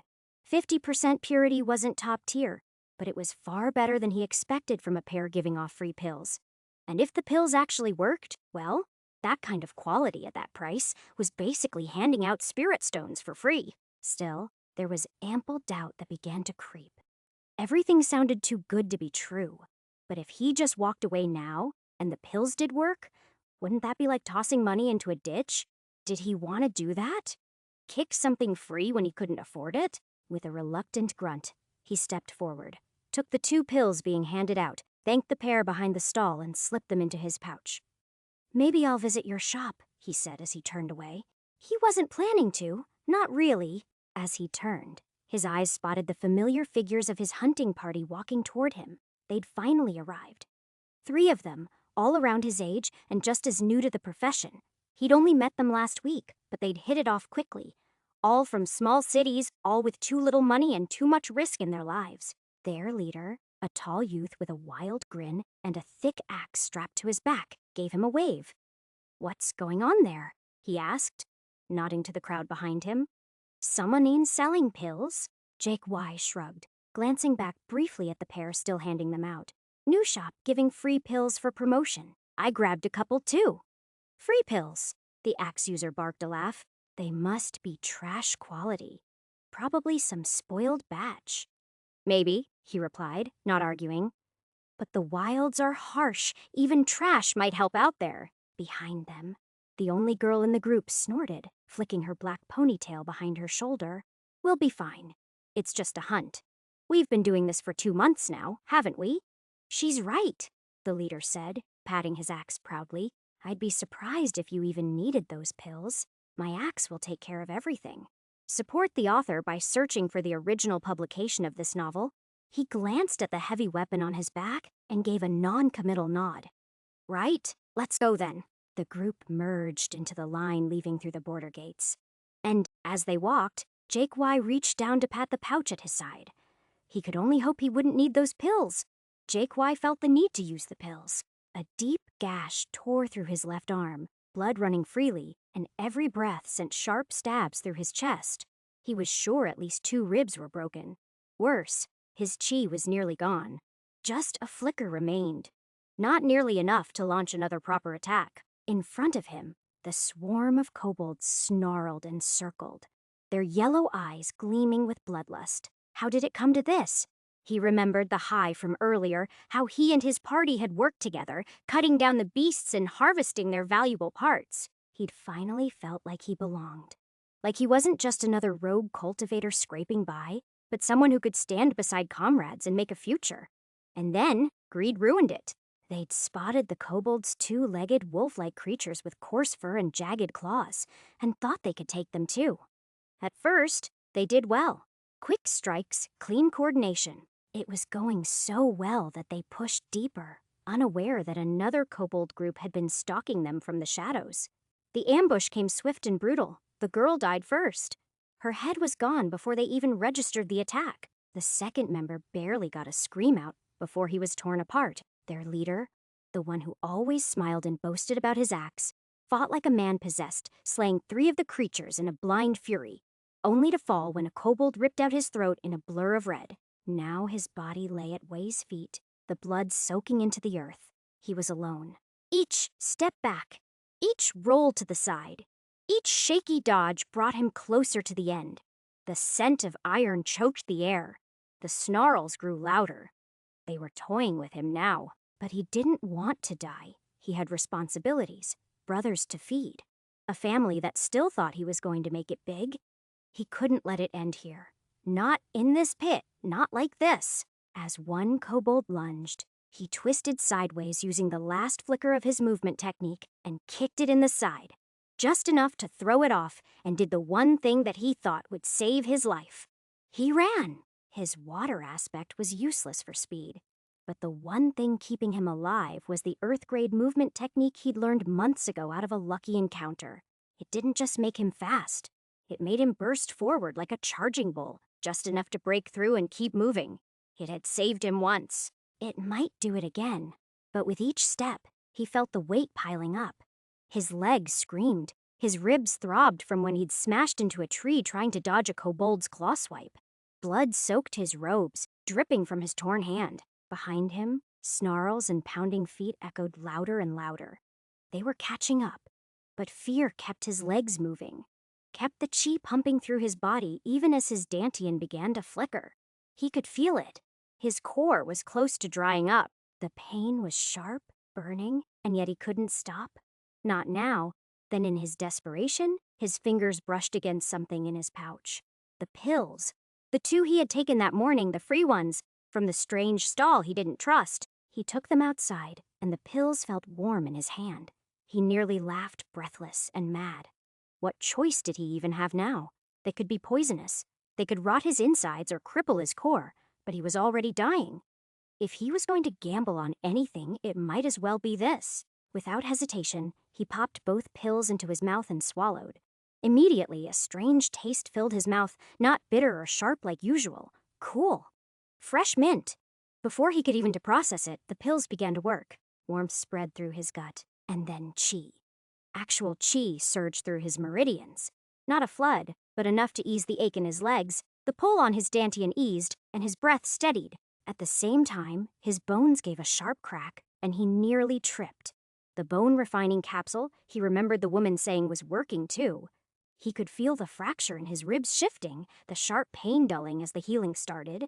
It hurt like hell, but it was working. And with every step, his hope grew. He might actually survive this. Jikwai focused on just that running. He wasn't willing to waste the chance the pills had given him. With each burst of chi, the distance between him and the kobolds widened. But he knew better than to relax. Just escaping a bit wasn't enough. He needed something drastic to shake them off completely. Then he heard it. The sound of water splashing against rock. A river. He honed in on the sound, pushing his legs harder, heart pounding in his chest. Trees whipped past him. He leapt over gnarled roots and low branches until finally, through the trees, he saw it. A river cutting across the land below a small cliff. Behind him, the snarls were still there. He had no time to rethink his choices. With a shout, he launched himself off the cliff, calling on his water chi the moment he hit the air. He braced as his body slammed into the river's surface and felt himself submerged. The cold shocked him, but the current welcomed his element. It pulled at him, flowing fast and hard. He let it take him. With practiced instinct and desperate will, he maneuvered through the current, letting the river drag him away from kobold territory. His chi affinity helped him cut through the water like a blade. Everything after that blurred together. By sheer force of will, he crawled out onto a riverbank sometime later. He didn't know how far he'd gone, only that he'd escaped. His limbs ached, his ribs throbbed, his skin stung with cuts. But he was alive. Fucking alive. The pills, they worked. There had been no side effects or backlash. Thank heavens. Still, his body ached, but he didn't want to sit by and think about it. If he stayed in the wild lands any longer, some other beast would make him a meal. Without another thought, he started walking. He didn't know how many hours passed before familiar rocks and broken trees led him back to the outskirts of Broken Ridge City. But the moment the border gates came into view, his heart felt lighter. He staggered toward them, his robes torn and half soaked. One of the guards at the post narrowed his eyes, then stepped forward and put a hand on his shoulder. "Are you okay? You went in with a party this morning, right? I saw you." Jikwai nodded, a wave of frustration and grief crashing through him. "They're all dead. Kobolds got them. I managed to run and found a river." His voice cracked. "Do you mind if I rest for now?" The guard nodded solemnly. "Yeah. Just come tomorrow to file a report." Jikwai gave another nod, too tired to care about reports. He turned, dragging his feet toward the inn, heart pounding with a strange cocktail of sorrow and gratitude. He had survived. And in his mind, one name kept echoing, Divine Pill Apothecary. He'd have to thank them too. Without those pills, he would have been another corpse in the wilds. Asterisk, asterisk, asterisk, asterisk. Ain. You can read 30 chapters, 15 Magus Reborn, and 15 Tao of Money on my Patreon. Annual subscription is now on too. Also, this is Volume 2, last chapter. Read 15 chapters ahead here. Join the Discord server here. Magus Reborn 2 is out now. It is a progression fantasy epic featuring a detailed magic system, kingdom building, and plenty of action. Read here. Chapter 142. Zedwen crouched beneath a thick patch of bushes, his eyes locked on the clearing ahead. Several beasts circled a large tree, their wings rustling and sharp beaks snapping as they guarded something high in the branches. Striker beaks. After months of following traces and clues, Ziwen had finally found where their nestling grounds were, but he knew that finding them was the easy part. His real challenge was just beginning. Striker beaks weren't easy to tame. In fact, they were notoriously aggressive, especially when grown. One wrong move, and they'd tear flesh like paper. But Ziwen hadn't come unprepared. He had spent weeks buried his head in the bestiaries that sect leader Chen had given him, reading through every note on avian-type beasts. From diet to territory to temperament, he had soaked up every information and built a plan keeping them in mind. And in theory, he knew his plan would work. If you're planning to tame one by feeding it, that's the oldest trick in the book, came a male voice beside him. But these beasts are grown. You can see that. They would attack you. Doesn't take a genius to know that. Suen turned, his brows knitting at the sight of Hong Yi, crouching and looking like he'd rather do anything but be here. Suen knew the man had no business being here. In fact, he had no idea why the cultivator kept leaving his workshop so often these days. You don't know that, Zuen shot back. And I'm not feeding them just anything. This mix came straight from a recipe in the bestiary book, and it is something they actually like. Ah, he looked at him sideways, questioning. Why are you even here anyway? I don't want to be here. Trust me, I just need to study some birds, Hong Yi muttered under his breath. What for? Ziwen asked back. I had a talk with sect leader Chen about puppets. He tossed out an idea, asking what if I made one that could fly. Normally, only Meridian Expansion Realm puppets can do that if their materials are top tier. But he said, why not base the structure off a bird instead? So, now I'm looking at birds. I could see that happening. You're here anyway. Do you know how birds fly? That made Hong Yi think. He went silent for a moment, and Ziwen didn't take his eyes off of the striker beaks. They flap their wings around and fly. That is about it. I don't know anything more. I always thought some beasts just used chi, but even ordinary birds fly. So it has to be something in their wings, right? Well, that answers my questions. Hong Yi might have knowledge on things related to his Tao, but he should have probably done more research before coming down here. That thought itself made Ziwen shake his head. He exhaled through his nose. Whatever, just let me do my work.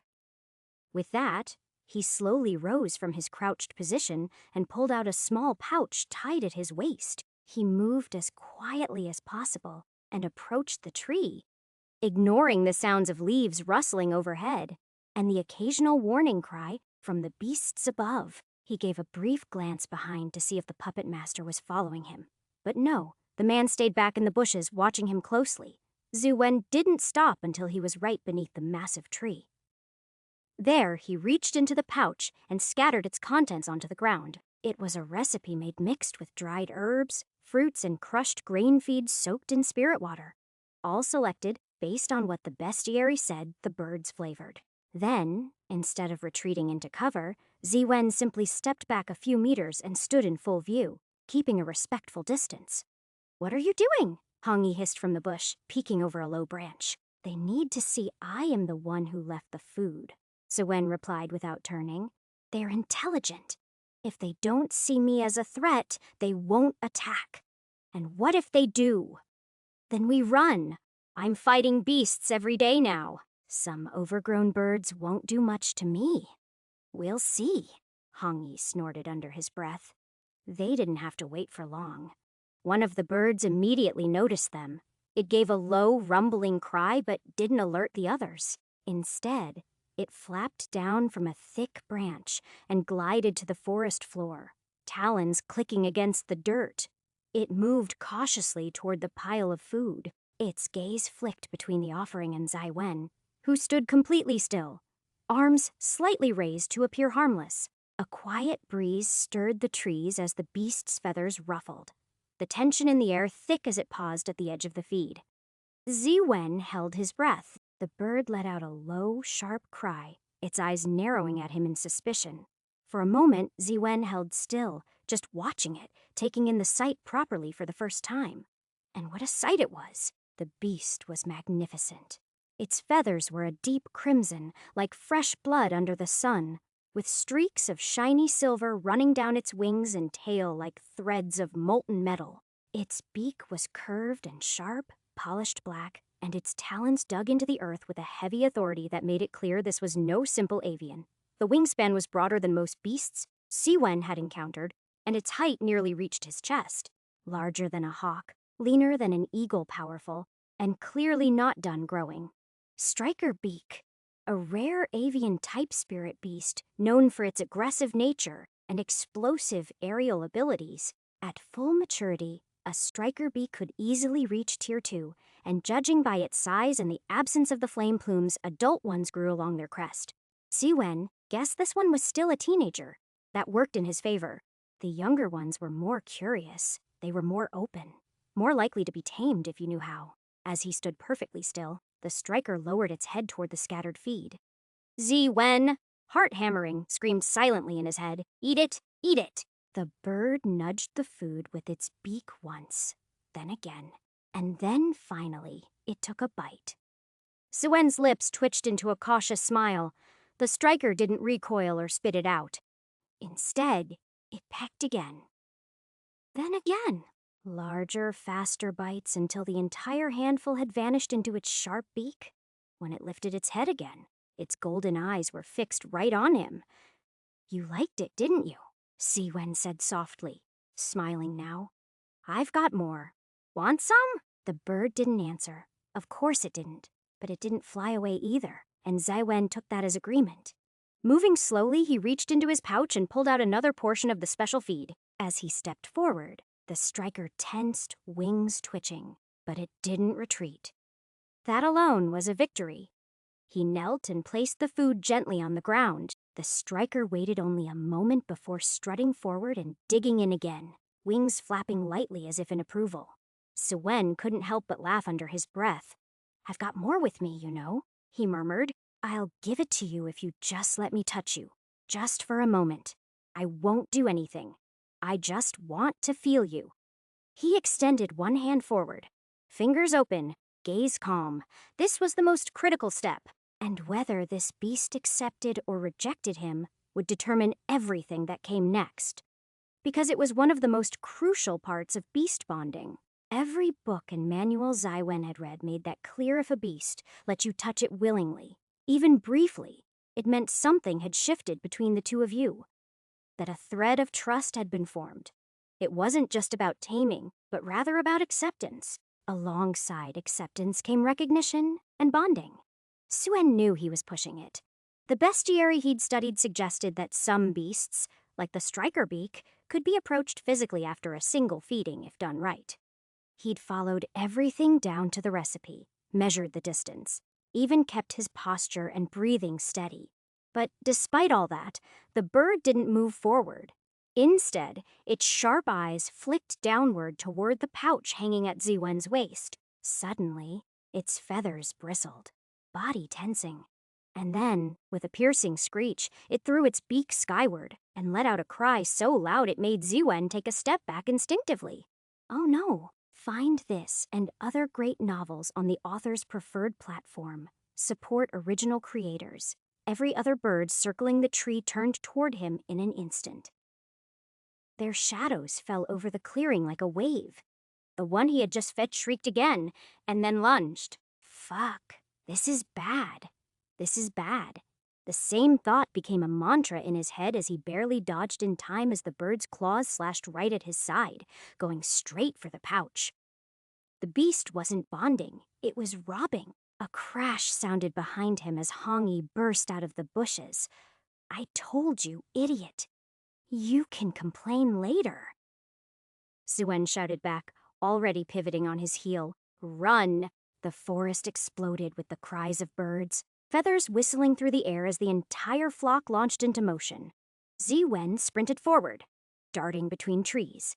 His breathing was loud in his ears. Behind him, Hongyi cursed and followed, keeping pace as the birds shrieked overhead. The one he had tried to bond with didn't stop. It was flying just above the treetops, wings spreading wide as it let out a furious gust of wind. The blast hit him like a hammer. He stumbled, nearly smashing into a thick trunk. Leaves scattered everywhere. Gritting his teeth, he twisted his body and regained balance just in time, barely managing to stay upright as more gusts followed, sharp and punishing. Where's your bonding now? Hongyi shouted. Shut up and keep running. And they did straight toward the distant outline of the village. I should have brought my puppets. Hongyi cursed behind him as he ducked a low-flying bird. At least they could have taken some of the hits.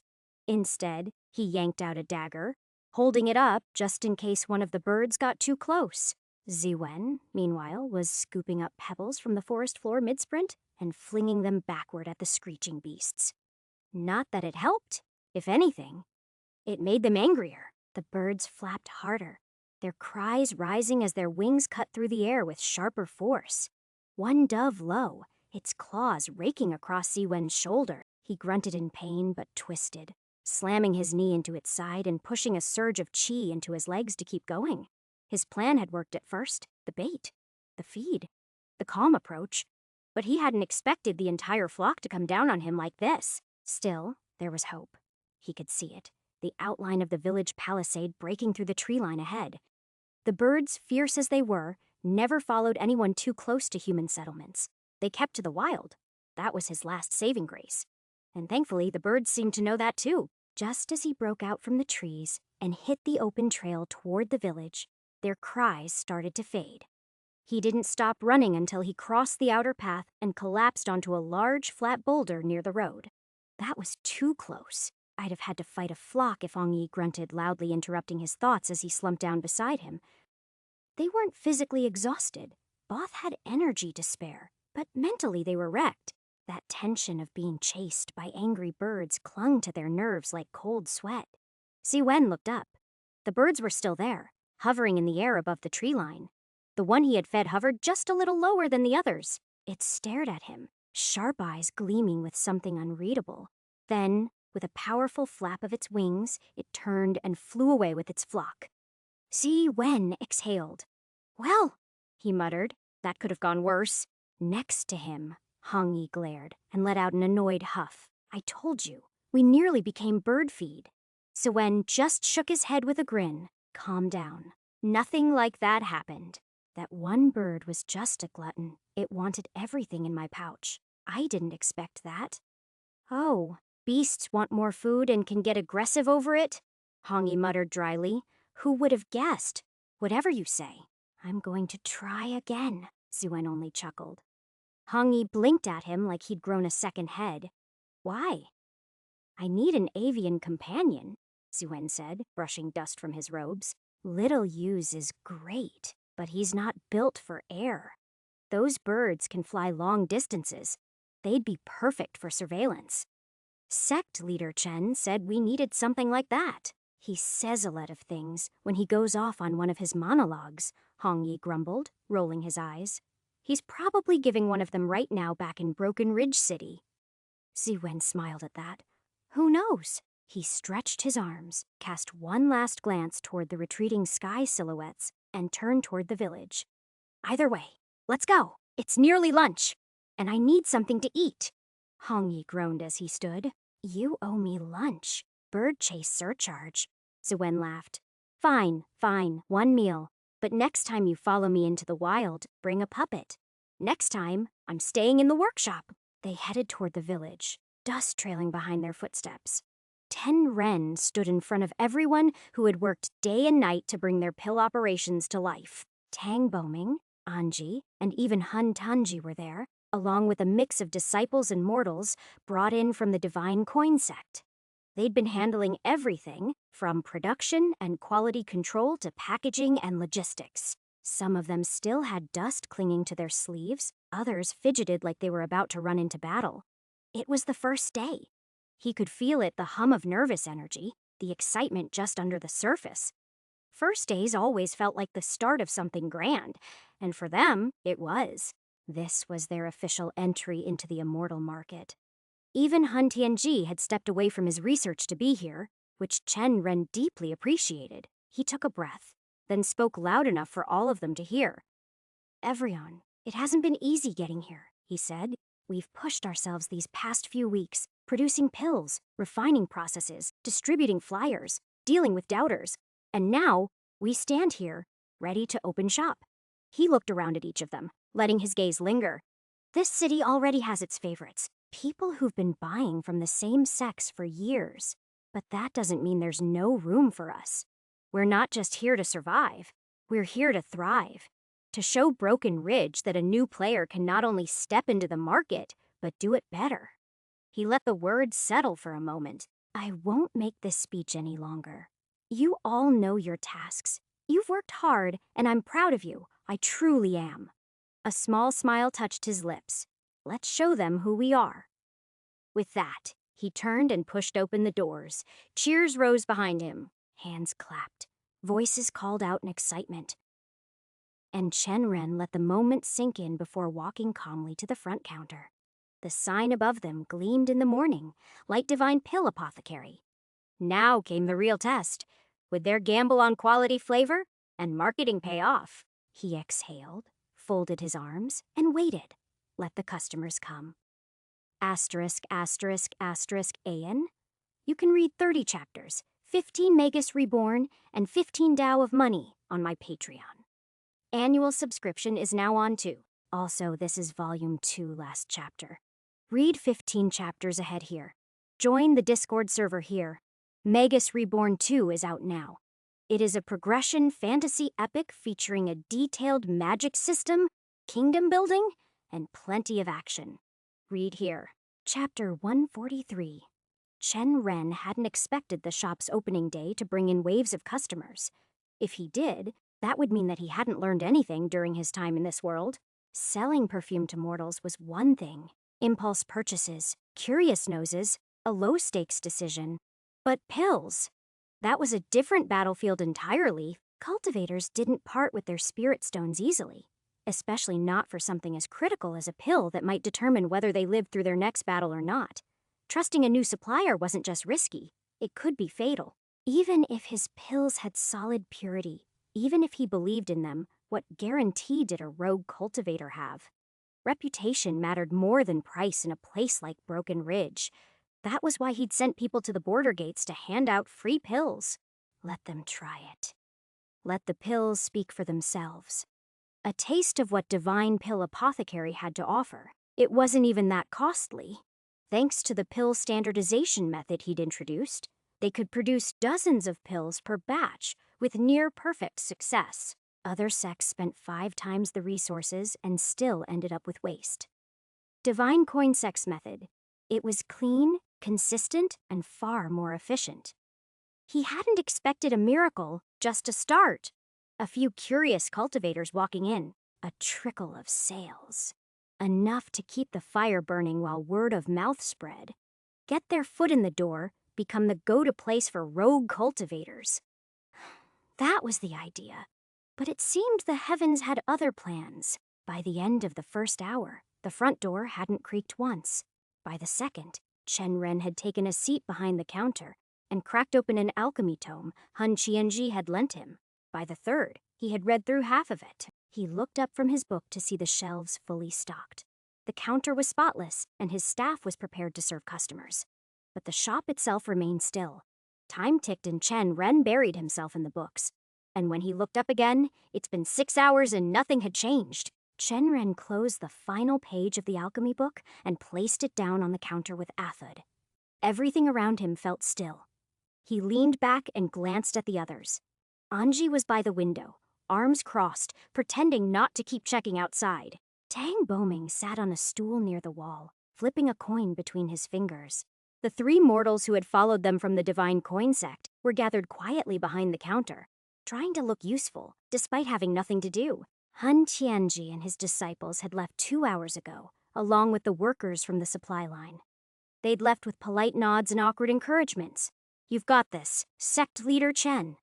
We will come by to check in later, and hope it all goes well." He wasn't angry. He understood. No one wanted to be in the room when reality came knocking.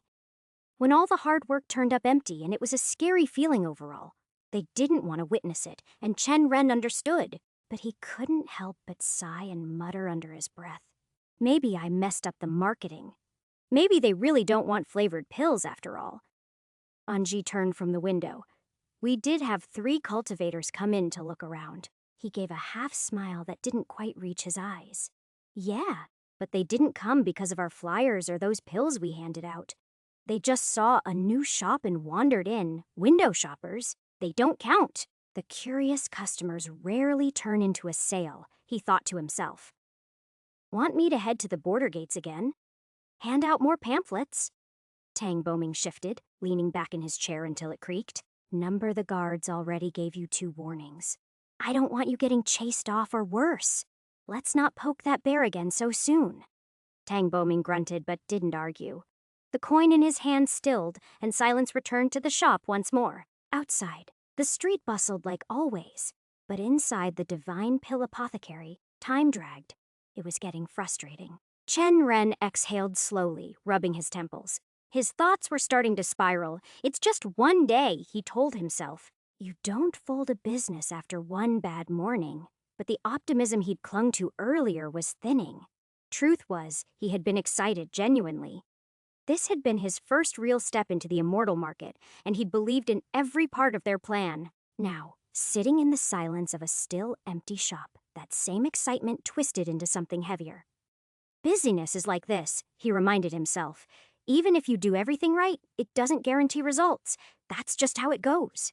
He forced himself to look at the positives. They had a good setup, a standardized process that other sects couldn't replicate, solid purity, unique flavors. Low cost. If he kept at it, maybe it would still work. Maybe the door creaked open. Chen Ren looked up, heart thudding just slightly. 4 figures stepped in, their robes streaked with mud and dried blood, dust clinging to their boots and shoulders. His chi flared instinctively as his eyes caught the gleam of weapons and armor. But he stopped himself. Their faces weren't hostile, they just looked tired and curious. But mostly tired. And Chen Ren could already tell that they were cultivators. The one at the front, a tall man with a long sword strapped to his hip, walked straight toward the counter. His eyes swept over the interior before settling on Chen Ren. "This the Divine Pill Apothecary?" he asked. The one that gave out free pills a few days back in the morning? Chen Ren straightened. It is. Looking for pills, the man nodded. Yeah, we tried the chi replenishment one on the field today. I swear, at first, I thought it was just some sweet you'd handed out. But then I felt my chi bounce back. It was strange, but good. He tapped a finger on the counter. If the price is right, we'll take at least a dozen. Before he could even finish, Anji had already moved behind him, her hands working quickly. She reached into the storage drawer, pulled out a clean batch of chi replenishment pills, and placed the jars gently on the counter. The man reached into the jar, pulled out one of the pills, and held it up to the light. He turned it in his fingers, gave it a cautious sniff, then looked back at Chen Ren. How much for one? 3 low-grade spirit stones, Chen Ren replied. Purity's at 60%. The man's brows lifted. Are you sure? I wouldn't lie to a customer. You've tried them already. You know how they work. A dozen will come to 36, but I'll give you a discount. 33 spirit stones. The man turned to glance at his companions. One of them gave a small nod. All right. Give me a dozen, and add 3 bone-refining capsules. Chen Ren returned the nod. Right away. Behind him, Anji was already moving, nimble and practiced, retrieving the jars from their assigned shelf. As she placed them on the counter, the soft chime of the door opening rang again. Another group of cultivators stepped inside, dust-covered, worn, eyes scanning the interior with cautious interest. One of them called out, "This the shop that gave out the free pills earlier? If you discover this tale on Amazon, be aware that it has been stolen. Please report the violation." Tang Boming stepped forward to greet them in a friendly tone. Chen Ren watched as the conversation played out, just like before. Another sale, maybe? He blinked, processing the shift. Why now? Why not earlier? Thousands of possibilities ran through his head, but finally, one clicked in place. They're rogue cultivators. Of course they hadn't shown up during the day.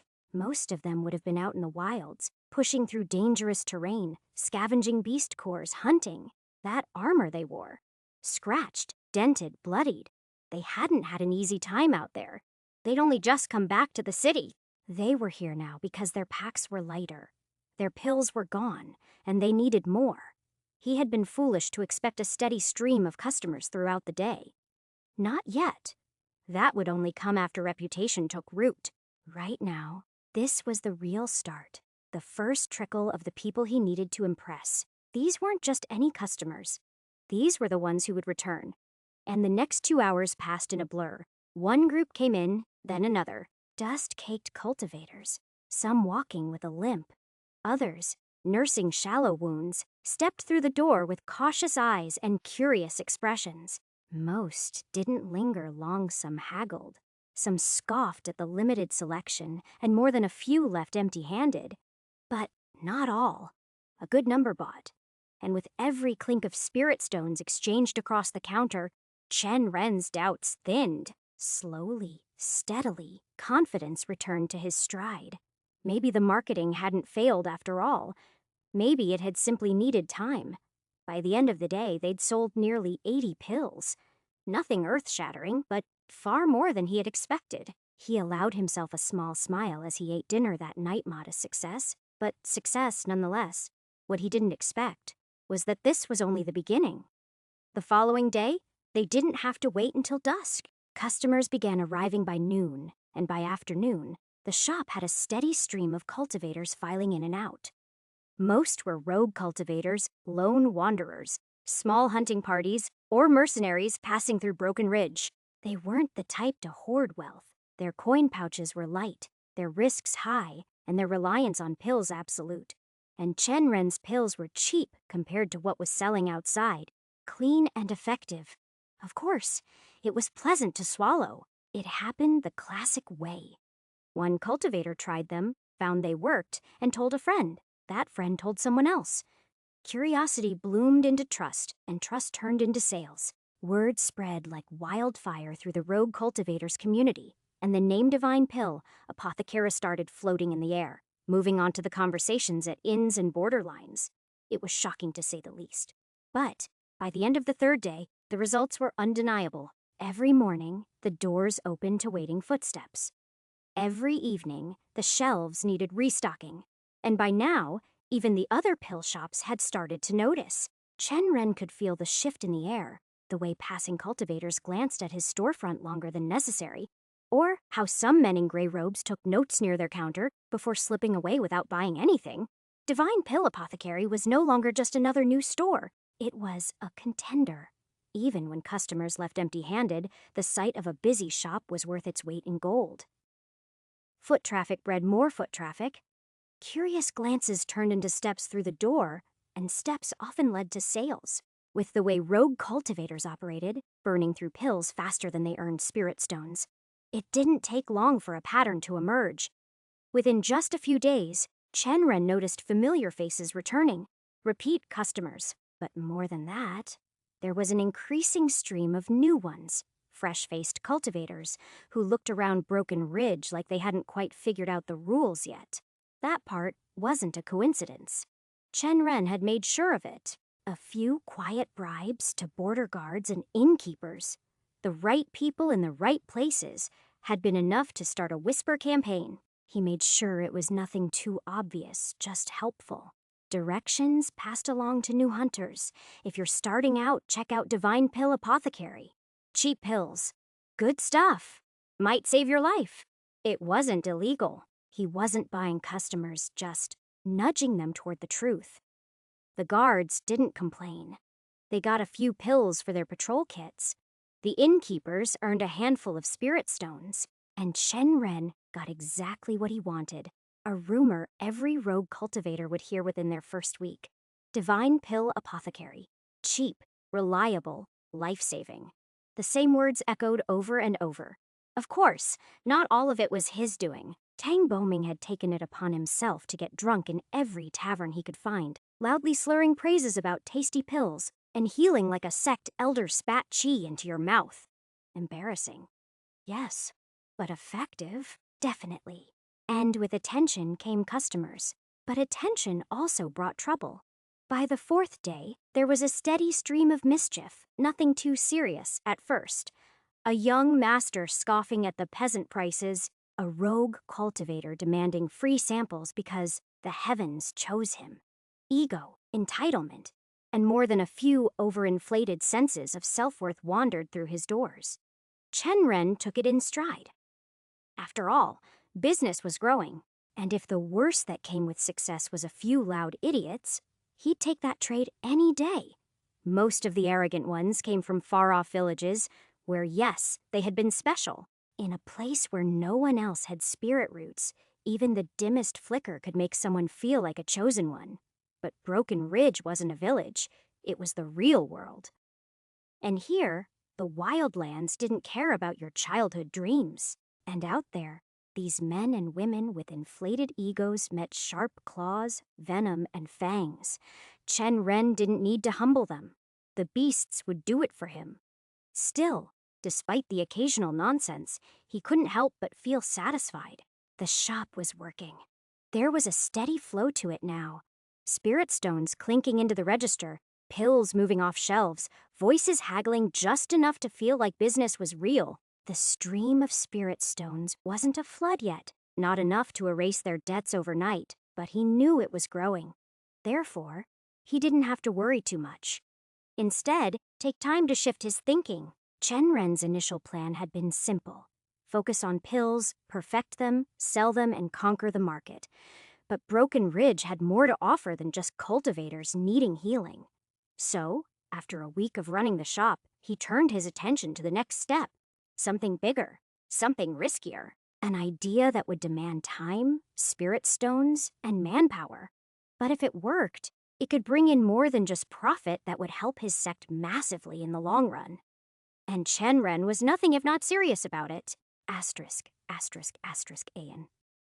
You can read 30 chapters, 15 Magus Reborn, and 15 Tao of Money on my Patreon. Annual subscription is now on too. Also, this is Volume 2 last chapter. Read 15 chapters ahead here. Join the Discord server here. Magus Reborn 2 is out now. It is a progression fantasy epic featuring a detailed magic system, kingdom building, and plenty of action. Read here, Chapter 144. Jik Y walked with a nervous tick in his step through the streets of Broken Ridge City. It had only been a few days since the kobolds nearly ripped his life apart, and the load of survival had settled heavily on his shoulders. Recovery had taken time, not just for his body, but for everything that came after. He'd spent the last few days gathering information on his fallen comrades from the innkeeper and finding everything they owned. Tattered letters, half-empty pouches, a chipped blade. With trembling hands, he'd written a message to each of their families, sealing the words with the shame of someone who had survived when the others hadn't. He handed their belongings to a traveling merchant, asking him to deliver what little remained to the villages they once called home. Jekwai wondered, as he watched the city around him move as if nothing had changed, what it would be like if the roles were reversed. If someone sent word to his parents, saying their son had died somewhere deep in the wilds, and that they wouldn't even see his body. It was a cruel fate. But cultivation was never meant to be kind. The path of heaven was riddled with thorns and betrayal. One didn't walk it expecting mercy. One walked it because turning back meant being forgotten. And so, Jeek Y had made his choice. He would return to the wild lands, not just for the spirit stones, not just for the beast cores or relics that rogue cultivators scraped by with Bud, but for something deeper. He needed strength, enough to return to that cursed kobold territory, enough to find what was left of his fallen companions. He didn't expect to find much kobolds ate human flesh, after all. But even a shred of cloth, a blade, a broken pendant, it would be something. A way to say, I didn't forget. I came back for you. That, he believed, was the least a righteous cultivator could do. Even if his knees trembled and fear still lingered in the marrow of his bones, Jik Y kept moving. Because for him, survival wasn't the end. It was the beginning. But before heading back into danger, Jik Y had one more thing to do. Something he couldn't ignore. Resupply and thank the people who had saved his life. The 2 pills he'd taken that day, the ones handed to him for free near the border gates, had made all the difference. Without them, his bones would have remained broken, his chi hollow, and his corpse food for kobolds. He owed them more than spirit stones. He owed them his life. He retraced the address the girl had given at the border. The name echoed clearly in his head, Divine Pill Apothecary. It didn't take him long to find it. The board was clear, bold letters painted in bright red against a lacquered wooden sign that stood proudly above the shop's entrance. A soft herbal fragrance drifted from inside. Strangely pleasant for a pill shop. Jiek Y stepped through the doorway and froze. The place was full. No less than a dozen cultivators stood inside, all in various states of chatter and trade. Some leaned over counters inspecting pills. Others discussed dosages and purity. A few were simply lounging and laughing, clearly regulars. So many customers. He was confused. He remembered the shop being new, not even open when he'd first gotten those free pills. Now, it was thriving. Morning light poured in through the windows, glinting off glass jars filled with colorful pills and orderly shelves stacked to the brim. He hadn't expected this much activity so soon. Then again, the pills had worked, better than expected. His wounds had closed. His chi had recovered, and unlike every other pill he'd ever taken, these had actually tasted good. No bitter aftertaste, no gut-wrenching kick. He stepped further in, scanning the shop for the young man and woman who had been giving away pills that day. But neither of them were in sight. So he approached the counter, where a middle-aged man with kind eyes sat sorting receipts. No chi emanated from him, likely a mortal, but his bearing was calm and inviting. As Jikwai approached, the man straightened up and smiled. Honored cultivator, welcome to Divine Pill Apothecary. Are you looking for pills before heading to the wild lands? Jikwai gave a respectful nod. I am, but first, I'm looking for someone. Oh? May I ask who? There were 2 people giving out free pills near the border gates a few days ago. I wanted to thank them. Those pills saved my life out in the wild lands. The man blinked in recognition.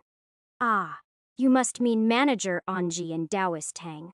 Wait here, I'll get one of them for you. As the man disappeared into the back, Jeek Y let his eyes wander around the shop again. The shelves were full, the scent of herbs and spiritual ingredients rich in the air. But what caught his attention most wasn't the pills. It was the people. Almost everyone in the shop was with a group. Small teams, hunting parties, friends.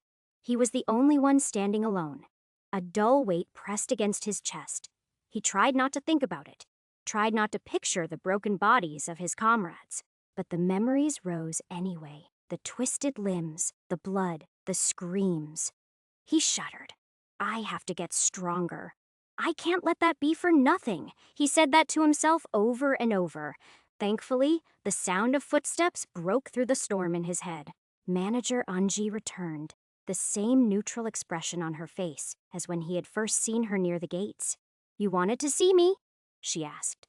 "I don't know if you remember me, but I was one of the people you handed pills to near the gates a few days ago." He bowed deeply then, straightened and continued. "I just wanted to say thank you. If not for those pills, I wouldn't be standing here. Your shop saved my life. Please, allow me to repay you for them." Anji raised a brow at that, then gave a small smile, genuine and a little amused. "You don't need to worry about it," she said. "We don't charge for what we give freely. But if you want more, we have plenty in stock." Jaguai slowly raised his head, a furrow of confusion still etched between his brows. "But I don't know how else to pay you. We didn't give those pills to make anyone feel indebted. You don't owe us anything." "Manager," Anji said with a kind tone in her voice that caught him off guard. He'd expected some offer to buy more, at the very least. A pitch, a gentle nudge, something. But this, he stood there, unsure what to say, unsure how to act. In his world, nothing came without a cost. Kindness, especially still. He nodded slowly. Maybe he couldn't pay them back, but he could support them. He could buy from them. Their pills were damn good. And judging by the murmur of conversations around the shop, their prices weren't bleeding anyone dry either. As he mulled over his thoughts, a voice cut through from beside him. Another cultivator stepped up to Anji. This one dressed in a reinforced leather vest and boots still stained with wild dust. He gave Jekwai a quick glance, then turned to her. "I heard Divine Pill Apothecary is recruiting for a hunting party." Anji nodded. "That's right." But the man continued. "What's this thing, insurance? One of your workers mentioned it earlier. You're offering insurance to cultivators?" Jekwai blinked, surprised. Insurance? That was a word he'd never heard in all his years wandering between villages in danger. The shop was recruiting and giving insurance? Anji's expression didn't change as she answered. "It's a term our sect leader came up with. What it means is simple. If something happens to you out in the wilds, if you're killed or seriously injured, we'll send money to your family, enough to keep them afloat. And if you are wounded, we'll cover the cost of healing you. Pills, treatments, whatever you need." She smiled faintly. "All of it would be covered with no cost to you." The shop quieted just a bit. Or it could be just him. Words like that didn't belong in a cultivator's world. No one cared what happened to you once you were gone. That was the unspoken truth. Families starved. Orphans begged.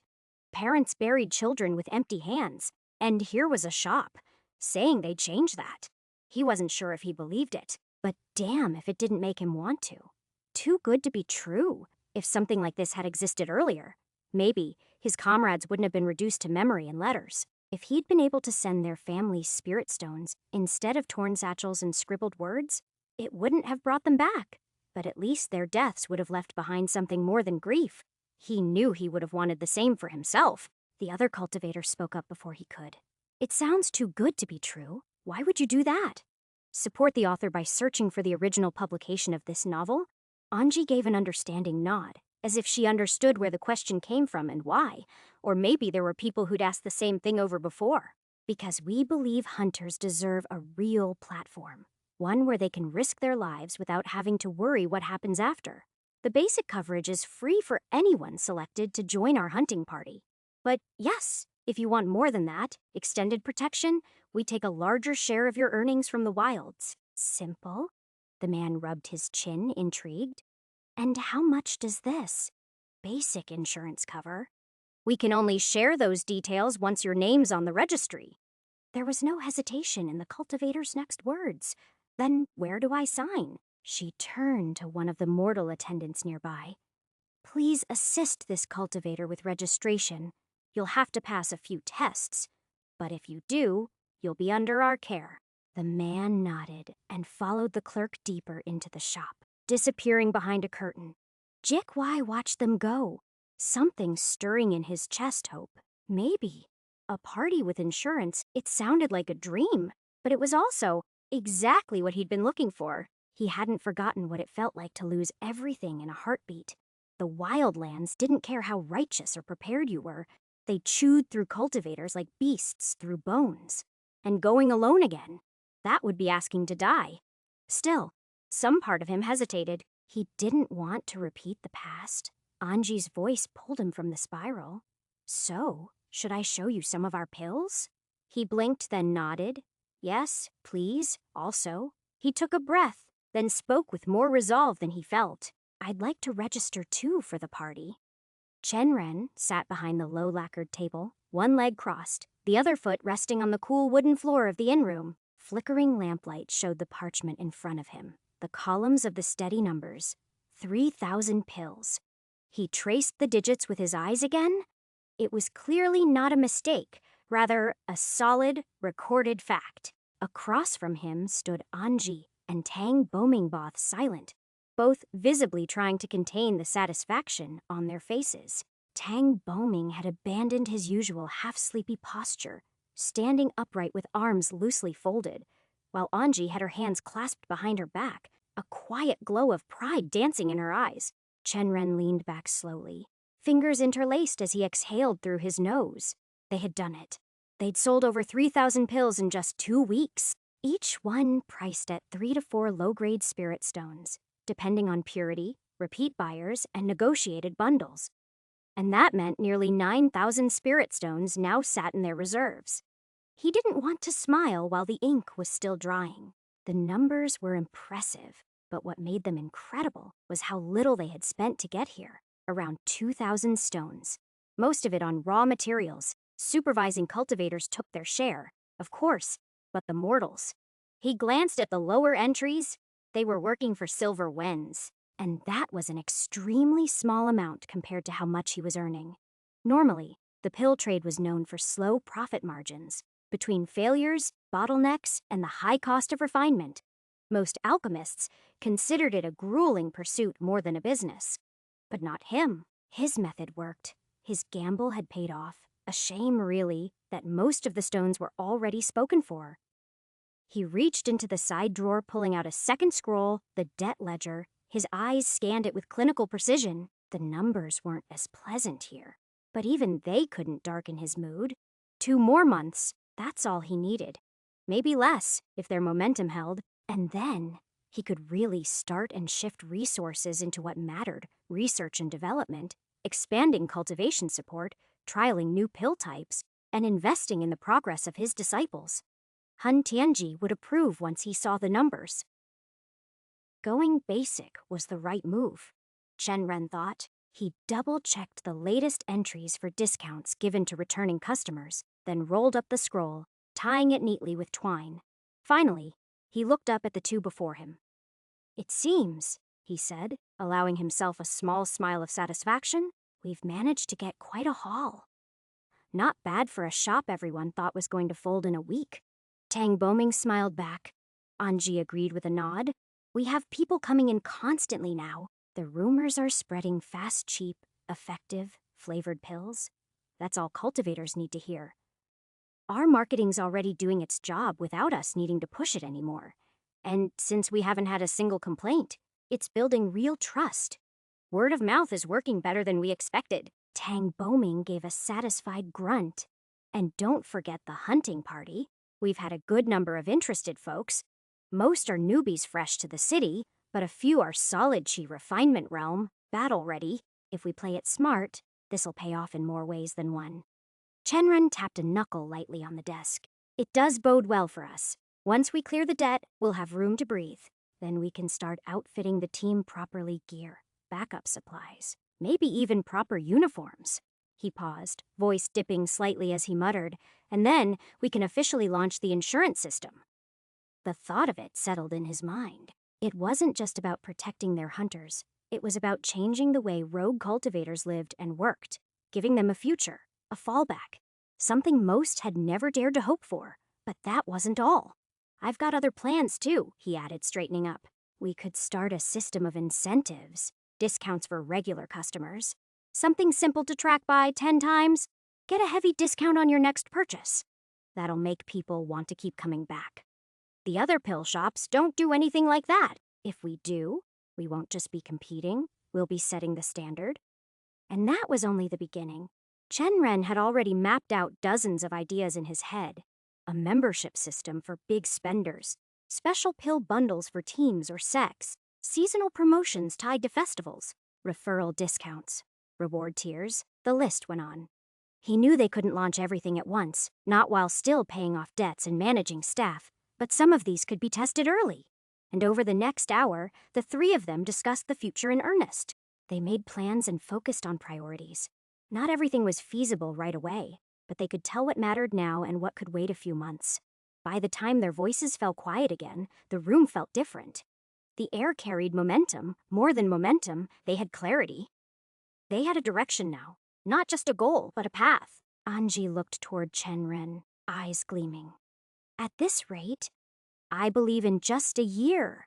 If we follow through with all this, Divine Pill Apothecary won't just survive. It'll dominate. Chen Ren didn't speak right away. He looked back down at the ledger, remembering the numbers he'd written, and smiled. Let's make that year count. Tang Boming, who had been leaning back with a look of satisfaction just moments before, rubbed his jaw. Yeah, but I'm also worried. Dark Moon Sect? Tang Boming let out a short breath and nodded. It's only been 2 weeks, but I'd bet Spirit Stones they've already heard of us. Maybe not the full extent, but enough. Chen Ren's fingers drummed on the side of the ledger. He'd been thinking the same. While most sects would ignore a small shop in its first month, Dark Moon Sect was different. They're the only ones I've been watching out for, Chen Ren muttered, then looked back up. But have you heard anything yet? Any movement? Not yet. No spies. No thugs sent our way. But that's exactly what worries me. It's quiet. Then they're watching. That thought itself made his gut clench. But it was a reality. He couldn't run away from it, so he faced it. But they'll act soon. They always do. Dark Moon Sect doesn't let competition grow big enough to matter. If they think we're a threat to their share of the market, they'll move. I give them a week, maybe less, so we will prepare. Asterisk, asterisk, asterisk. Alin, you can read 30 chapters, 15 Magus Reborn, and 15 Tao of Money on my Patreon. Annual subscription is now on too. Also, this is Volume 2 last chapter. Read 15 chapters ahead here. Join the Discord server here. Magus Reborn 2 is out now. It is a progression fantasy epic featuring a detailed magic system, kingdom building, and plenty of action. Read here, Chapter 145. Taifang sat with his back straight looking at the dozen scrolls that lay open in front of him like ribs of a beast. They were all marked in crisp strokes. So fresh. He still smelt the ink. Broken Ridge City sales counts, profit margins, ratios of loss, pill fluctuations. He scanned each line without pause, his mind calculating faster than his hand could move. To his left, the incense burned, the smoke curling lazily around the still room. Every 15 days, this was the ritual. Every 15 days, the numbers passed through his fingers like water, and the lifeblood of the Dark Moon Sect's pill trade flowed where he pointed. On the floor before him, 3 disciples knelt in silence, Ningkai, Quen, Yudang, ready to answer any question that might arise. As the most powerful outer sect elder of the Dark Moon Sect, he was responsible for their pill business, since the majority of the alchemists that worked to make those pills were outer sect disciples. It angered him to even think about how those disciples worked day and night just to keep the sect running and prosper. Yet the real benefit was taken by the inner disciples and those nepotistic products. He was still enraged by the fact that sect leader Gao Moya hadn't done anything about the problem. But he had done his part, Everything else rested with the upper echelons of the sect. He was an important figure within the sect after all. He had reached the peak Foundation establishment realm and was the only one at that level serving as an outer sect elder. But some matters were better left untouched. Taifang shook his head, attempting to shrug his thoughts, and picked one of the scrolls, glancing at the disciples from above the parchment. Their breathing was quiet, postures discipline, but he knew that something was off. It was so obvious with all the sleeve tugging, how Quen completely avoided his gaze and how Udang kept looking at Ninkai. Now that he noticed how nervous they were, was something wrong? Had they made a mistake? He reached for the scroll without a word, his fingers steady even as his thoughts swirled like a storm-tossed sea. Questions pressed against his throat, but he swallowed them down. There would be time for that. The soft rustle of parchment accompanied each flip as he moved through the monthly sales records. Familiar numbers greeted him. Regular pills consistent. One line dipped slightly expected fluctuation from Iron Root Defense Pill. Another had climbed. A pleasant surprise. Golden Vitality Pill. He gave a faint nod. So far, everything was within the bounds of normalcy.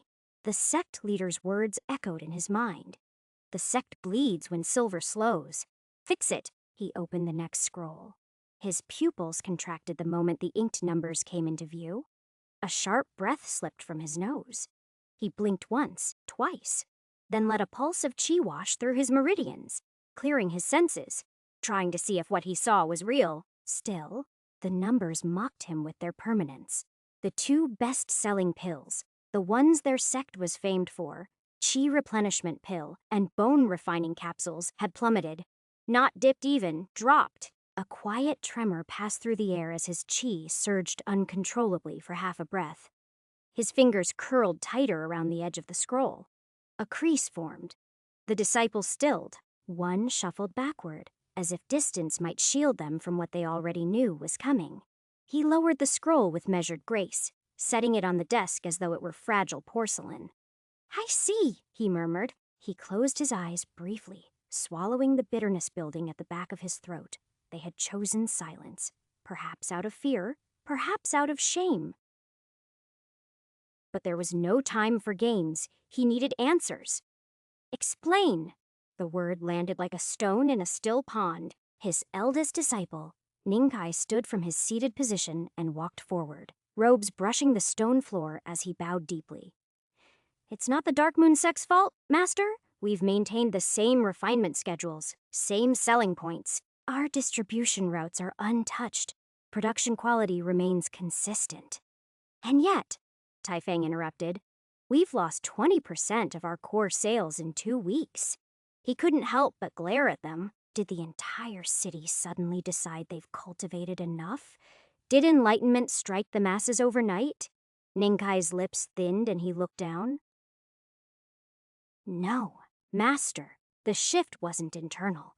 It's external, beyond our influence. It is another shop." That again. Was he trying to shift any blame? A slow dread crawled down his spine, coiling tighter with every beat of silence. He exhaled, flicking his sleeve aside and narrowing his eyes. What's the name of this new competition? I didn't hear anything about a new sect moving into the city, and the dip is too huge for a green sect to do so. Hudang stepped forward, eyes lowered. "It's a new sect, Master. They call themselves the Divine Coin Sect. Their storefront is known as the Divine Pill Apothecary. It's all over the city right now, and every cultivator heading into the town is moving there to stock up." With every sentence, his eyes widened as he realized what was going on. The name was vaguely familiar. Where did I hear it? Where, as he thought for a moment, it clicked. Jade Fire Hall. That failed husk of a sect, swallowed by debt and left to be abandoned. Recently, someone acquired it. He had dismissed them at the time, assuming they'd drown under the debt and the expenses of keeping a sect alive. But they'd taken a large share of spirit stones from Dark Moon Sect when he hadn't been looking. But how? He made direct eye contact with his disciples, and they straightened as if yanked by invisible strings. He didn't speak the question, but they understood it anyway. How? Ninkai grimaced. as if the words themselves tasted bitter on his tongue. They're selling their pills for 3 spirit stones each. 3? That was barely above cost. And that's not all, he continued, voice tight. They've introduced a new type, a variant of the chi replenishment pill, but it leaves a lingering taste in the mouth. Taste? He echoed, narrowing his eyes. What taste? Udang stepped forward, rubbing the back of his neck sheepishly. I tried one, Master. It worked just as well as ours, and it tasted like mint. The silence that followed was deafening. Mint? Are you speaking of dessert or cultivation pills? Ningkai didn't flinch this time. Instead, he dipped his head and reached into his robe, retrieving a small pouch. I brought some for you to examine. Master, please, see for yourself. He took the pouch slowly, weighing it in his palm. The drawstring was silk, not standard hemp, and a faint scent clung to it, cool and herbal. His brow creased as he untied it and drew out a single pill. The surface was smooth, almost waxed. It was of a completely different color, and its texture felt strange, something he'd never seen on a chi replenishment pill. He placed it on his tongue. A moment passed. Then it melted. Coolness spread across his tongue. His pupils shrank. The chi came rushing in, refined, efficient, smooth as flowing water. His meridians lit up as if soothed by a healer's touch. And then came the aftertaste. Just like his disciples had said, it tasted like mint. He stared at the pouch, then picked out another and placed it on his tongue. The same reaction, the same burst of clean chi, the same flavor threading through his senses. His throat tightened. This wasn't some cheap gimmick. These pills weren't just real, they were good. The purity was slightly lower than the Sexone, but the structure was stable, the dissolution perfect, and the flavor he couldn't ignore it. It left an impression, one that would make first-time users remember and return. He felt his hand tightening around the pouch as the question, how, rang in his mind.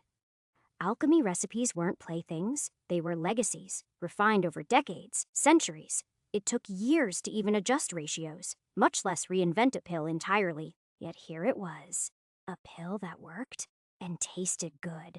Enjoying this book. Seek out the original to ensure the author gets credit. And if they had done this with chi replenishment pills, they could do it with other pills. His thoughts spiraled. He looked up, the dread now fully nestled behind his eyes. How?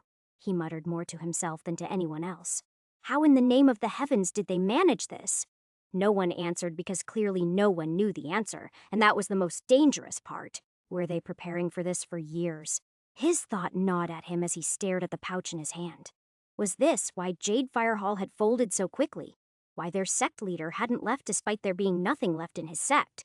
Too many questions, but there was no answers. Only one truth remained. A new force had entered Broken Ridge, and it wasn't leaving quietly. He turned to his disciples.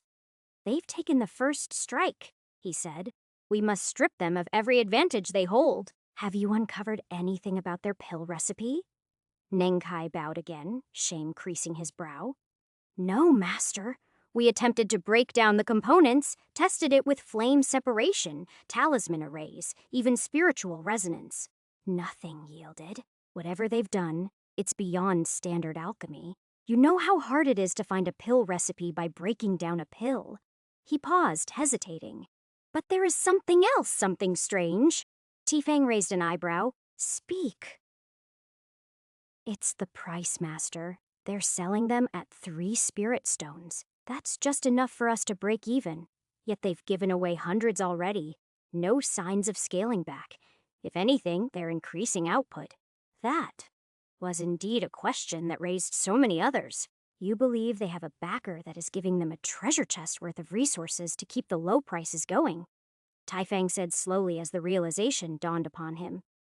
Ningkai nodded. We suspect so. We weren't able to figure out more information on the Divine Coin Sect. But there's also the possibility, Master, that their recipe is simply more advanced than ours.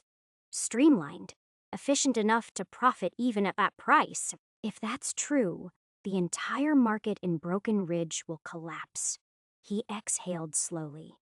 If cultivators grow used to lower prices, he murmured, we won't be able to sell our pills at current rates.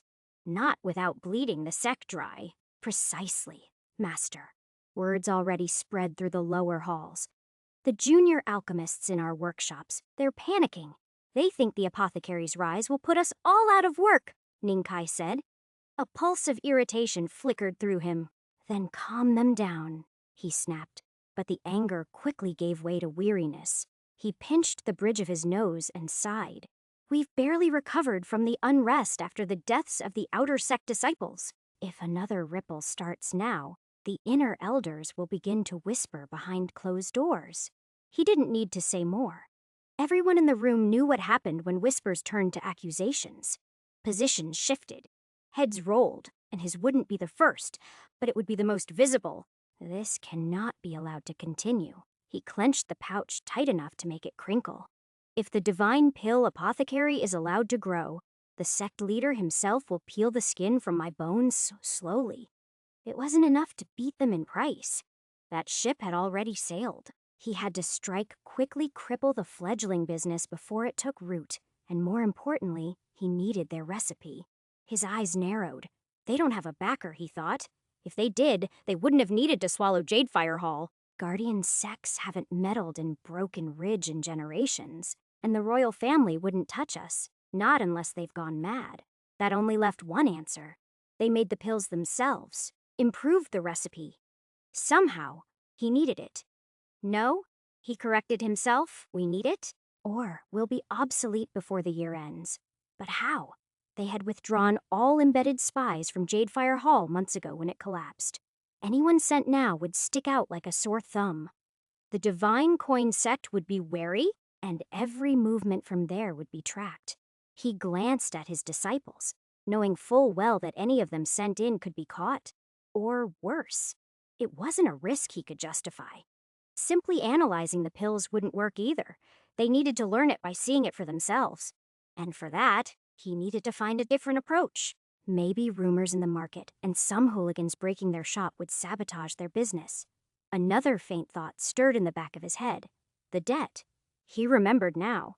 Jadefire Hall had been drowning in it before they sold themselves to this upstart sect. And debts didn't vanish with a name change. They lingered. They're still bound. They must be. And if that's true, one meeting with Shu Layan, the moneylender whose coffers ran deeper than most sects, and this little upstart sect might find itself crushed under paperwork rather than martial techniques. But that was just one angle. The recipe. That was the real prize. Without it, they'd always be chasing shadows. His eyes flicked toward his disciples. Do you know where they're making the pills? Ninkai gave a short bow. I believe it's still at the Jadefire Hall grounds, Master. I've seen carts moving from there toward the apothecary early in the morning. Do you want us to sabotage it? Quen asked, stepping forward and speaking for the first time ever since he'd started to analyze the sales, eagerness tucked just beneath the surface. He shook his head. The young man was always ready to throw hands. Number, they're too close to the city walls, and Hun Tianji may have fallen in rank, but he's still an expert cultivator. We risk too much sending anyone in. The room fell quiet. I'm willing, Quen spoke up again. If that's what it takes, sect leader. A flicker of regret flickered through his eyes. He didn't doubt the boy's loyalty, but this was no test of courage. It was a game of shadows. He stood up and turned away from them, folding his hands behind his back, and let the silence stretch. Ideas spun through his mind, some complex and fragile. He'd spent decades outmaneuvering rival sects, bleeding them dry with fake scandals, fake clients, even fake breakthroughs. But that had always been to break. This time, he needed Totake. You couldn't just burn a house and expect the recipe inside to survive. If I destroy them too fast, the formula dies with them. No alchemist worth his salt will part with a recipe under pressure. And if they do, it'll be fake. He exhaled for the nth time today, out of frustration at the growing thorn at their side, then lifted his chin as something struck his mind. I have a plan. You'll need to do it perfectly. One mistake, and we'll have a lot of problems sniffing down our necks. Worse, we might lose the chance entirely. His disciples dropped to one knee in unison. Command us, Master. Taifeng turned to face them fully now. Well, here's what I'm thinking. Asterisk. Asterisk, asterisk, a K-ni. You can read 30 chapters 15 Magus Reborn and 15 Tao of Money on my Patreon. Annual subscription is now on too. Also, this is Volume 2 last chapter. Read 15 chapters ahead here. Join the Discord server here. Magus Reborn 2 is out now. It is a progression fantasy epic featuring a detailed magic system, kingdom building, and plenty of action. Read here.